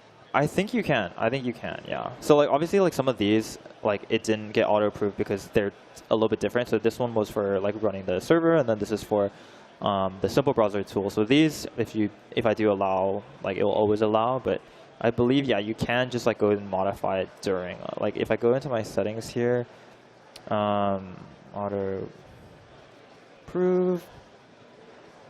Yeah, I think it just like there's like a long list of stuff that is auto approvable, I guess. For example, this one ended up being like get status. I don't know if that's something we have here. Yeah, we get status here. So we're actually going to remove this one because maybe, yeah, just for an example. Cool. Okay, let's go ahead and run that. So here we go. Let's move around. Okay, boom. There we go. Oh my God. Wow, that was it's so cute. Pretty good. Wow, I'm like very pleasantly surprised. Cool, there we go. Let's even see if like some of the attack animations work. Let's go ahead and fight. Okay, no attack animations. That's okay. But baby steps. Baby steps. Baby steps. But yeah, pretty cool. There we go. Oh and actually, one thing that we can continue working on now is, so right here, some of its follow-ups, obviously because we just did something that was like UI sprite related, it wants to continue with that. But I kind of want to pivot a little bit because I'm kind of noticing a couple things in the game that maybe I want to improve. So totally. Let's go down here. So let's actually go back into like a battle and try to trigger some kind of encounter. There we go. Okay, we got another mush thing. So I'm noticing here that the text is blocking our sprite. Yeah. As well as like you can see even here when I go into this fight, right? This is like the amount of times that we can use the move is kind of blocked. So actually what I'm going to do is I'm going to take a screenshot of this, I'm going to send it to the agent, and I'm going to be like, hey, there are a couple problems with this UI. Let's try to clean it up a little bit, and maybe it's just a little bit of CSS moving some stuff down, moving the box down, or I'm not really sure. I haven't looked at the code at all. We're really just vibing it out. And is this an instance where you'd want to start a new chat to kind of like Clean the freshen slate things up? Or yeah, actually, that's a great point. I think in this case, I actually will start up a new chat, and maybe what we'll do here actually is we'll let coding agent continue on this. So it has all this access already. Let's just say like let's add in the attack animations as well. There are sprites for this already in assets. And actually, let's send this off to coding agent. It's going to get all of this context. And then while it does its thing, we can do a context shift into what we were just talking about with like the animations and like moving some stuff around. So the cloud agent can just take care of that in the background. We don't have to look at it. Yes, that's what I'm hoping will happen. So here we go. Let's hit delegate, uncommitted changes. Actually, before we continue, I kind of like where everything is right now. Let's actually go ahead. Let's cancel that. I'm going to commit. Smart. Good move. Add, hit, commit. GitHub Universe, live, vibe coding. There we go. And let's push this out. Here we are pushing directly to main with no one to review my code. Copilot could review it. Copilot will review it at one point, perhaps. I think maybe if we make a PR, it will end up reviewing it. Yeah. But OK, cool. So let's actually, I'm going to go back a couple steps here. So I'm going to go back here. I'm going to restore checkpoint to this point. So now all the previous stuff, it doesn't get that in history anymore. But yeah, so let's do this. Delegate this to coding agent. Here we go. OK, so that doesn't actually impact the code that we've added. That's just about the chat history. Yeah, yeah, and it's maybe just like a personal thing of like, oh, like I don't want that in my history, or maybe I want to like revert back to a certain point. Yeah. Yeah, it makes sense. Yeah, you don't want to have Copilot confuse itself as it started to kind of like backtrack and do all that stuff. Exactly, yeah. Cool, so that's going to get delegated off. I can, once we go over here to our agent session, you can see here, it's kind of doing its own thing here. And actually now we can go here, plus. Let's see, what did it change recently, actually? We'll keep everything anyways. So keep. So now here we have our agent mode session, or our coding agent session, the Copilot Cloud Agent. Let's go ahead and erase that from our mind and come back to it at a later point. Totally. But we'll just have this. We're severed now. We are. Great show. Cool. So yeah, going back to what I was saying before, let's go ahead and take a screenshot of this. I'll just do all of this. It's fine. So here's our element screenshot that I'm going to be adding. The body, as I mentioned before, obviously it's a canvas, and that was something we specified. It's going to actually not have all the HTML and CSS inside, but so we realistically don't need this, but maybe it can be helpful in like pinpointing which canvas or which UI layer it wants to access. So yeah, so it's got the screenshot. So let's just say here in my screenshot, you can see a couple of visual bugs. Let's fix the name, I guess like, what do we call these? Like the name boxes and HP bar, so that we can see the monsters and the HP bar and name. Is that redundant? Yes, but I've already typed it. The second thing is you can see over here with the attacks, like text is overlapping. Let's fix that up.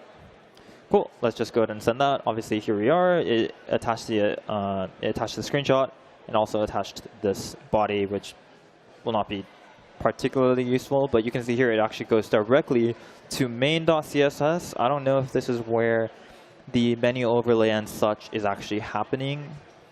But yeah, it actually does look like this is where it's happening. So yeah, it is mostly CSS, and maybe it will take a look at some of the UI components here and kind of fix that up. So let's just see how that goes. Perfect. Is there any, you're kind of giving it 2 tasks at once with those numbers. Is that advised, or is that like because you're a professional? Do that? I'm not really sure if it makes a difference. Obviously, I think if you wanted more like smaller changes and more pinpointed stuff, like going one by one is probably fine. Obviously here I'm really just delegating everything to the agent. Like I'm not looking at the code at all.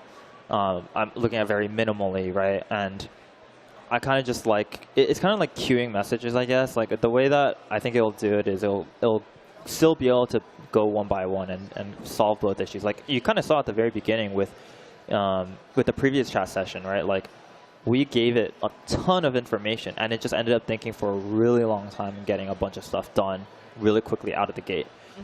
And that's maybe not what everyone likes doing. Maybe some people's workflow prefers that phase by phase, like section by section. Maybe it goes file by file. You can review each file, and I think it's just a preference thing. Yeah, totally makes sense. Yeah, preference and like context, what you're working on. Yeah, exactly. Yeah. And yeah, like here we cleared all our context. So what it would have ended up doing is like it's going through and like searching and reading through everything again anyways.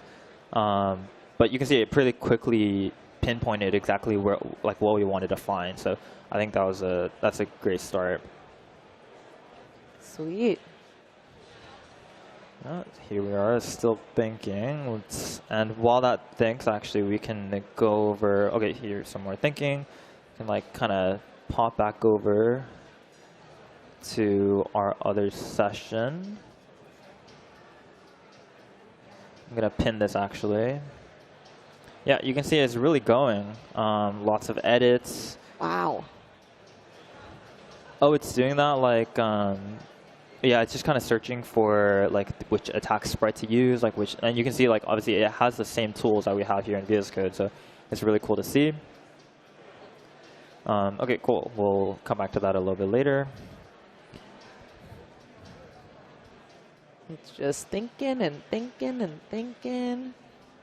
Yeah, and I think one thing is like without thinking tokens, what you'd see here is actually just the tool call, or maybe if you see the tool call, you might like not see anything else for like 10, 15 seconds. So yeah, yeah, I'm really glad we kind of have that in now with Codex. It's also here in GPT-5 publicly, I believe. So yeah, publicly right now, I think GPT-5 responses, GPT-5 Codex responses, Gemini 2.5 Pro has thinking as well.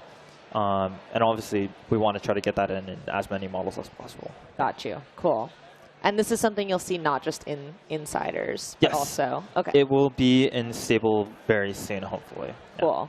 Yeah, and yeah, we'll definitely like call that out in our release notes, like whatever settings or whatever like things you need to toggle to turn that on. Totally.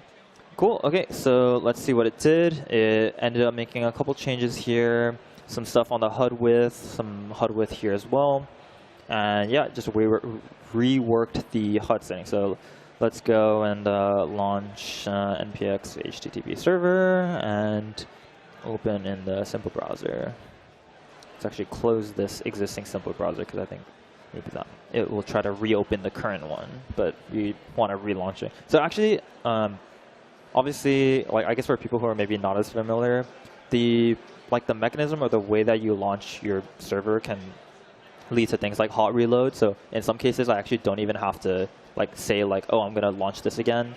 But then in some cases, you do need to actually go and manually reload. So with the simple browser, depending on how you launch it, whether it's like with a live server or maybe you use something else like instead of HTTP server, like I wouldn't have to like say, oh, launch it again. But I'm just doing it here for redundancy's sake. Yeah. Gotcha. Go. Okay, here we go. All right. Now let's see if the HUD is a little bit better. Here we go. Let's try to get an encounter, and we are not getting an. There we go. Oh. Okay, so it is a little bit better. I can now see the monster at least, but it is now blocking. So okay, you can see here it fixed this at least, but you can see actually these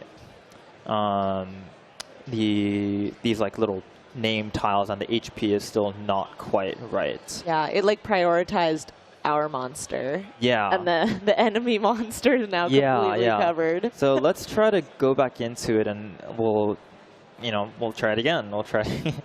So that worked. Okay, wait.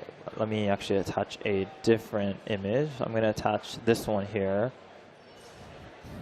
So that worked well for the attacks. But now I can't see the enemy monster. So maybe we can specify, let's make the name and HP bar a little smaller.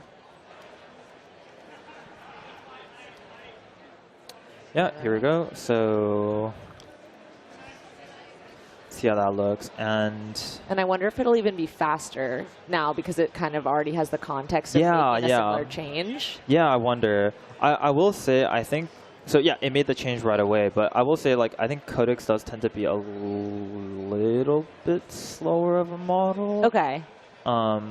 Yeah, just a little bit. I know, like, for example, like GPT-5 Mini would be pretty instant. But yeah, I kind of just wanted to show off Codex and like all the capabilities, and I think it did a really great job, and maybe something that another model wouldn't be able to do exactly the same or would have done a little bit different. Totally. Cool, so let's try this out actually. Here you go with the reload. I don't know if it actually reloaded, so maybe I'll kill it and there we go. Kick it up one more time. Yeah. I'm realizing that it might already have an existing server process. Quick question for you yes. from James. Does Simple Browser have the same resolution and scale? Does it look the same in as the other browser, in other browser? Yeah, so it's something that you can like, I can do this, like I can move it to a new window. So this would be your website page. So it really just depends on your use case. Like you can load a whole website in this. I think it should be fine. You could load like whatever, and it should be fine. I think there are limitations on what you can visit actually. So anything local hosted should be fine, but like HTTP ://google.com or like even like our VS Code website, like I don't think that's something you can open. I think mostly like localhost, like 127 point whatever, that's something you can open. Yeah. Cool. Let's see here. Okay, looks like it was not quite able to fix that. I'm actually gonna launch it again because I killed it.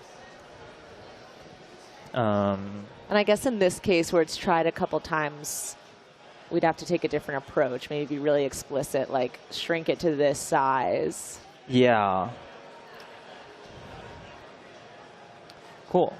So it could also be that I need to stop and restart it because I'm actually unsure if, so in this case, HTTP server, I'm not super familiar with if it will actually do the hot refresh that I talked about earlier. I know something like live server or like that will. So actually, let's just say like let's restart the server to see our changes. This will be the last attempt. If this doesn't work, then yes, we'll go ahead and try a different approach. Perfect. You have one more chance. One last chance. Okay. Let's hit a little awkward. It's okay. I will just kill it myself. Here we go. There we go. Let's just try it here. HTTP server. Oh, sorry, what was I trying here? npx start HTTP server, I believe is the one. Or npx HTTP server. Okay, there we go. So let's actually try it on this. There we go. Last try.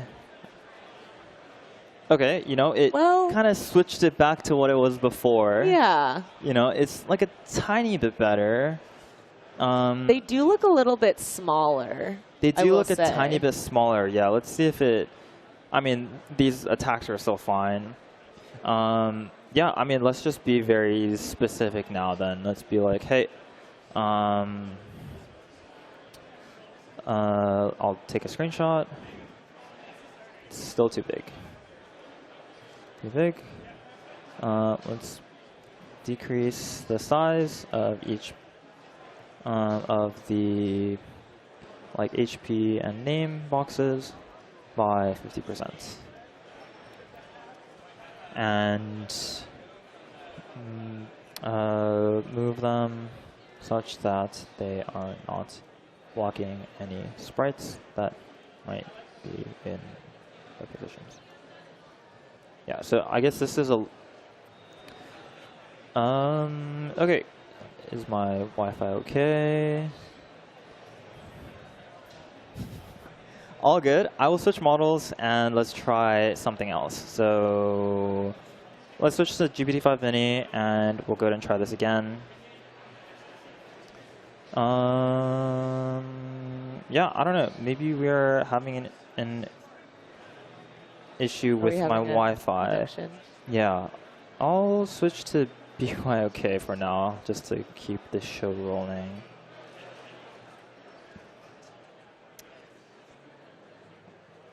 Interesting. Let me take a look at the. Could be the conference Wi-Fi.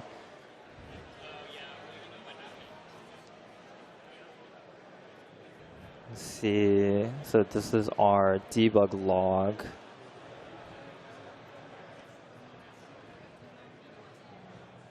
I mean, it has all the context. It's getting everything like this. Not really sure what's happening. All good. Let's just hit try again. Interesting. I think the fact that even BYOK is not working means there's actually an issue with my Wi-Fi. What I can do is I'm actually going to go ahead and commit all of these changes because I think they're pretty good for now. So we'll go through, we'll keep everything, we'll commit, and I'll restore vscode. That is sometimes the best thing to do. Yeah, just turn it off and on again, I say. And, oh, this is not attack animation. This is, what do we call this? Just like some UI fixes. There we go. There we go. I'm going to reload insiders here. I'll just close and reopen. All right, fingers crossed. Okay, it wants to save the. I don't need those actually. There we go. Let's hit it with the restart. All right, I guess I just closed it. Now we'll reopen. Okay, here we go. So we're back here. And we're in.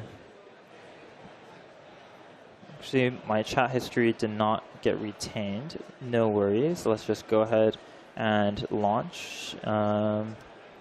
Run this with HTTP server and open in simple browser. Let's see. Okay, looks like we are back. Nice.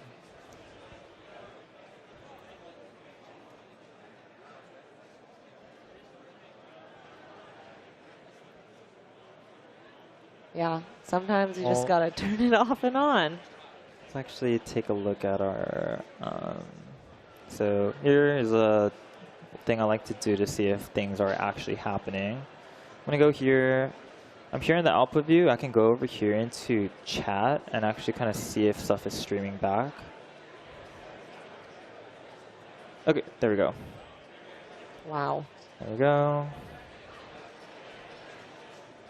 I think I'm here on BYOK. Yeah, I'm here on BYOK. I'm going to switch it back to codecs very shortly.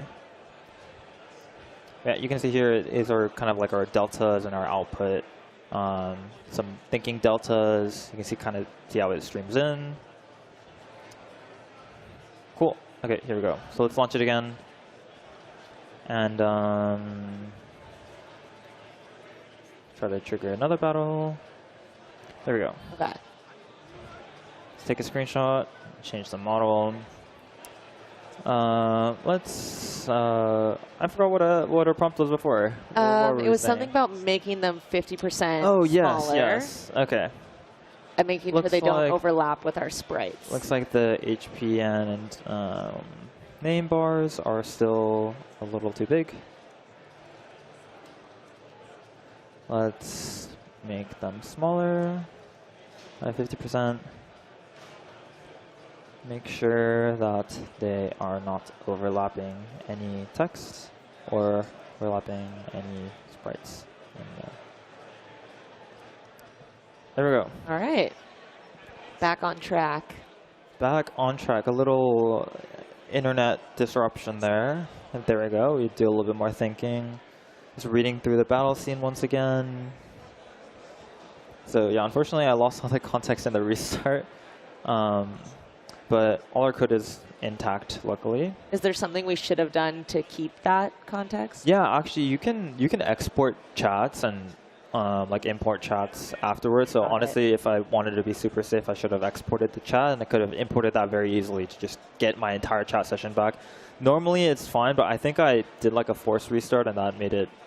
Yeah. Yeah. It dropped it. A little mistake on my part. It's all good.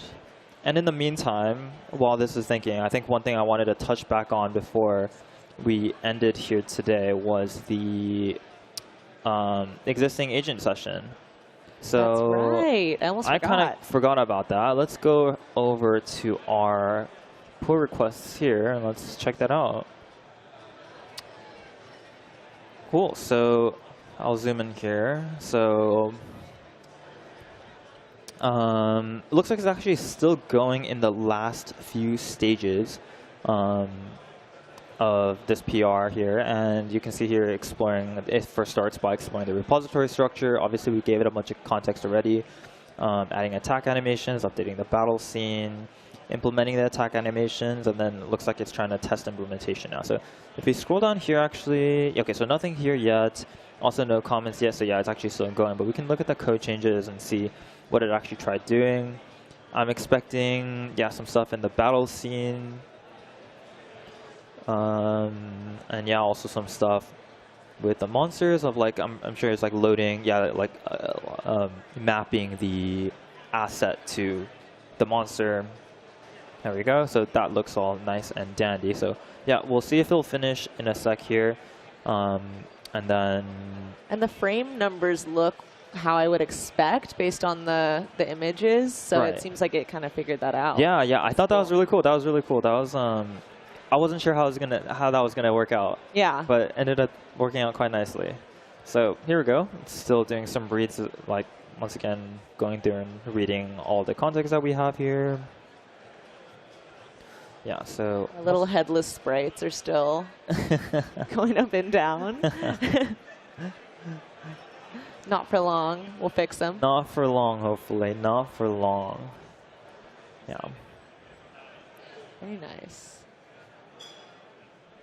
Is this your first, like, game that you've made, or are you playing around with games? No. I've like played around with games in the past. Like I mentioned at the beginning, yeah, I'm not a game developer in any sense. You dabble. I dabble. Yeah. I think back in like my high school days, I made like a couple like games here and there, like Snake, obviously. Yeah. I think classic. I made like a side-scrolling shooter game at one point. Whoa. That I ended up being pretty proud of. It was like a recreation of like a game that I used to play when I was younger, but that was actually all in Java.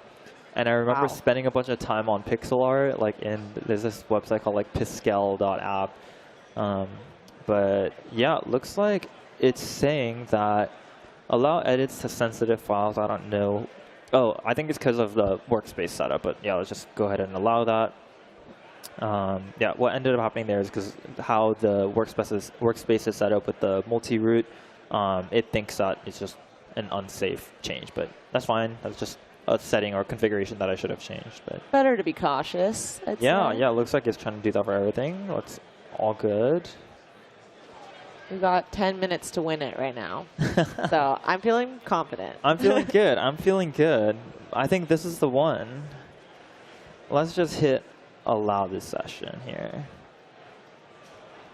What's it changing here? Yeah, it's changing some of the numbers. I think it's trying to do a little bit of a better calculation. Yeah, I'm hoping that like the screenshots are enough, but obviously this is maybe our third attempt at this, and yeah, worst case we can go in and change it ourselves at a later point. But yeah. Totally, yeah. Yeah, it's fun to let Copilot take the wheel in a stream like this, but in reality, you can always go like you are still the developer. Yeah, exactly, exactly. Go.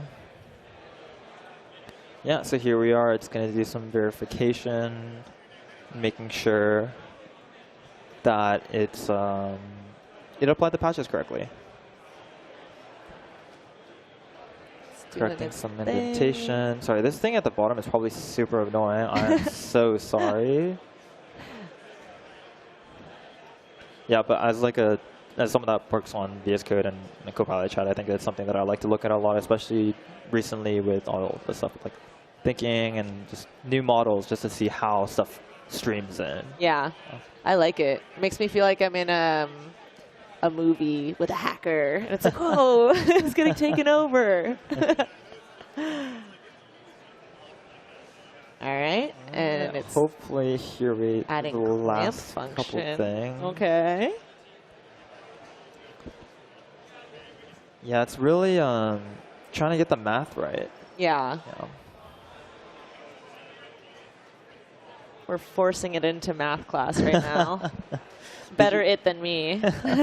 Did you like math in I school? did, actually. I really liked math, but I haven't, like, in college, I didn't have to do a ton of math classes, Okay. so it was mainly my youth career, I would say. But I used to be Right. in mathletes, so Respect. did some competitions back in the day. How about you? I mean, obviously I did CS, so there's a Yeah. good amount of math in that. Some But good you know, overlap. these days I've been delegating a lot of that to Copilot. I think I do like a little bit of like UX and like UI work these days in VS Code. So Yeah. sometimes there's like some math involved, like viewports or like making sure things just look right. So I mean, Copilot actually does a really good job with that. So Yeah, you can't totally give it up, but yeah, you can yeah. delegate. Yeah, exactly. So here we are. We're doing some finalization. And let us... Moment of truth. Moment of truth. Maybe I should tell it to, just for redundancy, let's just restart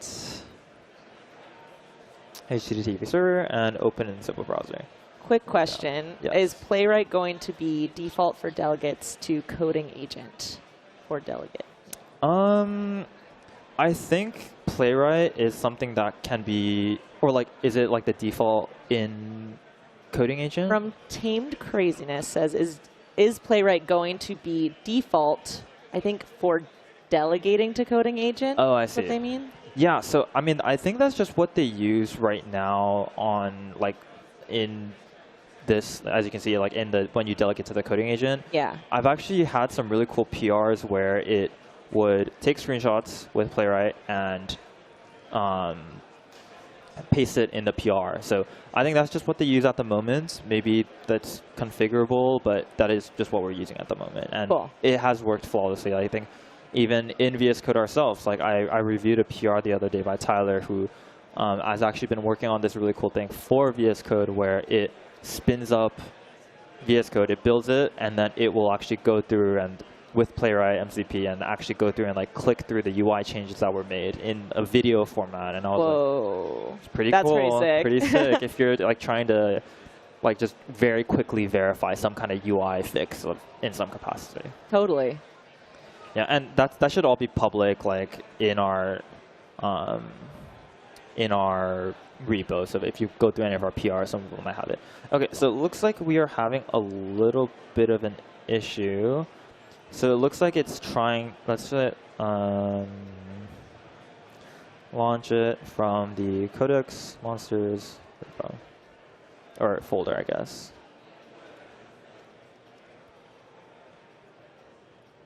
Yeah, I think it tried launching it from like this multi-root.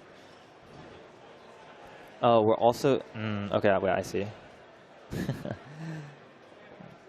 here we go. What's happening? So we made a bunch of changes. So we actually now get all our context back. Oh. Oh. Fantastic. Sweet. So actually what had happened was I was in an empty workspace just with all the files open. Oh. Yeah. So yeah, run npx HTTP server and open in the simple browser. I'm really pushing simple browser propaganda because it's something that I worked on. I think it's pretty cool, or at least like the add element to chat part. Totally. But I think it's pretty cool, and yeah, give it a shot. It can be like if you notice any bugs, any issues, you have any like feature requests, definitely like let me know. Where can they let you know? On GitHub, you can file an issue. It'll get assigned to me. We can engage on that, and yeah. Perfect. There we go. We'll open this untrusted website. Moment of truth. Moment of truth. So we're gonna be here in battle. Let's. You know what? It didn't quite do it, but you know this was like a pretty good point that we ended up getting to. Maybe we should have hopped in with the math. I think we confused it too much. Yeah, I mean we can like take a look at it ourselves and just be like, hey, maybe there's something we can change. But yeah, maybe what we can actually do is hop over to that agent mode session. I was going to say, we had two things happening at once. Exactly. So looks like it already made the changes. So in the last 30 minutes, it has been thinking, and it probably wants to verify some stuff. So yeah, you can see right here, it's just doing a bunch of playwright screenshots, and maybe that's something we can see at the very end. All this is public. So if we don't get to it in the next 5 minutes, I think that's okay. But let's actually check out the branch and yeah, just like see how that ended up looking. Yeah, I think because it's not done, I actually can't check it out yet. But I will do it a little jankily by doing this. And oh, there we go. Perfect. We don't have to be too janky. Let us keep our let's stash our changes for now. So let's check out this new branch. Stash message, some attempts at fixing battle UI. There we go. You can see at the bottom here it's fetching, finding any conflicts. There shouldn't be any actually. I don't remember what this was. All good. We actually don't need that, but cool. Here we go. So we checked out the branch, and we can now look at the changes right now. So let's look at that. We can go through, and like this is just kind of showing off the preview, the review process of if you were to review a Copilot pull request. Here I am accepting a couple things, like shows you the diffs. I can like go through and like check stuff off and be like, hey, that's pretty good, and you can like comment on it. But yeah, what I really want to just see is I just kind of want to launch the simple browser and see what it looks like. See if the attack animation has worked. Okay, I think I did not restart it, so we will go and restart it once again. Just one more time. Just one more time. We promise. Yes, this will be the last time.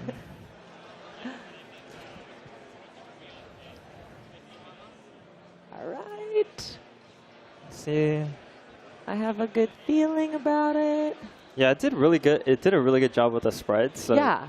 Honestly, that's its bread and butter. That was its bread and butter. Yeah, doing the math with like, I'm trying to think like what it was trying to do, like some stuff with like the binary. Yeah. I saw like uint8, like uint32 array. I was like, oh, okay. I mean, you do you. I felt bad for it. I was like, I would have struggled. I think I would have been a struggle as well. Here we go. Okay. So doesn't look like it worked perfectly, but that's okay. Part of the process, and yeah, maybe I can continue iterating on that another time and kind of just see if we can get both like the UI changes fixed and the animation. But it's a learning journey. It is a learning journey. I think it did a pretty good job. And I think especially like right out of the gate, just the way that it structured the whole project, the initial animation use, I'm pretty happy with it. We definitely have some more iterating to do, but unfortunately, we are out of time for iterating because we have one more session after this in 15 minutes with Pierce as our vibe coder and James as our MC. I don't know exactly what they're going to build, but I think it's going to be pretty fun. You'll be able to check out this project and all of the other ones after the stream, and the video will also be available at that time. But for now, I think it's time for us to say goodbye. We'll take a quick 15 minutes, and then you'll see us back here coding up some more stuff. Yeah, thanks for tuning in. Bye.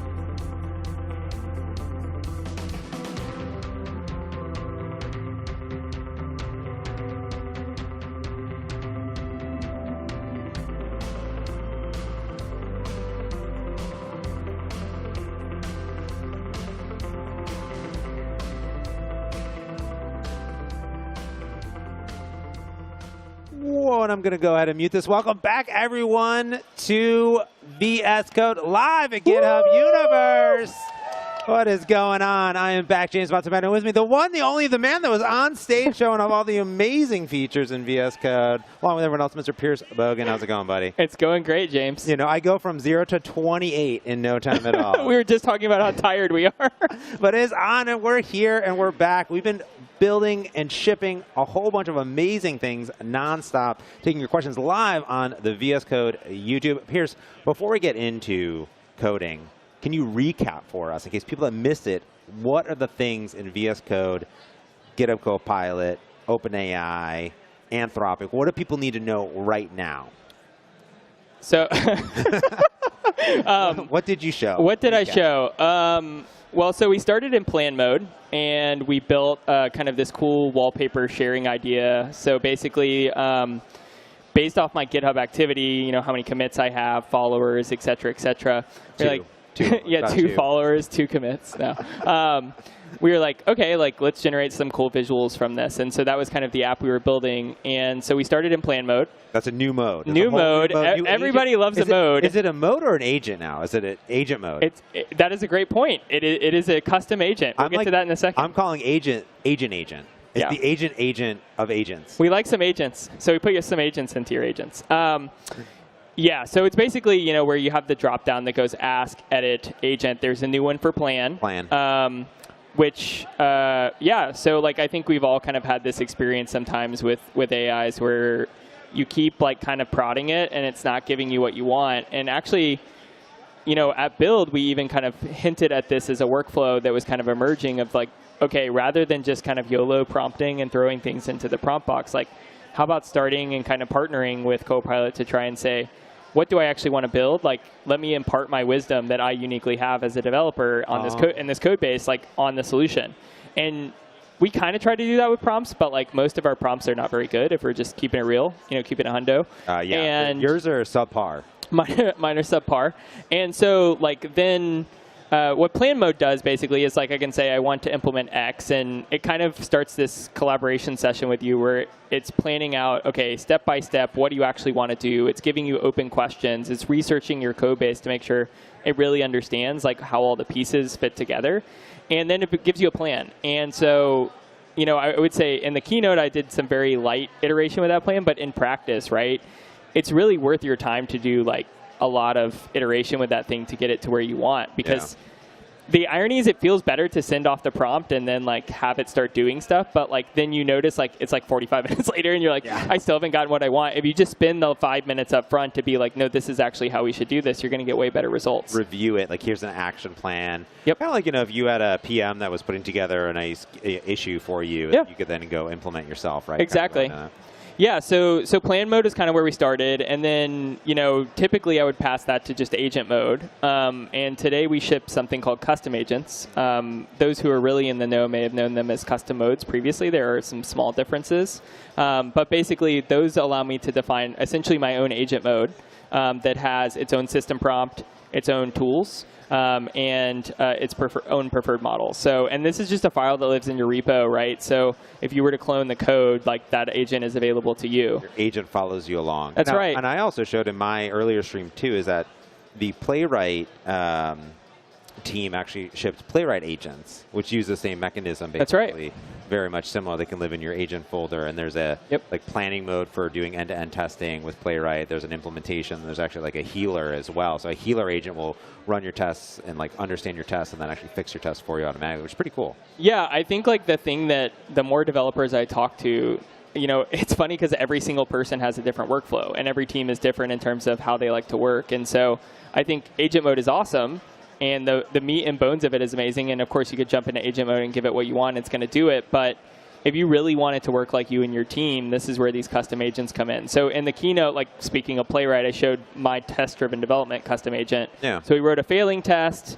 then Copilot implements the feature, and then it actually ran all the tests with the Playwright MCP to make sure it actually passed. That's cool. And it used, I actually did a little inside scoop for people who were watching the keynote. I didn't really talk to this, but if you look at my tools at the top of that file, there's a run subagent tool that I selected. And that's pretty cool because what that actually does is I say, do all the different stages essentially in their own context. So imagine if my agent mode can spin like these subagents out. Oh, yeah. And the cool thing about that is like if you put everything in the main thread, like the good and bad is that you have all that history in that thread and you can get a lot of context pollution. The nice thing about these subagents is like, okay, so I say write the failing test. It does all that in its own thing, and then it just goes back to the main thread and says, here's the test, right? You don't get all the logic that happens there. Same thing with implementing it, same thing with running the test. And this is great because then if you actually go into like the logs that we have for Copilot and you inspect the request, you're not going to see like crazy prompt token usage, right? Okay. And so you're going to get higher quality responses from that flow as well. And so that was another cool kind of custom agents thing that we showed off. I'm also noticing, like I've been watching a lot of people vibing. Yeah. And I'm noticing like multiple things happening at the same time. Yep. Like even Josh was on earlier and was spinning up simulators, but it seemed like they were both happening at the same time. Is that because like they're running in sub-agent tasks in parallel? So we don't do parallelism for that today, but the iOS simulator in particular, you can launch like multi. Oh. So, but that's like a next step for us is like, okay, if something is not dependent on something else, then kick it off. Now, in practice, that is kind of a tricky thing, right? Because it's like, in my case of my TDD thing, it kind of does need to be sequential is the whole point. But like there are some workflows where it's like, okay, you can go do X and like just, it's kind of like a async await pattern, right? Just bring it back to me on the main thread when you're ready. But anyway, so yeah, custom agents was the second one. So we planned a feature, we built it out with our custom agent, and then we showed kind of a new way that you can work in Copilot inside of VS Code. So we showed a brand new view, like our first like big like new view we've introduced in VS Code in a long time. I think like all of us have been partnering with like agent mode for a year now and using agents inside of VS Code, and it's kind of become obvious to us that that little side panel, while good for kind of very quick interactive kind of mode, is not made like if I'm really leaning into the workflow of agents, especially multi-agents, that's a flow that is really hard to make scale in that view. And so we're like, okay, well, as a developer, what do I actually need in VS Code to be successful with these things? And so we introduced this thing called Agent Sessions view. And basically, it's like your home for all of your agents, whether they're local or remote from Copilot or third parties. So for Copilot, like you can see all the local chats there, like the ones that we have in agent mode in that sidebar typically. You can see all of your Copilot coding agent tasks, so the background tasks all show up there. So you can kick off, monitor, review all those tasks from there. And then new is actually the Copilot CLI. So you can use the Copilot CLI from there. And I do often get asked, like, well, what are the situations where I would use like Copilot CLI versus coding agent versus the VS Code agent? And the interesting thing is like all of these have different strengths and weaknesses based off like what they're made for.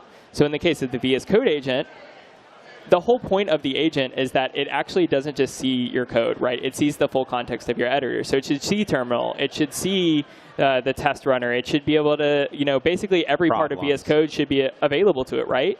And also, you're partnering generally more synchronously with Copilot and VS Code. So like things like speed are more important.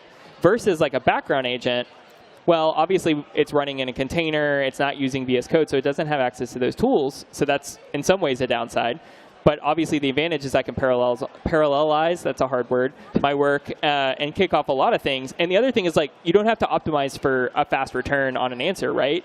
So you can say, like, you can really, like, be like, if you need to work for 45 minutes to solve this problem, is it really that big a difference from 35 minutes? Like, obviously, it's better if it's faster, but really, you're optimizing for output quality most, right? And so for the CLI, it's kind of like, okay, it's a local partnership experience, but you don't have the full context of the editor, and there's situations where that may be preferable. So makes sense. Yeah, however you want to work, you can partner with Copilot. Yeah, what I've noticed is, so inherently there's a bunch of, agent sessions happening on the left-hand side. Yep. And I see all the agent sessions that are there. Now, the CLI just shows everything. Like, actually, I think like it's everything that's there. What I've been actually using just today after this morning was working on other projects. Yep. Like my main project is in VS Code, and I'm using a bunch of stuff. And then I have another project that I'm just doing CLI stuff in the background. But then I can like monitor it from like VS Code and basically see what's going on, like open it and chat with it. But I'm also not a CLI guy, as you know. And I was talking to Katie. So like, but you can also just like work with the CLI inside of VS Code. Well, so that's the interesting thing. Like, even if you say, I don't want to use the VS Code agent and I do prefer a CLI, the interesting thing is like, not just from us, but just in the space, like all of the people who have started building CLIs, you realize very quickly, okay, I did something with the CLI. Now I need to go somewhere to look at the code and run the code. And you're like, now I need VS Code, basically, right? So like everybody has kind of converged on this pattern of like maybe starting with a CLI, but then they eventually build a VS Code experience, right? Because it's natural. So if you want to use a more CLI-centric experience, but you want to stay in VS Code, that's kind of our way of doing that for Copilot. So yeah, we have all the kind of Copilot thing, and you don't have to use them all, right? Like it's like choose your own adventure. Well, it makes you happy. Yeah, I mean that's always been VS Code, right? Like happy code. It's exactly. It's an empty thing. You go get your themes, you go get your extensions, and there's pros and cons to the fact that it's very bare bones. But I like that about the AI stuff. Is like whatever you want, you can do. So then, like another really cool thing that we showed off in one of the earlier demos, not really in mine, I had like a brief call out to it, was increasingly like when I talk to people, they're exploring mini agents, not just those from the GitHub Copilot team, right? Yeah. And especially like on large teams where, you often have like maybe your IT department saying, you need to use X thing, right?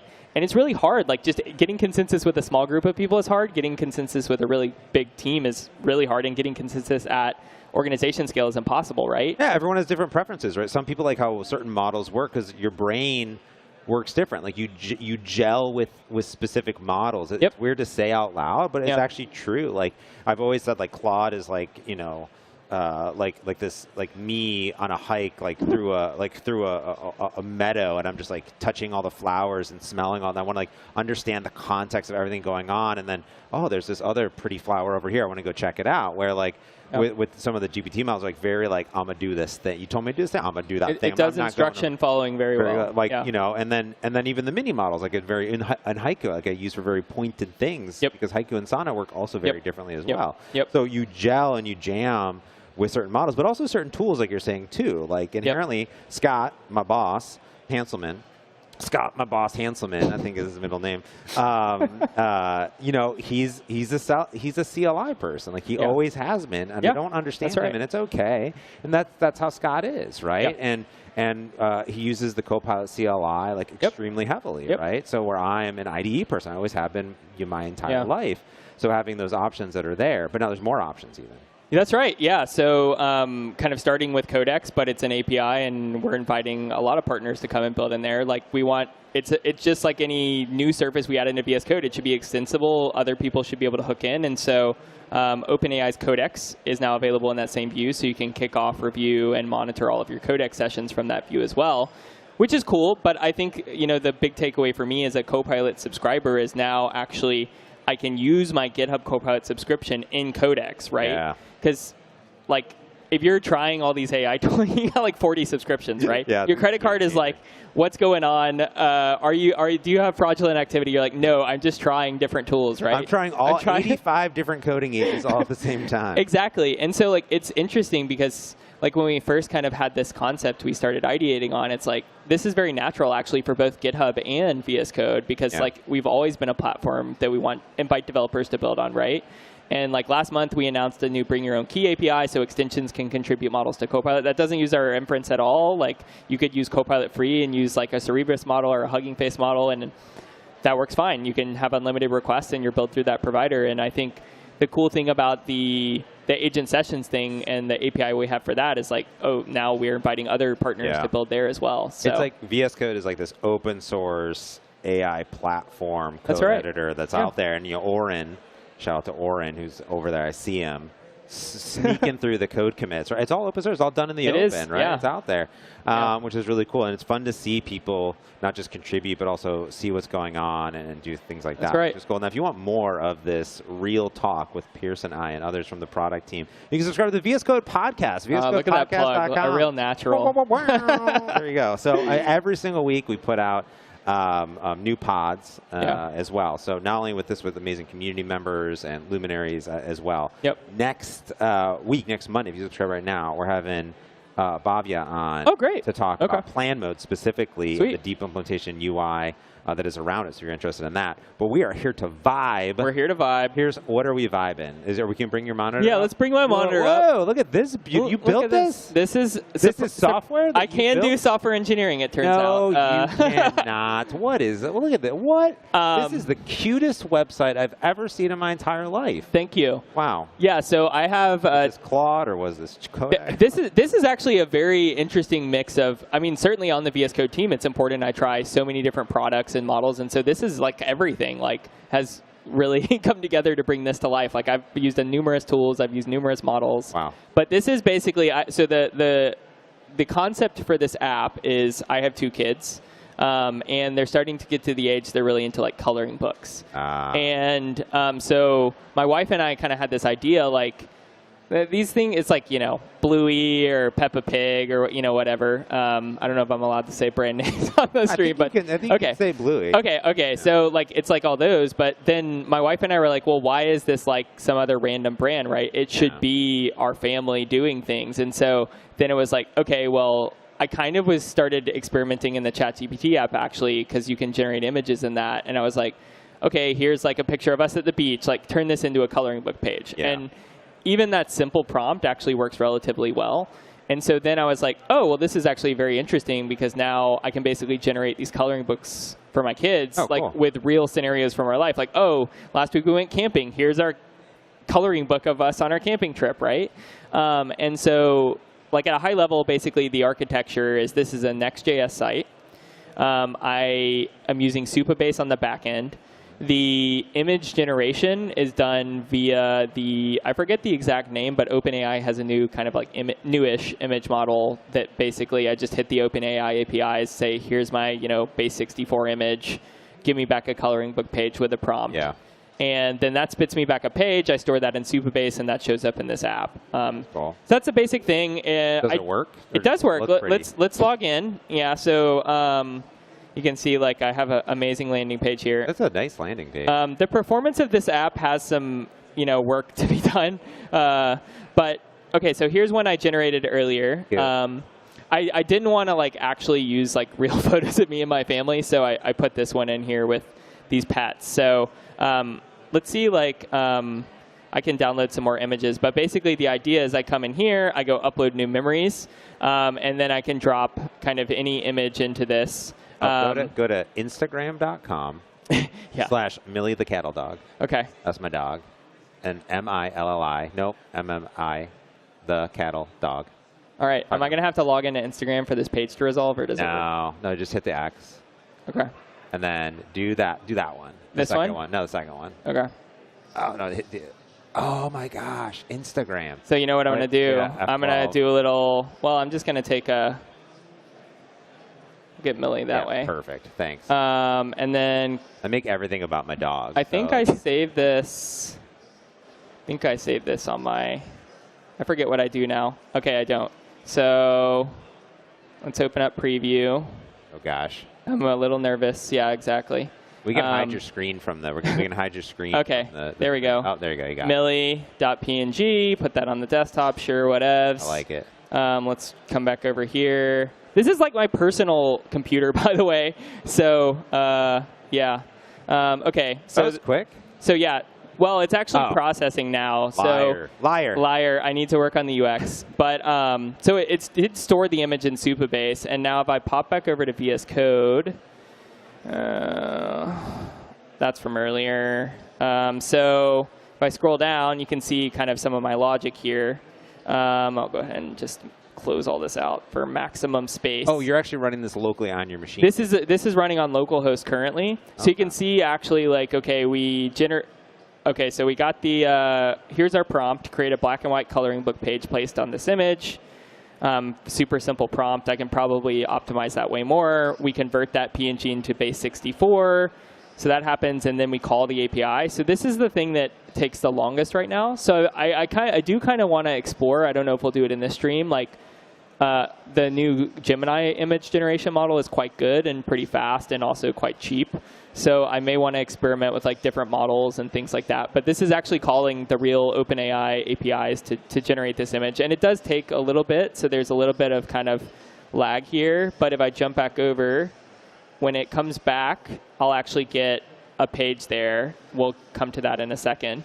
And then if I click on one of these, I can actually, so I could remix it, which is basically regenerate, because I created that because sometimes I was getting like weird coloring book pages, like it wasn't doing an amazing job, and so I was like, just regenerate basically. Download is obviously download it.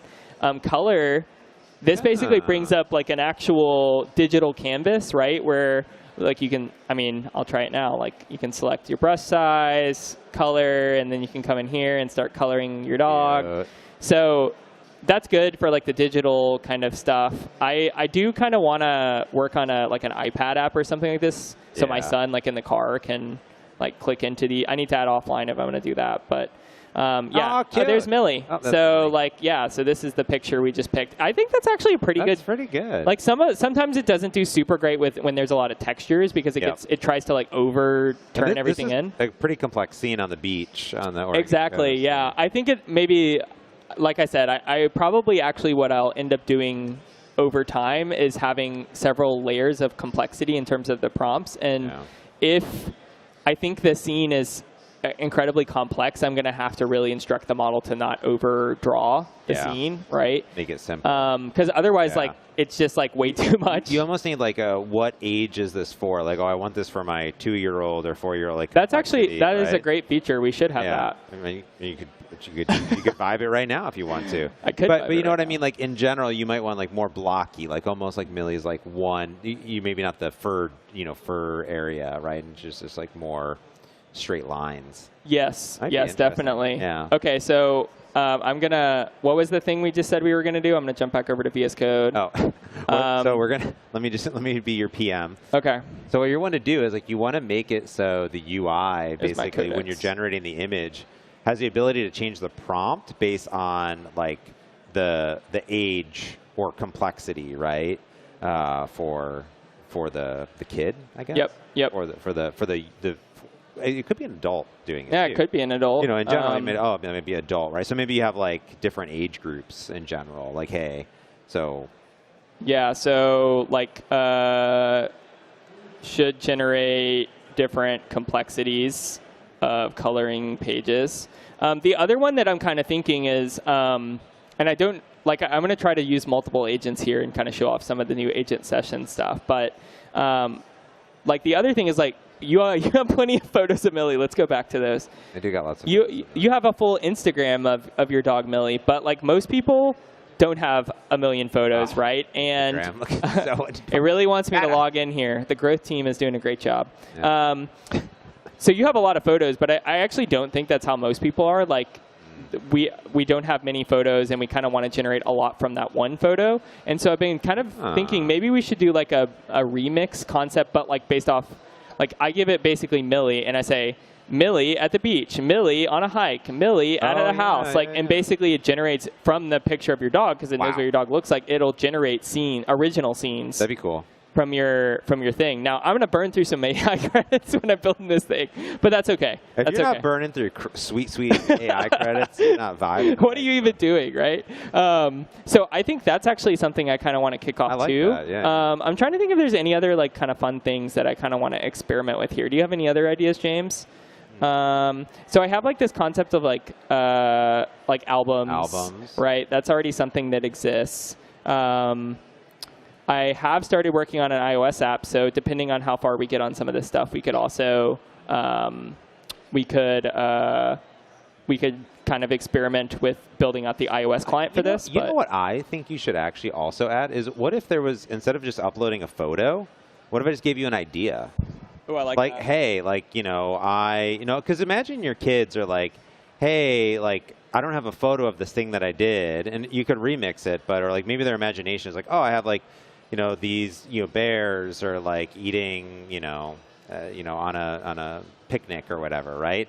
But it turns that prompt into an actual photo. Like your kids have an idea, like what they want, like something something mystical, like a dragon flying over I like the Oregon coast.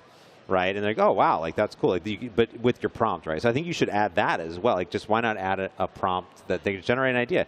Not everyone has photos.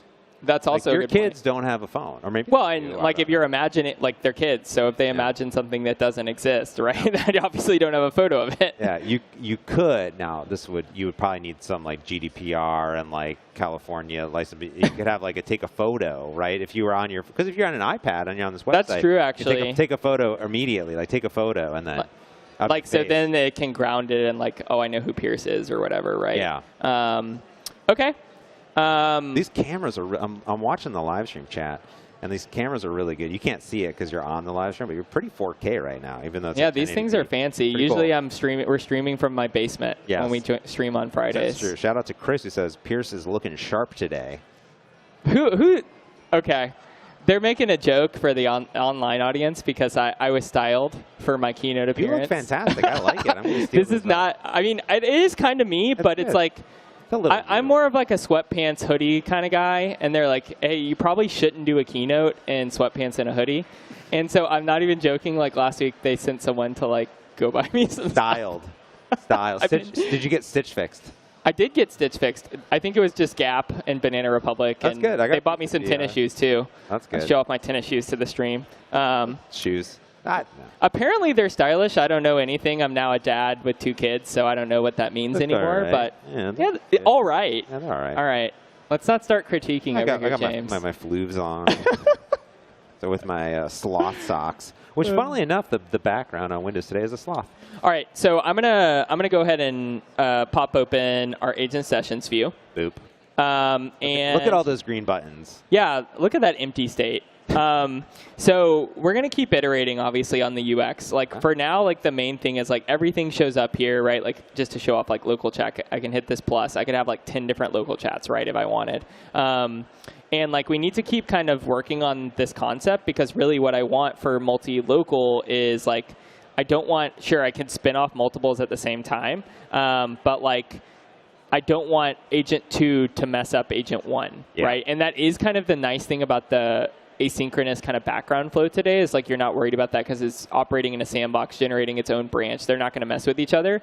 For local, like if I was to create like 5 different local chats here, there is the possibility that they step on each other, right? Yeah. And so we added something called Git work trees a couple of releases ago to VS Code. It's built into like the SCM view over here, so you can actually come in here, repositories, click on this, work trees, and I can create a work tree. And basically that's like it's like a branch, but it lives in a different folder. And so then basically you can point, what we want to do is come back over here. You can imagine like basically I could point to a particular work tree from this chat. So you could say like chat 1 is this work tree, chat 2 is this. So you kind of do the same flow as the remote one, but locally, right? Yeah, basically go create a bunch of branches locally, and without work trees, or checking out one branch at a time, you can basically have like you could have infinite number of branches, exactly. Yeah. And then like there's other kind of downstream things we need to think about to really make that a great experience. Like if we were to do that, then you're like, okay, well now I have way more branches. Like, okay, I'm gonna have more merge conflicts, right? And so we started exploring like, well, how do we make merge conflicts better and managing all that in VS Code? And then you're reviewing more code. Like how do you also like make that an awesome experience, right? And so there's like you solve the initial problem, but then you need to think kind of downstream from that. What actually else do we need to do as a team? So that's kind of like what's next on the local experience here. I'll come back to some of these the Codex one in a minute, but let's go ahead and start a cloud agent session. Okay. So I closed the file, of course, but I'm gonna open my index or ideas.md, and I want to kind of give the coding agent like a more complex one. Like this one, I think I'm gonna do locally. So we'll do this one local. Just do it this way, local. And then I think this one I can do local too. This one I can do local, but I might just kick off because I already have 2 other local ones. And then this one I'm actually going to kick off as a remote one. Are you going to work with it and like, are you just going to give it just that 2 lines of code? No. I'm going to show you my exact workflow here in a minute. So approved. Pierce workflow. Yeah, and so like I guess people will say, well, how do you decide what's local and what's remote? Yeah, Pierce, how do you decide what's local and what's remote? Admittedly, I don't have like an amazing, like there's not like a flow chart in my head. There probably is if I was to really codify it. But I think for me, it's like, it depends. So like with the coding agent, which we're about to kick off, it's kind of like, I have two different flows. One is like, I think this is a well-scoped task, and I don't need the supervision that I might want in a local agent session. Like, I don't need to be closely watching this to make sure it doesn't go off the rails. So that's like one scenario. But I would say the one that I actually have much more commonly is like, I need to go do something. It's not that I want the coding agent to land 100% one-shot this implementation. Of course, that would be great. It's more like, give me 80, 90% of the way there. I'll pull down the changes after. And then the local iteration loop is much smaller, right? Yeah. So like, even if it's not giving me everything I want, I just saved a ton of time, right? Yeah. And so I would actually say that's much more of my flow with remote agents is like, I generally am very trusting. I mean, worst case, commits are free. Branches are free. I'm like, worst case, it's just creating a branch, and I will just ignore said branch if I don't like it, and I'll kick off another one, right? And so that's kind of my flow is actually, I do default a lot of the time to just kicking off a background task first, then bringing that back into the local agent and doing the last mile work, or in the editor, right? Either one. How I decide is based on time of day. So if I'm in bed and I have an idea at 11 p.m., if I'm still awake at 11 p.m., which is usually not, it's usually like more like 8:45. So if I'm still awake at 8:45 and I have an idea, I just open the GitHub mobile app and then I fire off. I fire off an idea and I say I'll wake up to this PR. That's like my way of working. Or if it's the end of the day, close laptops at 5 p.m. I'm a 7:30 to 5 p.m. type of guy. Yeah. So I kind of do that too, where I'm like, it's like the end of the day. Okay, I have this idea, fire it off. Or like I'm almost done. Commit it and then like get it off and going. Yeah. So you're planning? You're planning. Yeah. Look at this guy, planning it out. Wow. So this is where, like I was saying, I do think it's worth it. Even if I'm going to pass this to the remote Copilot, I always get tripped up. I will say in the keynote, agent. Cloud, remote, background, asynchronous. There's a lot of words. Background agent, background remote, cloud agent. Yeah, exactly. So this is where like I will actually do some kind of local iteration first, just to make sure I'm happy with kind of the general approach. So I'm just kind of saying like, okay, I want to build a feature. Like, what is my goal? I usually start my prompt with that. So I want to build a feature that allows you to generate multiple coloring book pages with different prompts from one photo. For example, if the user uploads a photo, you could generate a coloring book page of them like we do today, another one camping, another one a music park, etc. So then another good kind of prompting technique is to say, here's an example, right? So the less the model has to fill in the gaps on, it's not that it's necessarily bad at filling the gaps on, but say there's 10 things that it needs to fill the gaps on. Even if it gets 90% success rate, 90% times 90% times 90% times 90%, suddenly your success rate of getting exactly what I want as the person kicking this off goes down. So the more specification we can give it before it starts, the less likely that is to happen. Now, I will say there's actually scenarios where I like the variation. Like, it's like, I actually don't even know what I want. And I'm going to purposefully underspecify this prompt because I want to see where the model takes this, right? And so that sometimes I will actually purposefully underspecify my prompt so that I get like more creative approaches to the problem. Because obviously, the more instruction you give it, it's going to do less of the creative stuff, which is good and bad, right? Yeah. Sometimes you want it to just go be that model that goes off through a beautiful meadow that's like coming up with its own ideas. It's exploring the world around you. Now, also when you send this off, are you going to select a specific model? Or are you just going to like kind of do the thing? Like, are you going to go and haiku it? Or are you going to sonnet it? Or are you going to mini it? Like, what's your thought on planning and models specifically? So for planning, are you going to use our internal model? That's yeah. It seems maybe I should probably hide that, but too late. You've gone too far. I mean, I can talk about it. It's just a variation of the Copilot suite model we've been experimenting with. Nice. So we have different variations, and we want to see obviously which is the best, and so that's all that's happening there with our internal users. But but like in planning, like is a Codex model like worth using? I think if you're gonna say I want to use a more premium model for an experience, this is the time.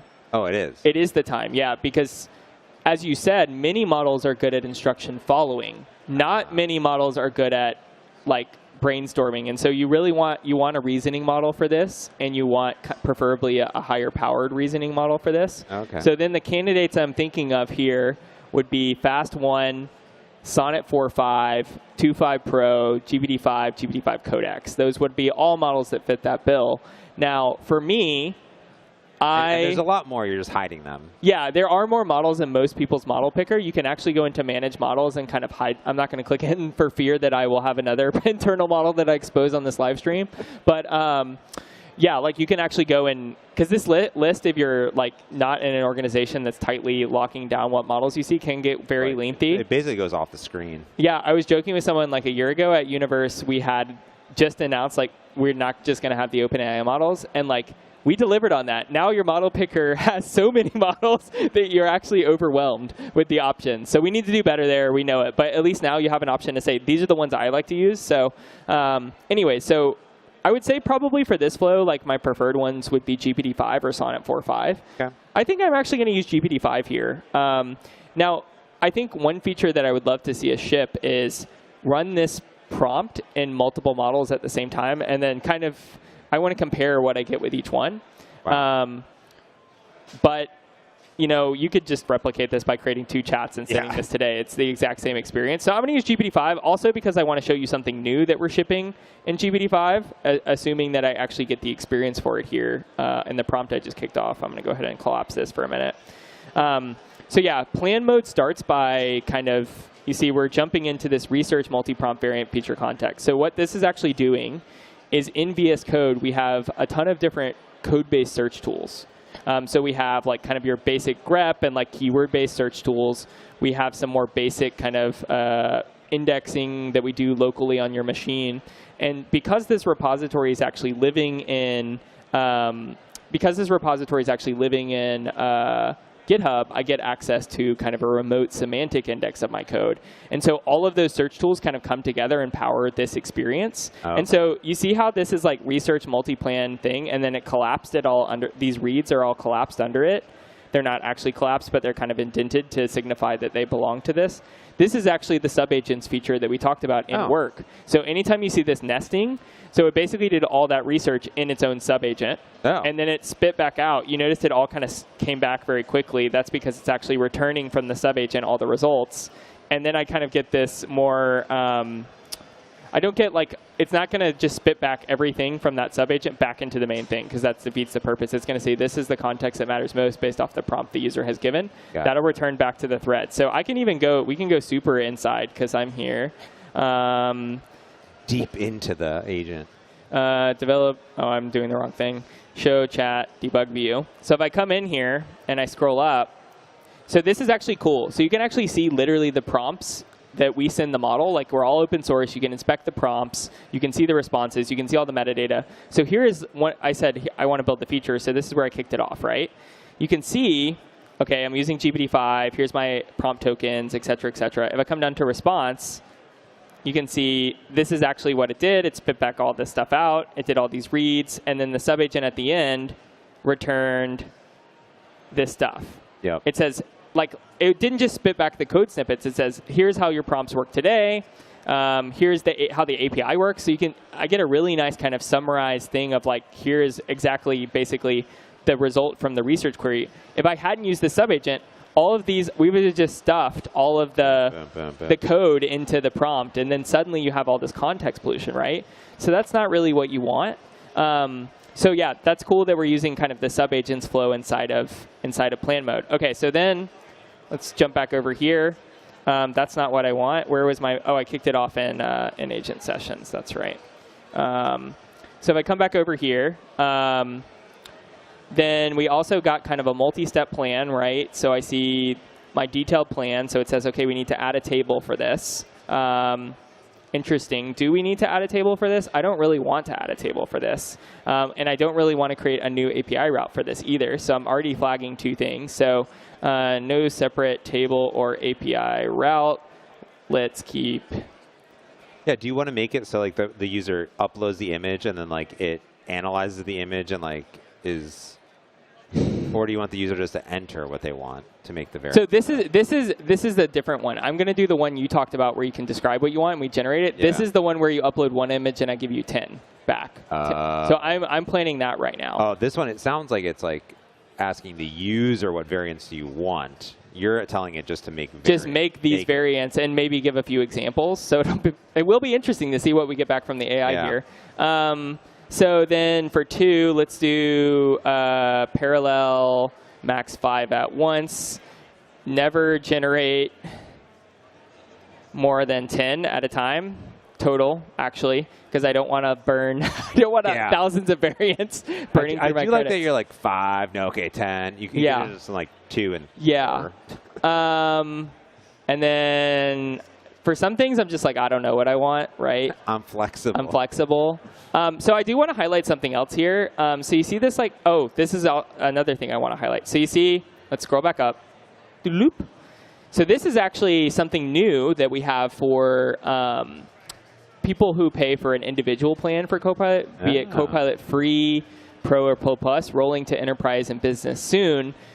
You now actually get, we changed kind of some of the implementation details for how you interact with the model in VS Code. And actually for GPT-5 and GPT-5 Mini, you'll get this kind of thinking experience here. So this, if you've ever gotten the like working ... like, and you're like, why is it taking so long? We actually do have thinking enabled for all models that support it inside of Copilot, but you just never saw what the model was actually returning there. And so we showed that for Codex when we first launched support for GPT-5 Codex, but now for individual plans, you can actually see this for GPT-5 and GPT-5 Mini as well. So you can see, based off what I said, this is what it thought, like basically what I need to do. And so then that's supposed to kind of improve the results we get back from the model. So now we get a new plan. I like that it updates the table. No new table. Never give me a new table. I never want. So we're going to extend our route to accept prompts or a single remix prompt. That sounds pretty good to me. That's going to return something. Yeah. Then add some optional comment.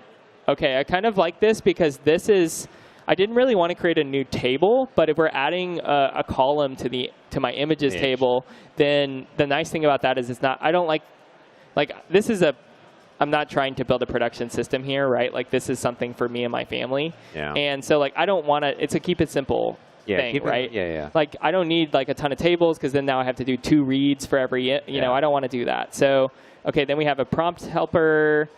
We're going to add, the other nice thing is if we have that column, then we can actually show this variance expandable panel. And so, I'm actually not even going to respond to the rest of these questions. And I'm going to say open an editor. And so that was cool, like those little buttons I had. Those are called handoffs. And so we have 2 for plan mode. One is start implementation, which just switches to agent and says, you know, basically start working. Yeah. Another is save plan. So you can see here, I saved it to the editor, which I like because it's not even like just like it's in VS Code right here now and it's more viewable.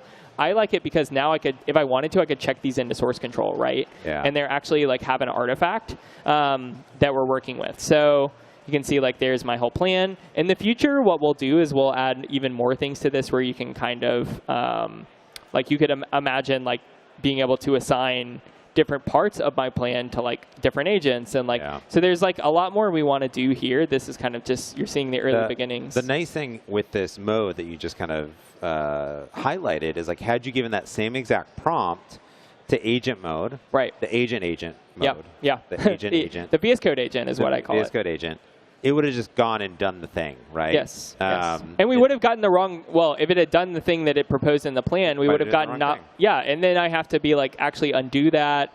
And that's a whole other debate. Like when you get down that kind of iteration path, sometimes it feels like wrong to start over, but I actually feel like it's better to sometimes be like, actually, I don't like that. Yeah. Let's just go back to step 0 and reprompt. Because sometimes when you're doing the like, don't do that, change this, and like, it's just like, sometimes that actually takes longer than just being like, okay, I'm going to take the learning from that run, and then I'm just going to fire off a new prompt, forget everything we just did. Yeah. It's actually faster sometimes. Yeah. A lot of people ask me, like, oh, I have this, I'm working in an existing code base, right? When this is an existing code base, I mean, after the first hour, it's an existing code base. Yep. And then here, for example, like, wow, okay, like we're implementing this feature, like plan it out. Like this is actually showing like not just, okay, we're planning on what we want to do. You're actually planning the code changes and like where things are going to live. Like it's talking about the routes. It's talking about the prompts. It's talking about the files that it's going to create. And you're planning this out. And you're in really control of like what it wants to do. Well, that's the thing. Like I am a developer, right? And like it's very important to me as a developer when I partner with Copilot that I can say, I'm going to apply all the knowledge that I have as a developer, right, to this thing. On the code base. On the code base. Yeah. And there is like a case, like that's kind of the thing when people talk about planning or spec-driven in the context of AI, like there is a lot of different things that people talk about because you have kind of the high level, to your point, like more PRD style of like, this is the feature, this is the app I'm building, here's all the features in it, right? That's like a PRD. That's one thing. And SpecKit is amazing for that, by the way. And then you kind of have the like feature level thing of like, okay, I already have a semi-well-defined thing I want to do, and now I need to go build that. That's kind of what we just did. Yeah. And then we also have, like, within the turn itself, like, how does the agent plan what it's going to do next? That's the to-dos feature we have inside of chat. Yeah. So there's kind of different altitudes to think about planning. Yeah. And sometimes people use the words to talk about the same thing, right? Yeah. And so it gets very confusing. Always. But yeah, this was basically an engineering planning session. We weren't really iterating on the functional requirements, but I could have done that if I wanted to, right? So I'm actually going to just copy pasta, and I'm going to go over back into my agent sessions, and let's go ahead and go back to that cloud agent session. Boom. And I'm just going to go ahead and paste that in. So this is my plan of what I want to do. And maybe actually what I will do is I kind of like the idea of like starting with the prompt as well, like having that in here, which I just hit enter because I didn't do shift. But stop. That's my agent session. Hit up. New one. Throw it away. All right, so there's that. And then where's the problem with running a high zoom like you do on a live stream is like it's not normally the zoom I run. So, okay. It is normally my zoom, by the way. I only zoom at 200%. This is my norm. Everything is ginormous. No, this is a little bit too big. Yeah. But I do walk. My wife walks in and she's like, "What is your VS Code doing right now? Everything is so large." I walk into her office. I'm like, "What are you doing? Your VS Code is so small." Yep. Yep. Exactly. So I'm gonna swap over to main. I didn't realize I was in a branch actually this whole time. Oh, you were in a branch. Yeah, and I want to make sure. Let's see if like my GitHub. Let's install pull requests. I want to see what I want to see is like because this machine I do use my work account and also my non-work account. I want to make sure that like the Git integration is working appropriately, because sometimes I'm swapping between multiple accounts. So you can see here like I'm actually not getting the right GitHub account here. So what I need to do is for my pull request extension, I need to use different auth. So is there a log out? You gotta log out of everything, dude. Dude, I do not want to log out of everything right now. Definitely happening. Yep. That's unfortunate. It is very unfortunate. This is the problem with multi-machine, multi-account. Is this not on your Pierce Bogan account? So this is actually a funny story. So I frequently test with an individual account because sometimes when you like work at a company, right, you get like flag stuff and you're like, this is not actually the lived experience of people because I'm flagged different configurations. Yeah. And so I actually have a personal Copilot subscription I pay for, and that's like what I'm actually trying to use here. But it's confusing then because some of my GitHub activity is on this account, some is on the other account, right? So yeah, actually, you know what? Let's just copy paste. I'm just going to go ahead, since while I deal with that, let's just pass that over to the agent here. And you're doing a local. We're going to do a local one now. Yeah. Do it live. Do it live. Okay. Okay, so here I want to build a feature that does this. There's my plan. Now I could have just, because I'm doing it locally, I could have just referenced that file, right? But I'm not going to do that. So let's go ahead and kick that off. Now, you did keep Sonnet 4.5. You cool with burning that sweet premium? Yeah, so like I think again, like it's one of those things of like, sure, I could pass to like a cheaper model here, but like for me, like it's actually, I would rather use a more powerful model. And I actually think like from a time perspective, if you value your time, like using a more powerful model is generally almost always the right move. So yeah, like, so in this case, like I really like the design taste of Sonnet. That's like, I like GPT-5 because it's very thoughtful and like thinks through things very well, like in terms of planning and things like that.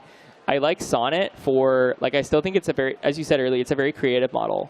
And I think it has good UI taste.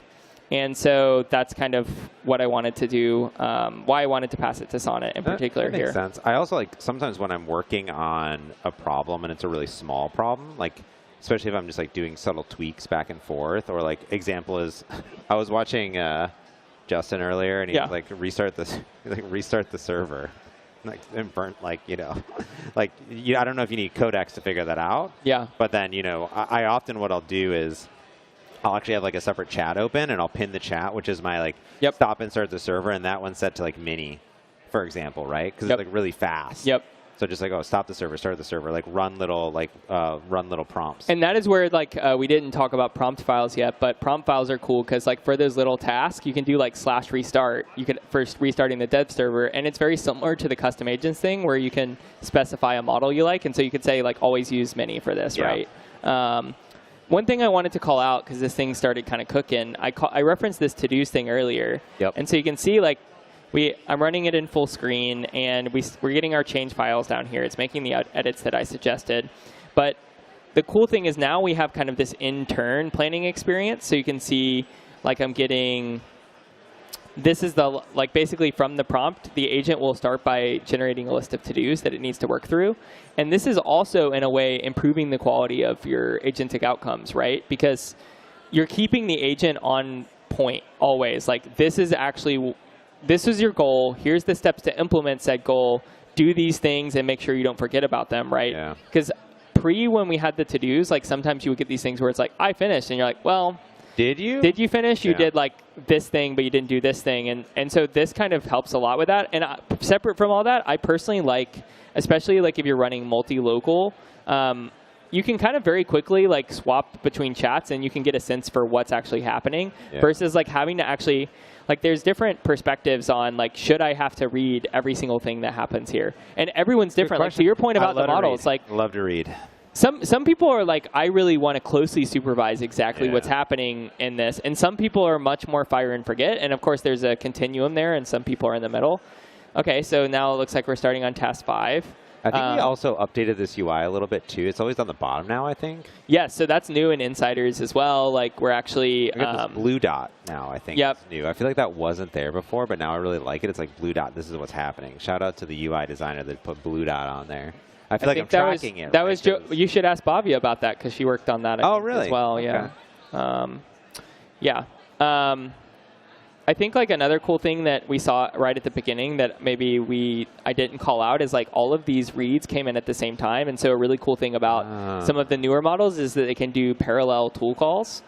So like basically each of these things, like doing a file read is a tool for the agent, and so the cool thing about that is like the agent can basically say, I want you to read all these files. And before that would be like, read file 1, read file 2. This is kind of the parallelism thing of like, actually do all of that. Yeah, do it all at once, yeah. And we have that for edits too. Like we have a multi-edit tool. And so like if Claude or GPT-5 needs to make like an edit, like it can actually do, rather than doing like 5 writes, it could do them in one turn, basically. Also, shout out that it says done now on the to-do list. Oh, yeah. You see it says done? Done. Done. Because before it would just sit there and you're like, oh, is it done? I don't know, right? So I'm pointing out little tweaks. Like sometimes there's like little delightful features. You're like, oh, that's nice. You know what I mean? Yeah. Oh, look at these little emojis. Now, I also will point this out. A lot of people hate that it summarizes at the very end, but it's actually really important for like future prompts that you send off. It has to have that context of what it did. Yeah, exactly. Otherwise, it has to regather that from just examining the history itself, which is inefficient. And also, like, to the point we were saying earlier, like, if you're jumping between many things, like, it's good to, like, be like, this is what I did. OK, so... Does this work? Do you think you can run it? Yeah, we're gonna try. I just kind of want to quickly look at what happened here. I want to see the variants they came up with. So we got camping, amusement park, beach day, space explorer, underwater. So this is like, that was one of the things I underspecified. Like, what are the, I gave 3 examples, but I didn't give 10. And I like that it followed my instruction. Remember, I said don't generate more than 10. Yeah. Here we go. Yeah. So we have a build variant prompt. So let's see what that looks like. So here's like the different kind of things, and that just returns basically that, it looks like, all the variants. Nice. So that's pretty neat. Okay, so then we have some Supabase things we're doing, which I actually forget. It's been a minute since I touched the Supabase code for this. I don't actually remember if I need to manually go into Supabase and update my schema or if it actually happens. We're going to find out together. Could ask. That's a good point. Maybe I will. Yeah, so like maybe. So then like for the schema updates, do I need to manually do this in Supabase, or will it automatically happen? Some people, I think what's fascinating is like, I have this, like, like Claude's always like, you're absolutely right. And I'm always like, just tell it what, just ask it. Just tell it what to do. Just ask it what to do. Yep. Like, we're sitting here and we're like, oh, do we have to? I don't know. Just ask it. I mean, it may know or may not know. Yep. But the nice thing here is you swapped it into ask mode. And one of my new favorite features that the VS Code team implemented is that it keeps the context. And I'm not just saying that because a bunch of the VS Code team is sitting in front of me and I'm trying staring us down. Hype them up. But also just like a nice quality of life feature. Switching modes doesn't change stuff. Okay, so I do need to manually add the columns. So let's do that together. I'm already logged in. So then come back here, dashboard. Supabase is a great tool, and they actually Bogan Labs. You like that? Bogan Labs, y'all. Wow. So when I was like in college, like when I was building mobile apps, I had like a tax ID for Bogan Labs. Oh, wow. Yeah. Oh. So that's like, I don't. It's since been retired because I do not have time for a side project like that. But that's always my go-to, Bogan Labs. I think it's an appropriate term because it's not like I am trying to really ship any of these as real things. So, okay, so let's see. We're going to go into our database. I think it was the images table, if I remember correctly. If I click this, what was the thing I need to do? I feel like there's also a Supabase MCP server that there is an MCP I could have used to do this. And it could just do it for you. Like, underrated. Like, you're about to do manual labor of updating columns. Well, so I guess like I do like the Supabase MCP. It's a really good MCP, but I will say Counterpoint is sometimes for like infrastructure stuff, I do get nervous, right? Yeah. And so for me, where I like to live on that control spectrum is I am very much team let it cook. But like when it comes to my back-end stuff, that's true. It can get a little fuzzy. So sometimes I'm like, I don't want to let it cook in that scenario. Yeah. But that's the cool thing is like if I don't want it to do that, then I just don't add the tools. And if I'm comfortable doing that, then I add the tools, right?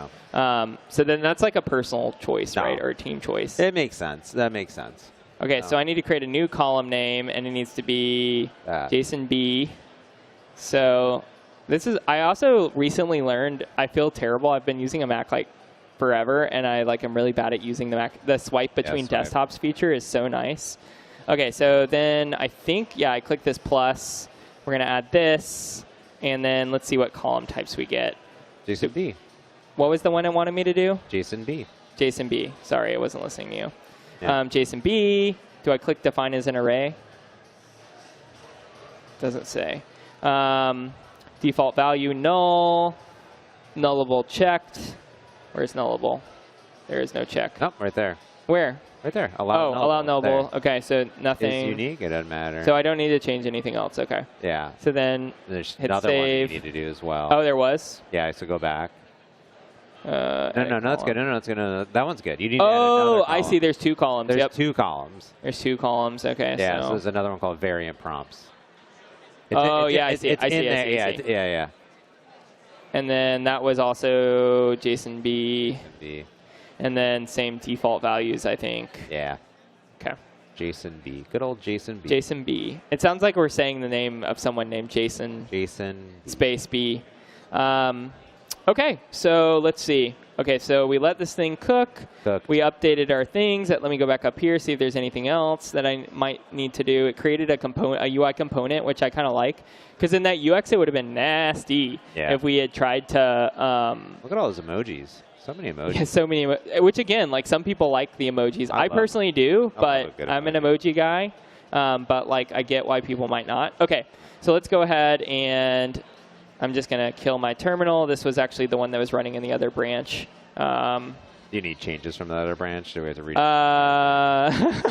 No, it should be fine. I'll solve the merge conflicts at a later date to be determined. So as you're getting that spun up, the Fadi in the chat was asking about context information, and like he often goes into often go into the debug view, like you were showing, to actually see all that. Yep. So they're saying, oh, why isn't that visible? Here's my James take on context, and we were talking about this actually over in the VS Code booth here at Universe, is like almost like context, like fear almost, right? Like you're living in fear of like, am I fixing or filling this context window, or like, how many tokens, like token fear, right? You're kind of like being stressed out by the number of tokens or the context that's there. But I think in some instances, it's like, oh, like, is there, when have you filled the context window up, right? Alerting them, or does it fall off? Or like, when do you decide to use a new chat or not? Yeah, I think it's kind of a complicated question, because I think there's like different, it's very much an emerging thing in terms of the best approach. Like I personally like to try and like keep the context as clean as possible. Like I actually view it as a bad sign when separate from even getting close to the context window, like that's the whole reason we did sub-agents, right? Is because we know that the steerability of agents get worse as you add more context.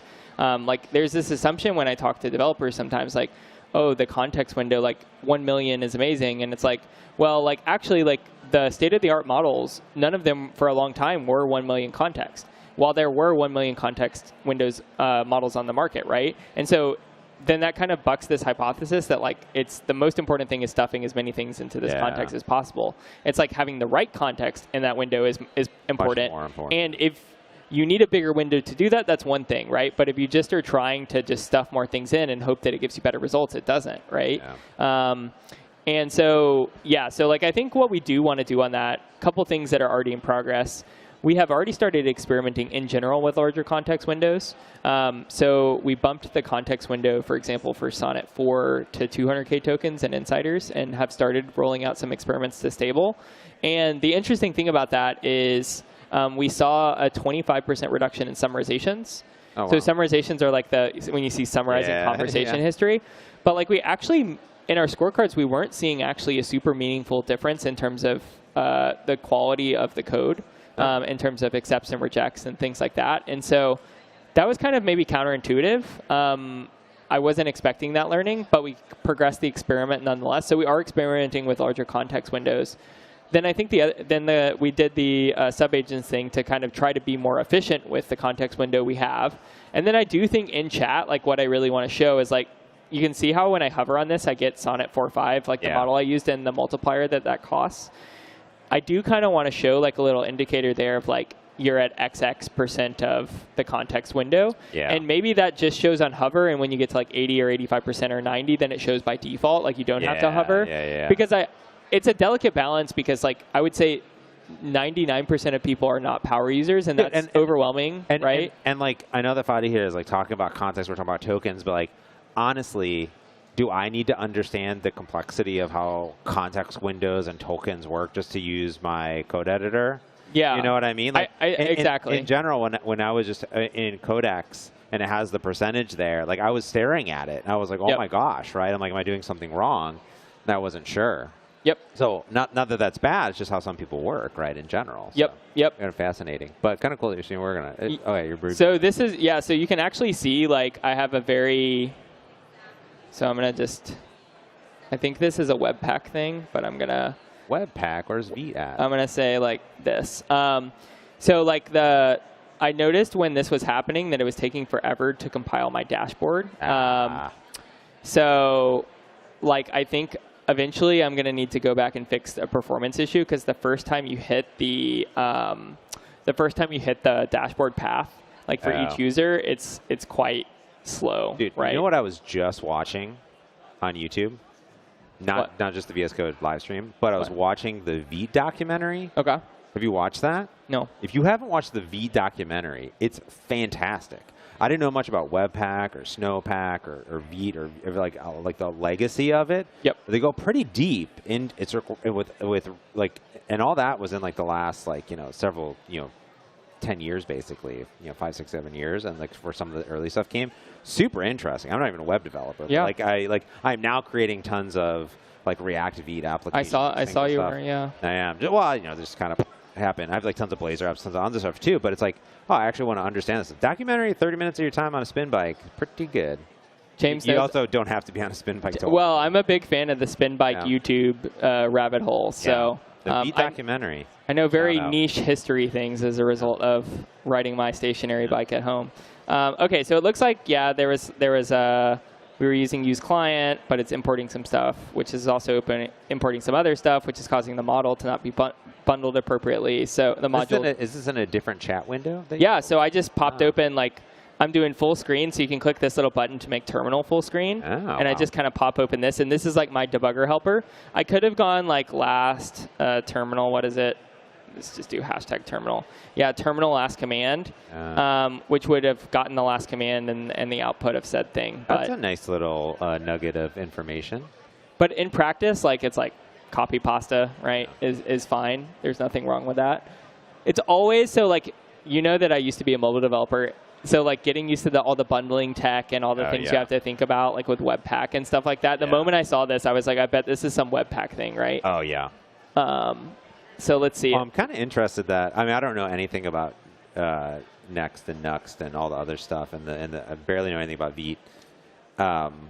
But I'm interested in when you created this project, it just picked Webpack by default instead of doing. I think that was in the default scaffolder way back in the day. Yeah. Because you started this a while ago. This is a legacy application. This is in the AI terms. This is definitely a legacy application. I started this. I took a week off to go to Glacier National Park in July. Oh, beautiful. I was there. I've been there. Yeah, it's beautiful.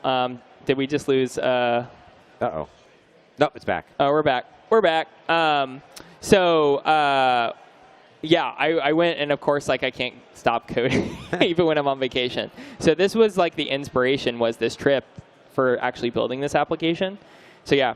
All right, so I think it's still building. Yeah, I think it's just Oh no, it's running. Did it do it? It was running it, but at this point it's a matter of just making sure it actually gets bundled. Yeah. So I'm just gonna pop over. You can see. Watch. Let me swipe back over how long this compile takes right here. Wow. Because I haven't done any optimization work at all for this. Okay, now we're compiled. This is encouraging. Yay! So I think I'm gonna have to sign in. Let's hope that Yep. Wow. So, okay. AI crayons on duty. I love that so much. Now I click dashboard. This is how you do performance. 3 seconds to load a page that's actually relatively simple. Okay, so here's our thing. All right, so let's go back. We're having a lot of buttons. That's something we're going to have to clean up at some point. Every new feature is adding a button. Okay, so I'm kind of curious, actually, though, where I need to go back to the chat I had, the agent chat I had. They told you how to use the feature. I know, and I already closed it. So now, there it is. Okay, so scroll back up. When we do these live streams, I wonder if the first thing we should do is show us your extensions. Yeah. You know what I mean? I'm always curious. Show us your extensions. What do you got? Even before you get in, because everyone's just gonna ask, what theme is that? Show me. Is that Tatooine by Josh Spicer on the team? It probably is. So actually, I can come down here, generate variants. Oh, wait, where are you? Oh, look, it has custom scene. We added that even though we didn't. So now I'm gonna come in. I'm just going to do 3 because I don't know what this is going to do. Oh, so this was on an existing one, and then it created variants off of it. Yeah, so it's a master detail relationship, it seems. I see. Now what happened is, I think I'm picturing, and I'm completing the dots in my head. We added that column, and it's going to add an array, basically a string array of these endpoints. That's right. Of the images that have been generated. And let me pop back over here. I want to see. So you can see we kicked off 4 different requests, right? Now that is parallel. Or 3 different requests. Parallel token usage in action. Yeah. I mean, and to be honest, I never was trying to run this as a business, but I think. Not yet. Not yet. I'm actually leaving the VS Code team to go build this book. No, I'm not. But I do think it's a cool app, and I did look, and it's I think it would be, I could do something 200 images for $10 or something, which is, I don't think is that bad. But I don't know in practice how many I'd actually generate. OK, so we're getting some images back. Looks like we're hitting the Supabase storage container. So I'm actually going to pop that open in a new tab. Cute. Oh, there's Millie at the amusement park. So we are actually getting some different variants back. So then let's go back over. I don't know actually how we're going to render these, because I'm not super excited about the idea of I'm not super excited about the choose theme. I don't like that, and I you can't even read it. Well, and I don't want, like, if the Millie image is going to be right here, like, I don't really want that. That's kind of nasty from a UX perspective, because then if you upload one and you have 40, we're just nesting them all right there. Separate from the performance implications of that, from like, cute. So it is doing what we want.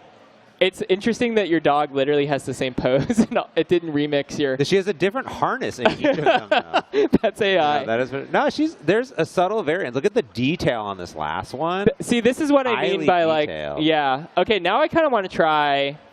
Let's try something else. I want to try. What should we try, Millie? Scene.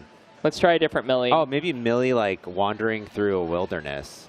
Let's bump the zoom. Well, it doesn't know what Millie is. You got to say the dog. That's true, actually. The dog what? The dog wandering. Oh, you know what? Maybe it's like Millie eating a bunch of Millie eating out of a peanut butter container. We're gonna. Okay. We're gonna try. Hyper local. We're gonna try and see what. And also, this UX is confusing, because now I'm like, when I click generate, is it gonna regenerate these 3 themes? Millie's at an amusement park at a thing. Oh, it's regenerating. Oh, and I just. There goes $2 or whatever that cost to generate these things. But that's it's like close. It's like you want it to add on. Yeah, exactly. Yeah. So I actually am like somewhat happy with this implementation cool. as a first stab, right? It needs some work, but you know, considering I didn't really say anything about the UX of how I want it to work, I'm not like, I can't be too angry about it, right? Yeah. I do like, so to the point about LLMs just kind of having their own creativity, I do actually, some people don't like, but I do like that Sonnet was like, I'm going to add the custom scene. That wasn't in my plan, right? Yeah. But some people are like, no, I want strict plan following, right? So that's like the hard thing, because people are like, well, what model do you use? And you're like, yeah. Do we have an hour, right? Like, let me go through all the nuances. And I recognize it's super hard for people like jumping in for the first time to be like, what the heck am I supposed to use, right? Yeah. We do have this, that reminds me, we have this like, do I have it hidden right now? Auto. So this one's cool because we're basically, what we're trying to do is give really high performance with the models that are in this. And we don't do this today, but eventually we want to get to the point, like to the thing you said earlier of Justin saying, kick off my dev server, and it's using like a very expensive reasoning model for no good reason. Yeah. We should detect an auto. This request is actually quite simple. Yeah. There's no, from separate from the money, like you want a fast reply, you just want it to do the thing, right? There's no reason for this to generate a thought summary or anything like this. So like in that case, that's kind of where we want to take auto, is like actually it can really actually understand the complexity of the request you're giving it and use the best model for the job. And by best, I mean in every way, like good output quality, but also, let's see what we get here. But also like in terms of the performance of the speed of things you get. Tech comp. That's too good. People coding, San Francisco. I love that there's someone presenting and no one's paying attention to the person presenting. Oh, they're all doing. No, these people are definitely not paying attention. Oh, they're definitely not. And there's a person for some reason like hiding under the desk over here. Yeah. I like the Golden Gate Bridge. Millie's also She's not always paying attention. She always has her paw up. That's like so we might need to do some prompt tweaks over time, but I am not like so we just added 2 things actually. One of which was on our list that we didn't originally intend, but that was the generate variants with the themes and then the custom scene thing, both of which we have, right? Yeah. Okay, so I want to go back actually to my ideas, and we're gonna just like close a million things. You're gonna undo, keep them. No, definitely. Please don't do that. Keep all. All right, so we're just gonna clear out some windows, and then I'm gonna go back to our ideas directory, or ideas MD file. So this we actually did, right? Yeah. How do you do strike through? What's the key? Is there a keyboard shortcut for that? I don't even know. Edit, okay, I'm just gonna add. We did it.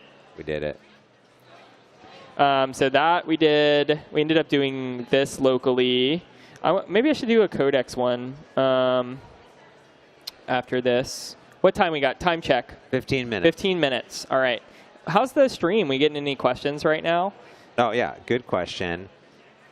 Percentage. Oh, yeah. There just Fade was talking about, like, basically, yeah, all those percentages next to the model. You know, it doesn't need to be in your face, what they were saying. Yeah, Stuart was talking about, we got chat modes, we got instructions, we have conflict resolutions, like everything's just like looking good. I have a question, James. So for I don't know where should this age selection be?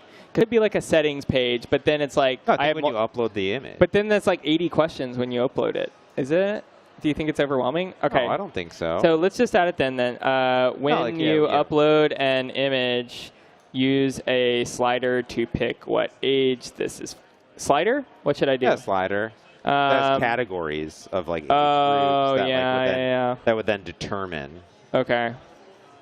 Let's just keep it simple. We'll just keep this for now. When you upload, determine what age this coloring book page is for. So again, we start with our goal, and then I'm going to say, give an example. So I'm going to say, for example, if I gave a family photo at the beach, the 2-year-old coloring page should have way less lines and complexity than one for a 5-year-old. Okay, so let's go ahead and kick this puppy off from the agent sessions view here. Now I haven't used a lot of Codex ever, so like what is happening? You've logged in with your Copilot account. Yep. And I did this earlier, so I have it. So I'm now I don't have an OpenAI account. Yeah. I've never used ChatGPT. That's right. So we're using the GPT-5. You can see in the model picker within the Codex agent, I'm using the GPT-5 Codex model. And so when I send these requests, what's actually happening when I log in with my Copilot subscription is it's using the exact same like inference that we use for Copilot. So it's actually rather than going directly to OpenAI, right? You just imagine it goes to what we call the Copilot API, which is like our inference layer that we have that all the Copilot clients talk to. That's what that means. Yeah. Gotcha. So sometimes we call it CAPI internally. That makes sense. It's a Copilot API. Yeah, exactly. I didn't want to ask and sound silly what CAPI meant, but now I know the Copilot API. I mean, it's not really a user-facing concept, right? It's an internal thing. But so, like, another thing to call out here, like, this is actually a custom editor is the term we use in VS Code that the Codex team is contributing and supplying to VS Code via this chat sessions thing. So, you know, this is actually using the real Codex UI that team is like, we believe this is the right UI for our agent. So when other agents start hooking into this that are not Codex or Copilot, they could just reuse our user experience we have for chat if they just want to keep it simple. But if you really if you're like, hey, this looks cool, I'm building an agent and I want it to be in this view, but I really want deep control over the user experience. Like in the case of Codex, this is literally like the same UX you get in the Codex extension, right? So that's what I was going to ask, because it installs the Codex extension. Is this is it the same, or is it actually a different view when you're firing that off through the agent sessions? So the editor view, so what we see here, the view is the same. Okay. But you wouldn't get the chat sessions integration, right? That's coming from us, and they hook into that via their extension. I see. And then obviously all the inference stuff is, that's special as well. So, very cool. And you can see, like, we were talking about, like, how do people like to partner with different agents? Like, why would you pick different agents? Like, you can see the Codex team, they have a much more, like, they're keeping it very high level compared to us, right? Yeah. Like, they're not literally saying every little single thing that goes on, and they kind of keep it high level, and you can expand if you want. They have a similar notion over here with, like, the tasks. Right? I like the strike through. The strike through is a really nice detail. We gotta get strike through. Yep. And then we were talking about the context indicator here. Completed. You can see they have in the bottom right, they do have kind of a like, this is what you're at, Terrifies me. That being said, strike through good, but also bad because like it's harder to read. Yeah, that's actually a great point. I'm like, I have to kind of. It could be yet another accessibility feature inside of VS Code. Yes. Accessibility feature 5,228. We love settings on the VS Code team. Like it's hard because like the whole thing with VS Code, right, is choose your own adventure, and everyone we all have opinions. Like whenever anyone brings a feature to stand up, you will hear 3 completely different takes on why this feature should work a certain way, and none of us can agree. And usually, like, our resolution to that, unfortunately, is to add a setting and then let people pick. But obviously, in practice, at scale, you have so many settings, and it can get a little overwhelming. So yeah, like this is cooking. You can see it's thinking, okay, we're making some edits. I actually am kind of interested. So this is another cool thing, right? Like, you saw the file linking. Like, this isn't just saying edited OpenAI TS, and like this actually works. It has deep integration with VS Code. This is a path. Yeah. And when I click on this, because this is inside of VS Code, it's actually opening like my source for that, right? I was really worried for a second when I just popped this up and I looked up. I saw like a random looking string right here, and I was like, oh God, no. I just posted my API key to the whole world, but it's the organization identifier. We're using env.env, so we're good. But I was very worried. Out of the corner of my eye, there's a monitor right here, and I was like, oh no, I just did the thing. So this is why on my actual personal stuff, I really like the idea of buying credits for things versus like doing like consumption-based billing. Yeah. Because like worst case, if I ever leak my key on a personal project, you're like down what, $25-50, however much you load it up in there. So let's see. Let's go back to the Codex editor. Still cooking. And I think like this Codex, like we were talking about these agents and these models and how they have different kind of characteristics. Like the Codex model, both in VS Code and in the Codex extension, both of them do take longer. The runtimes are longer, right? But I think this is where it's really hard for us on the team, because people often ask, like when we think about things like what should the default model in the product be, obviously there's a lot of different things to think about when you make that decision. Like, what is the responsiveness? Like, how well does it call the calls? What's the quality? What's the uptime of this model versus that model? Like, there's so many different things. And I think the interesting thing about Codex is I actually generally, I have a better one-shot rate with Codex. Like, I think because it does so much thinking, like you're seeing a lot of thinking calls in there. It's as it's building it out, it's doing a lot of the checks that maybe I would do in subsequent iteration with the model, but it's doing it in the first pass. And so this is where like this is a user experience thing where it's like sometimes this actually feels slower because you're like, I still don't have something I can run, but actually it's faster. Yeah. Because if you, same thing with plan mode, it's like one of those things that doesn't feel as productive, but actually if you really consider the time it takes from when you have an idea to when you're shipping that idea, it could be faster even if it doesn't, like the UX of that doesn't feel as fast. Now the interesting part here is like unlike the previous task that we gave it, we didn't go into plan mode first. Like you actually just kind of like gave it a very pretty relatively simple prompt of what to do.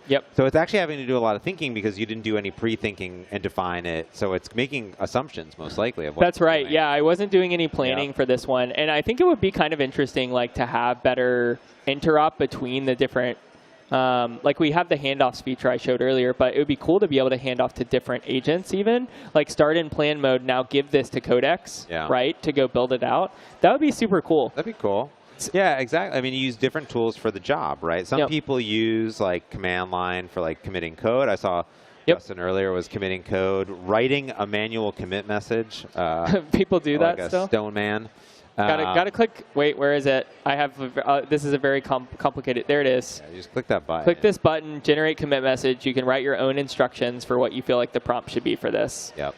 But yeah, this is good. I like it. So we have this describe age style, right? So we can see if you're under 3, like huge shapes, extra bold lines. That's me. That one. Clear outlines and roomy spaces for preschool artists.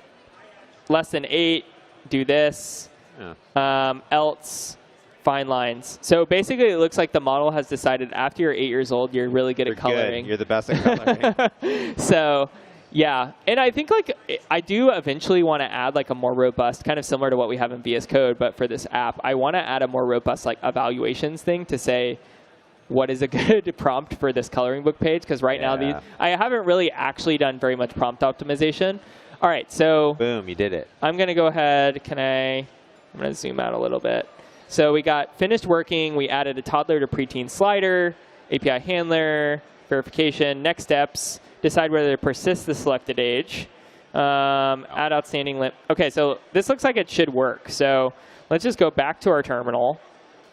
And it should hot reload, you know, but I'm not sure. I didn't see a hot reload, so let's just explicitly kill the session. Damn. We get to see, again, my terrible performance of how long it takes to build my page, probably because of all the buttons I put on this page. I'm suspecting that a lot of buttons. I'm suspecting that like effect I have behind some of the views where I have like the layering of the different colors to make it kind of visually pop is actually causing, because then I have like multiple UI layers it's having to render. Yeah, that was pretty. I mean, it looks nice. I think it looks nice. It looks nice. I mean, it's just for me, right? I don't care. Yeah. Well, it's for you. Okay, so let's do a little. Yeah, that's true. Like, look how long. Yeah, it's just for me. I mean, for my kids, who cares about that? 8 seconds. That's how you do a performance way too long, optimization on your next site right there. That is. All right, good. so. Where's the next team at? Let's get them over here. All right, so hold on. Let's scroll down. I think you have to do a new image. That's right, I would. Upload. Yeah. So upload new memories. We're going to do Millie. Oh, Ooh. I see that. This is, we're going to have to iterate on that, but that's fine. Let's add Millie back. Dude, definitely do. No! Oh, no, you got to do it first. No! So that's another thing. Okay, so I'm going to add that note. I like that it's brewing. That's good. So then, actually, that's fine. Let's kick one off for a 9-year-old now and see what we get back. Let it be the most complex one, but then also do one for a toddler, too. Yeah, I'm going to do kind of 3 different variations of ages here. Upload more images. I don't know why it kicks me back to that. Can you do? I was going to see if the slider went to 0. A 0-year-old coloring card. Let's see. It did. I like how it's like toddlers to big kids. You know, a big kid when you're 10, I guess, is officially your big kid status. Oh, look at this. 3 brewing. I like that. I didn't even know I added that yet. I mean, did you add it?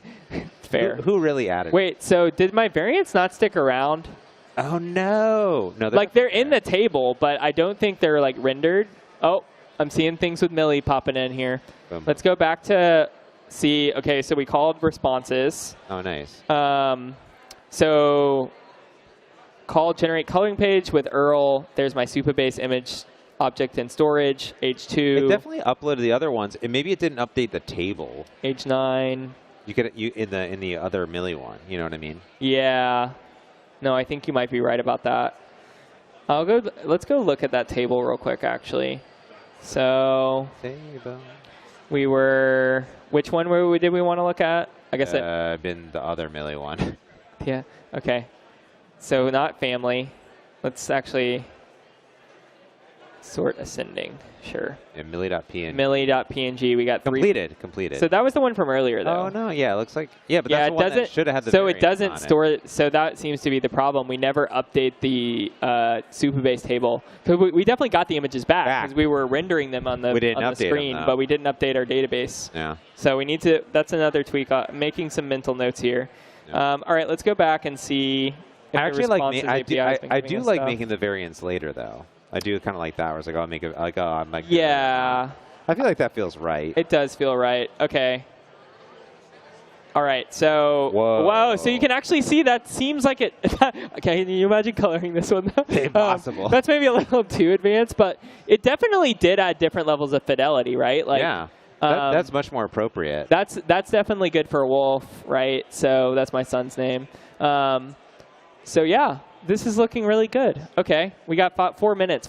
We want to answer some questions now. I mean, that's pretty like beautiful. Any questions from the live audience?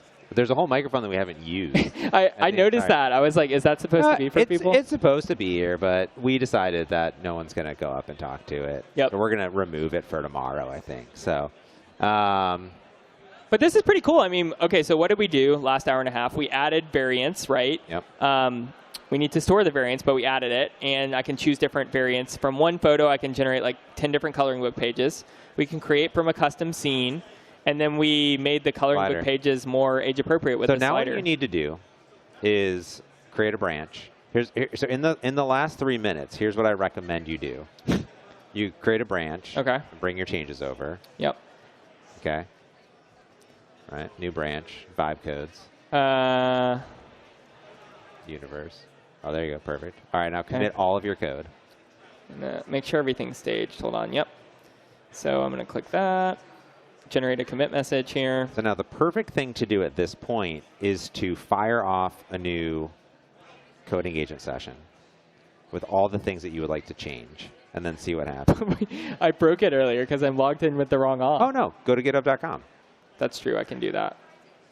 So now, because that's why we're committing it. So you can go to github.com. It's a little website on the internet. Yes. There's not enough emojis in your automated, generated I know. message. So this is actually this is my custom one. Okay, we added this feature. Yeah. It does these things. It's a bit lengthy, I will admit. I like a good lengthy commit message, in my opinion. So the other cool thing, this is very separate from what we're doing.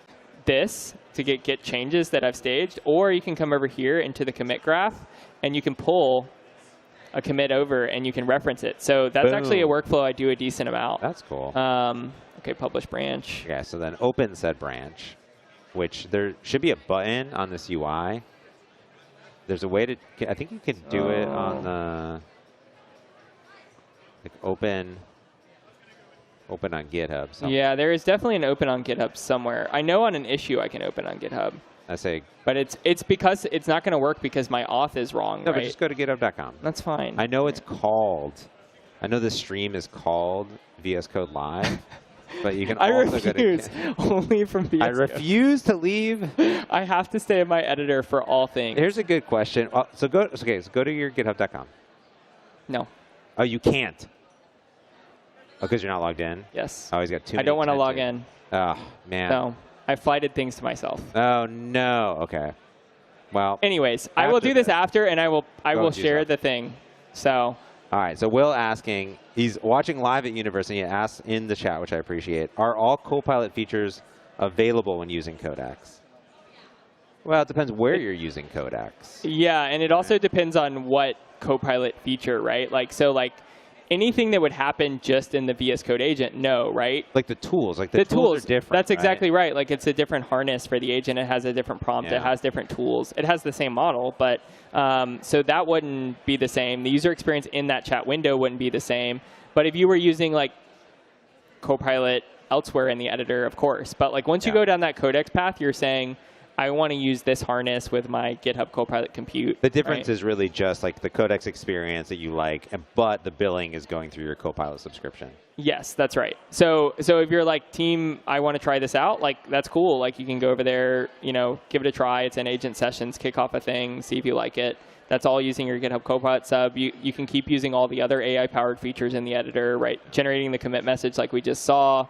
You can pop over and be doing multi-session with VS Code and Codex at the same time. So yeah, I mean, to your point earlier, it's all about choice, right? And that's always been the VS Code and GitHub story, and that's true for this as well, right? Choose your own adventure. Well, on this, Chris says, love you guys. Love you too, Chris. I think it's going to do it for day one. Amazing. At GitHub Universe. We'll be back tomorrow vibing live right here at this exact booth. So if you're here at GitHub Universe, come stop, say hi. There might be a microphone here that you can actually ask us live questions or not. We might just take it away. We'll see what the production crew does. The magical team behind us back over there, amazing crew. Give them a hand. There's 4 of them actually doing all the live switching, all the production, all these amazing works, and all the amazing folks that are making GitHub Universe. And all of you watching, asking questions live, we appreciate it. Pierce, thanks so much for coming on. Yeah, thanks. Don't forget, like, subscribe, and ring that notification bell, people. Ding, ding, ding, ding. Become a part of the notification squad. Yeah, you get notified every single time we put out a brand new video right here on the VS Code YouTube. Thanks, everyone. We'll see you tomorrow at GitHub Universe, day 2. Peace.